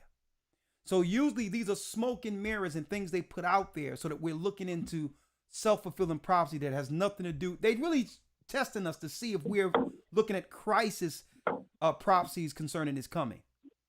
Everyone knows that if you follow Christ's doctrine, there is no one God that's going to pop up out of Israel anywhere according to the true theology of the Bible. Okay? So I would say take that with a grain of salt. Don't even look at that. Yeah, I'm glad you bring that out in the academy. Yeah. This is a bunch of nonsense. If anything, what we need to focus on, let me tell you, Kanye West is a bigger story than what you just talk about with this Harab Shlomo Yehuda guy. Okay? All right. Thank you, my brother. Mm-hmm. All right. All right. Shalom. Shalom. Randy, 617. Has a question. Yes, I have a question. I know you mentioned blessings. You mentioned today about the temptation of Christ by Satan. Yes. And my question is more of a spiritual type of question. When the devil was tempting Messiah, was he tempting? When Jesus said to him, "Thou shalt not tempt the Lord thy God," was he talking to the devil as a man? Or was he talking to the devil as "thou shalt not tempt me," being God? Well, as a human or as... Well, this has nothing to do with human or non-human. That's not the discussion here. Okay? No. You're dealing with Satan, the entity, who also presents himself as a man on earth. Torso, 2 arms, 2 legs, a head. It tell you that he has the form of a man, but he can take different shapes. He's speaking to Christ, and Christ is talking about not tempting the Most High. Christ is not speaking of himself as God. Christ isn't God. He's the Son of God. But the Spirit in Christ was with the Most High in the beginning. He was one of the 3 from the beginning, the first family. So he wasn't saying, "Thou shalt not tempt the Lord thy God." He wasn't speaking of himself. He was talking about tempting the Most High, because it's in the law that we're not supposed to tempt God. You're not supposed to throw yourself off of a mountain knowing that the Most High is going to do something. That's tempting God. That's daring God to save you. So what Christ was really doing was correcting Satan with the word of God. He was cutting him with the word, using the law as his defense. And this is what they were talking about earlier, that once Kanye really get into the word, and he'll have enough time to do so very soon, he'll be able to actually use the word as his defense, opposed to himself and his family. And that, and when you use the devil will flee. When you use the word, the devil flees. You got it? Yes, I got it. Thank you, my brother. Bless you. Okay, thank you too. Shalom. Blessings. All right, going to the next thing here. Going to the next. I'm almost finished. I'm almost Sunshine, I see you. I'm going to bring you in. Don't worry about it. Israel 971. Great question, Randy. Israel. Hey, shalom, Elder. Shalom, Israel. How are you? I'm all right, man. How you doing tonight? I'm doing well. 2 minutes. Shoot. Rapid fire. Okay, cool, man. Yeah, man. The Most High has showed me all of these brothers and sisters on a few occasions. He showed me Will Smith, and then he brought Monique to my mind, and then he brought Kanye to my mind. And all of these people have something in common. They're getting deserted, you know. Or they have gotten deserted. People abandoning them. And the Lord has shown me, I believe, that He wanted me to make a movie with Kanye. That being said, now that I have an interest with that, it caused me to think, man, everybody's abandoning me. Should I make a movie with the brother or not? But I just want to share that with you. But with that being said, it caused me to realize, hey, God wants me to stick with Israel. Do you have the means to make the movie? No, that's yay. So when you say God wants you to make a movie with Ye, you don't have the means. Yeah. Are you an actor? No, I want to be a movie producer. Okay, so you are aspiring to get into that Yeah. the area of art. Okay, all right. Well, hopefully the Most High work it out for you. Yeah, I hope so, man. But I believe He was teaching me something like, you know, stick with your brothers. Don't be like, you know, not to put shade to the Saint Peter, but, you know, Christ got deserted. You know what I'm saying? When everybody was against Christ, and I believe the Most High was highlighting it for me as well. Yeah. Well, brother, great point. And just let us know how that movie thing works out. Just stay in touch with us, all right? Most definitely. Hey, I wanted well, I can't. Well, nobody knows who I am. I want to work on that 15 and diamond thing too. See, by law, you can't tell nobody that you doing it publicly, but nobody knows who I am. But I want to work on that 15 and diamond too, man. All right, give me a call. We can, what my son say, chop it up. All right, my brother. All right. Shalom. Shalom. All right. All right. 575, an aspiring producer. 575A. Anything is possible with the Most High. 575 area code. Gentlemen, elders, how are you tonight? I am blessed by the best, and his name is Ahia. I'm about to go find All out. right. After this is over, I'm gonna do my prayer, and then before I go to sleep, I'm gonna find out what else Kanye is saying out there. I believe he's keeping himself public, understanding what's going on. Sometimes the best defense is to keep yourself public, and I believe that he's doing that to defend himself. I'm sure the conversations out there aren't too healthy for those he was once, aligned with. I digress. Talk to us. What's your name? Manayaha? Anayaha. Manayaha. Yes. How are yes, you? sir. The floor is yours. All right. Well, in the case of Mr. West, I think that he may be doing some Nat Turner moves politically. Oh yeah. When it comes to the music industry, and shining some light on, some of the things that are going on politically, and how the music industry is actually a political tool. Yeah. And they also remind me somewhat of the military-industrial complex, because they're very, very organized and very well structured and very well funded, and they have a particular target that they're working on. And so, with that being said, it is warfare. It's spiritual warfare, psychological warfare on very high levels, spiritual warfare on very, very high levels. And like I said, it's very well organized. Everything is compartmentalized too, in terms of how we view the music industry. Mm. And I think sometimes the insiders, how they view it, they all have their posts to man, and they man them very well. And so I think the takeaway for us is we have to realize that their machine would not work without us. Yeah, that's true. They would have no machine without us. Yeah, because because really, we're the talent. Exactly. You need product, and they're not the product. If anything, they'll look what we're doing and try to copy and and create an Eminem. But anyway, let me ask you this. Right. Let me ask you this real quick, sister. How old are you? Just transitioning politically, because this is segueing into what I'm dealing with Friday. How old are you? I am 47. 47. When the last time? Yes, sir. When the last time you voted? I don't vote. You never voted?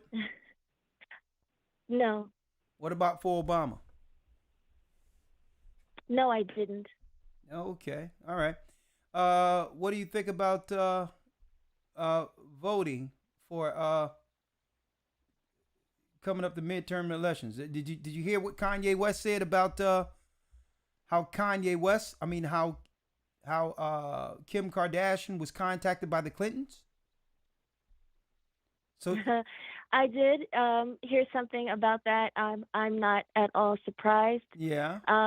They have their high-level sorcerers and witches in the mix. Nothing different than what was happening in ancient Egypt. With their sorcerers, this is the new Egypt. So you would expect for them to have their governing bodies in high places giving the orders to other conduits here on this realm to do their bidding. And really, honestly, if this is a culmination of what Babylon, Egypt, Rome, and the like, you would think that all of those spirits or princes that were over each one of those empires would be conglomerate right now in the heavens, ruling what's happening on earth as we speak. Our only help is going to come from the Most High. He's watching all of this, and He knows much more than we know what we stand in need of. And as far as the change, are Israelites changing the world? Israelites, we are a world within a world. All right, and now. The Most High calling back the captivity of that world or bringing into order that world can only have an inevitable effect on their world. And I do believe that's what they're referring to when they talk about climate chaos. The climate is really They're talking political. about a spiritual climate chaos when the world of Israel is put back in order. And that's what they've been waiting. That's a good point, sister. So the social climate change is more so socially, politically, spiritually. Great observation. Now, he said real quick that he knew something was wrong when the Clintons called his wife and was trying to urge Kim Kardashian as an influencer to get our people to partake in the campaign of the campaign they were doing in 2020 when they was trying to get all of our people to get in on it. And it's deep how the politics in the healthcare industry and the entertainment industry was working in tandem. And he's seeing Hillary Clinton, the Clintons calling his wife. Not calling his wife about not calling his wife about being on the show with the Kardashians. No, to use her influence to tell our people what to do. I mean, wait till Friday comes, because is he right that other people control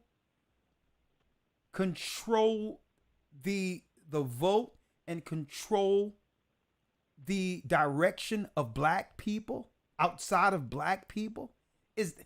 Are we politically controlled by these parties? And if so, what can we do to break free? That's the conversation I'm going to have. Sister, thank you. I really appreciate you, and everything you said was right on. And hey, I'm going to look into that change thing, because maybe they were speaking, they were actually making an analogy there. They was actually I do believe so. It was more so parabolic. Thank you. I really appreciate it. All right. No, Shalom, elders. Shalom. Good point. Hey, we got some sharp brothers and sisters up in this truth. Hey, watch out, because y'all may be hearing Kanye one of these days. I'll tell you. Gerard has a question.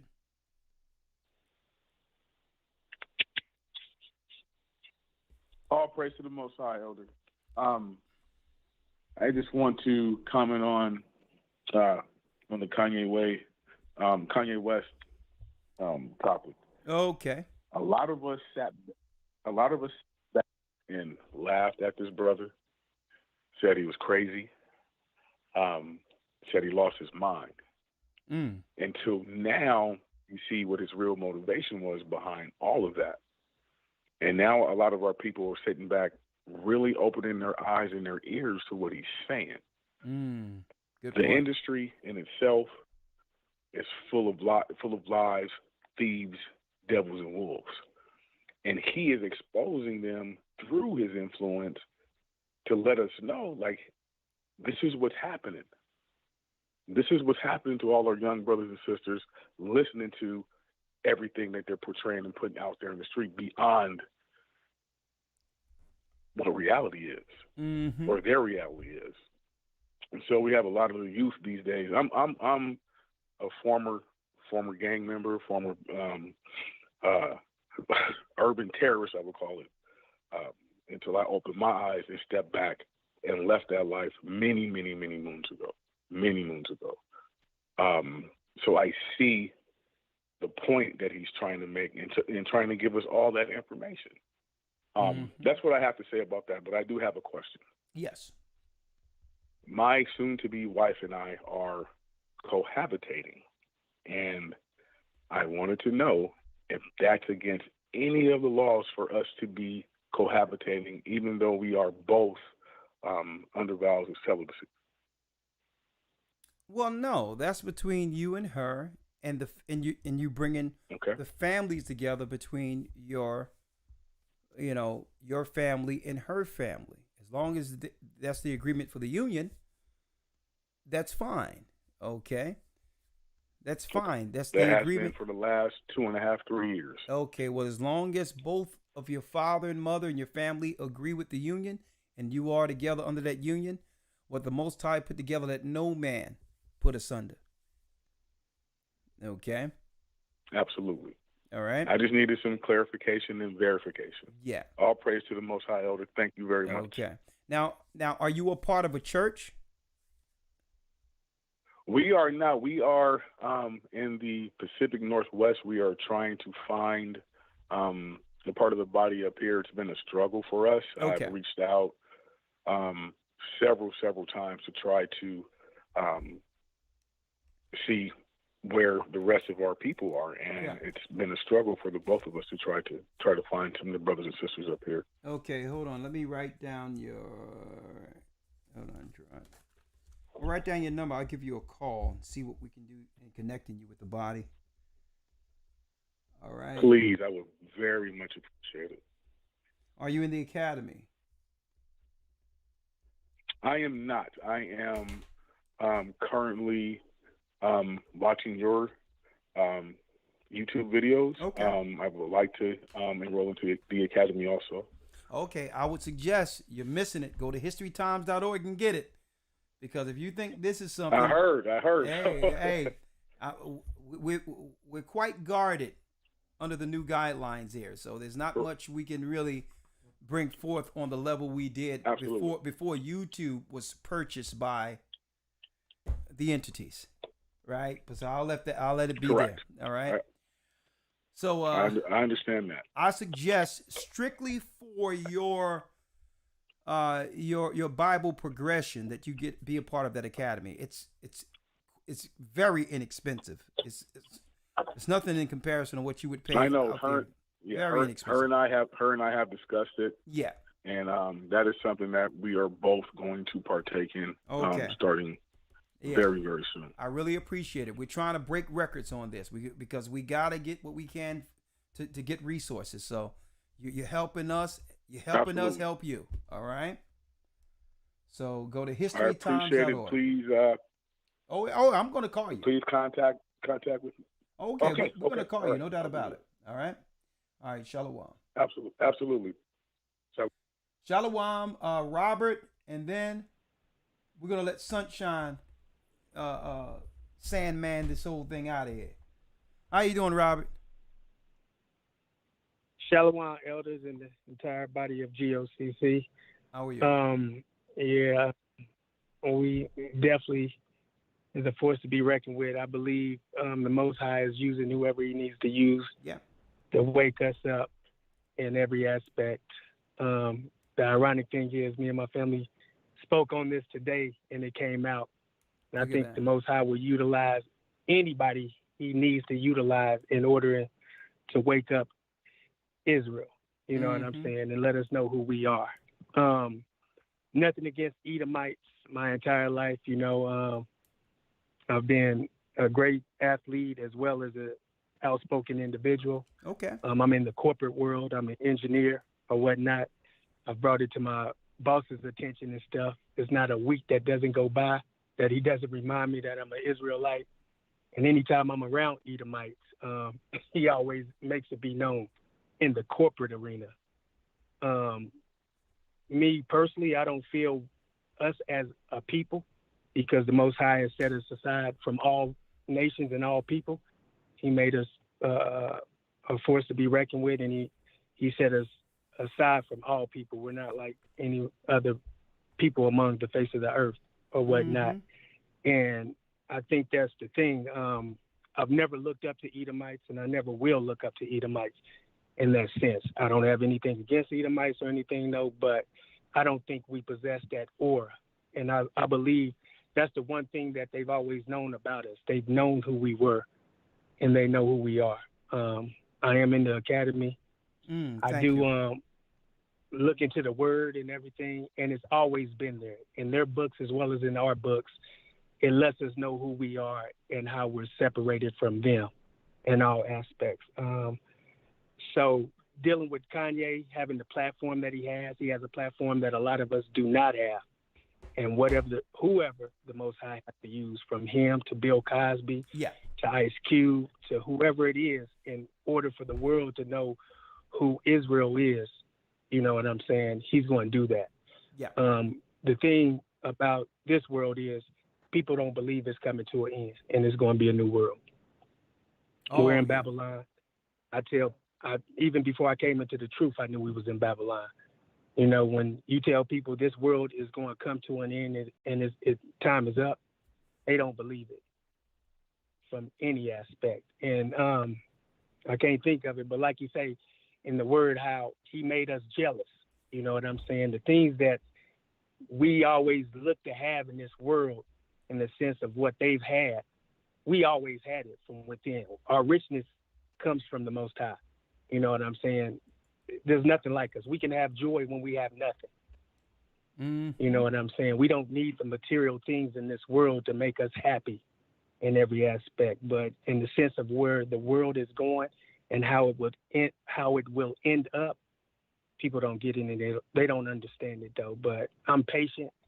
You know, I'm happy that the Most High is calling us together as a whole, and more people are waking up. You know what I'm saying? It's a great thing. It's beautiful. You know what I'm saying? It's just crazy to me how in the word, like it says, we trust in our oppressor. Yeah. And we can't see that in any aspect. And we'll tear down another brother before we build one up, or another sister before we build one up. Good point. But we'll look at them as if they do no evil doing. You're right. You know, so I yield on that, though. I love y'all all. I love the entire body. And, yeah, it's been a great discussion tonight, though. So it was worth it. I'm glad the Most High is using whoever he has to use to let us know who we are. And like you say, whoever endures to the end, that's all that matters. Exactly, brother. Thank you. And I'm going to be calling you soon. All right? Since you have those skills, the nation is going to need it. So I'm going to call you soon, all right? I wrote your number down. Absolutely. All right, bless you. Definitely. I love y'all. Man, bless you too. Thank you, my brother. Continue to support the work, and may the Most High bless you and your family. Bless you. Thank you. All right. And before we bring in Sunshine, very in this, let me put this out there. We told you all it was going to happen. That now our people has awakened. Look what they're doing over in D.C. right now. Look what they're doing in Washington, D.C. We told you. D.C. Council advances bill to allow non-citizens to vote in local elections. Before they do anything for us, they'll get some people to come from over the border or the Middle East. You notice all these strangers popping up from the Middle East and all that in East India, and there it is. Non-citizens to vote in local elections. These are the people y'all voted in. Now, what constituency do non-citizens have in the United States, where they got so much power that citizens or politicians are jockeying to have them vote? They must know they're losing our people. The replacements are here. The replacements are here. I'm going to be talking about that and more. Hey, folks. So if the replacements are here, what are they going to do with us? I'm going to tell you, folks, it isn't good. It isn't good. They're going to pass legislation to house these people, to give them the jobs and the opportunities that once belonged to our people under the civil rights. And who knows, who knows what they're planning for us. But it isn't good. I'm going to be talking about that and more this Friday. All right. Last but not least, Sunshine, let her rip. 2 minutes. Hi, Elder Shalom. Hi.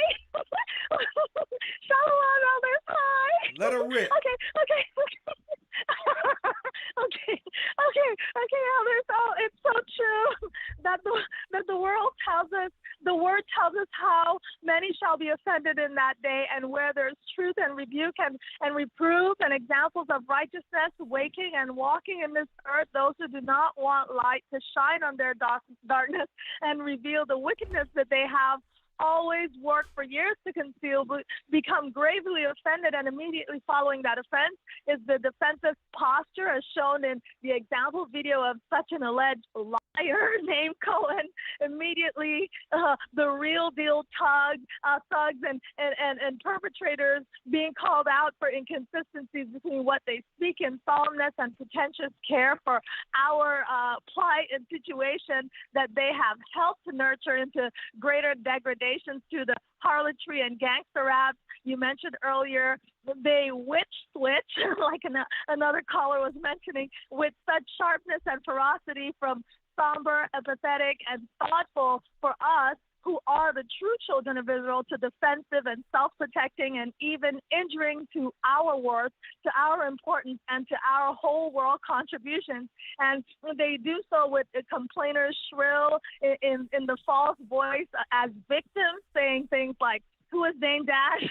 Though the heart of the claimed bread and butter and the people that need to get feed are built off the back of as many as Dame Dash that the industry experts all should know. And this is like a brazen scoffer's example of the disrespect and ungratefulness that the offended nations who got rich off of our fall showed to our people in every way. They operate against us to this very day. Even more like the culture vultures, some in envyings and strife against us, use multi-levels to keep us in degradation, to maintain what they have stolen, and do not plan to ever give back, knowing that all ultimately belongs to us, being the former of all things. They push laws against us and how we operate naturally and keep us in like circular, empty thoughts and talks, and keep us distracted with wars and rumors of wars and false flags and the fear of death from the medical apparatus, the medical religious apparatus, to thrust upon us that unless we bend to their will and perspectives, diverse famines would overtake us and all kinds of things. And they create the bait of white injustices against blacks to later then spin Israelite injustices against all the people everywhere. And they're using our people against us. And all of this amounts to hate in not only word, but in deed.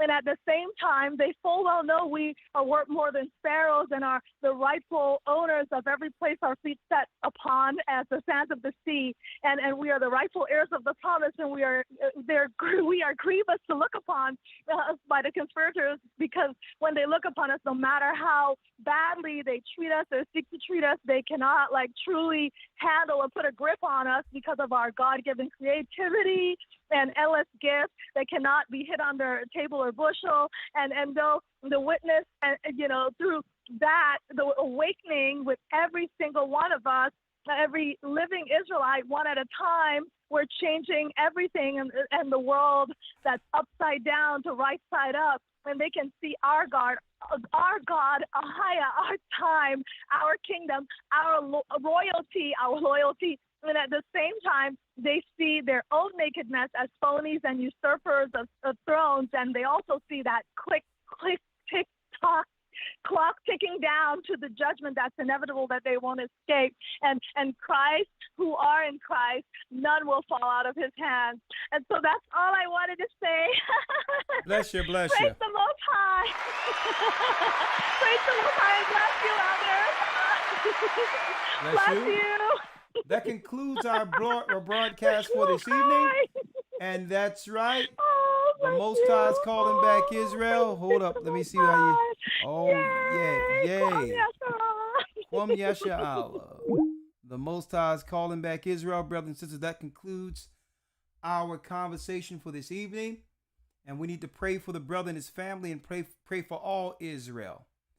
The enemies are surrounding round about, like David said. But guess what? The Most High have given us the stone to destroy Goliath. And you know what that is?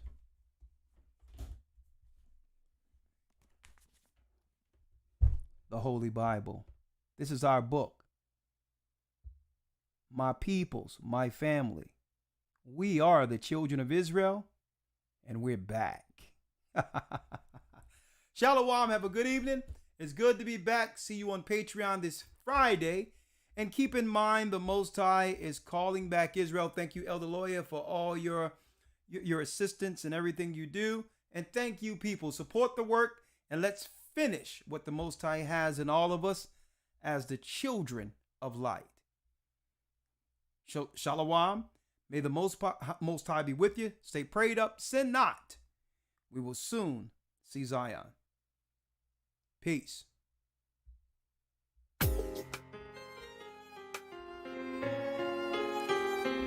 Whoa.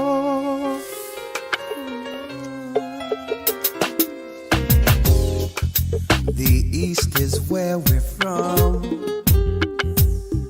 The 12 tribes of Israel.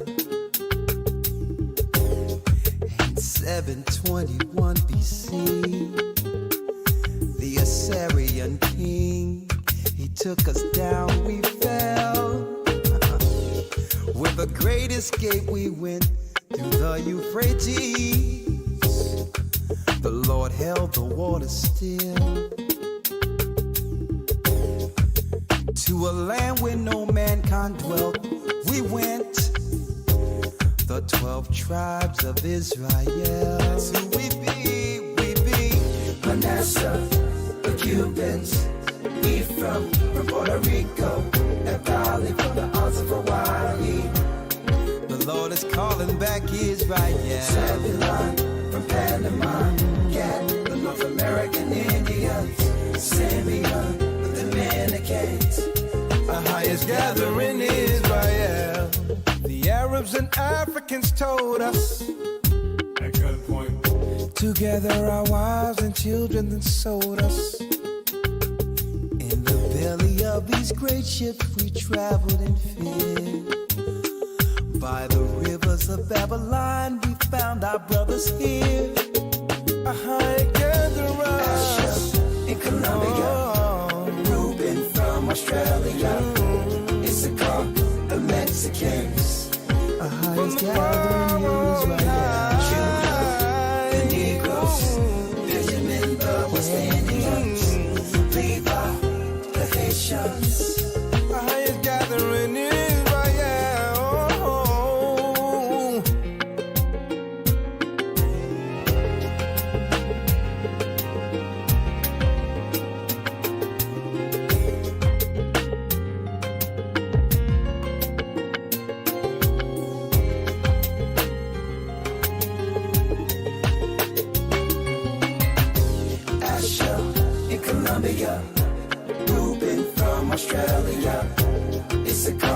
the Mexicans.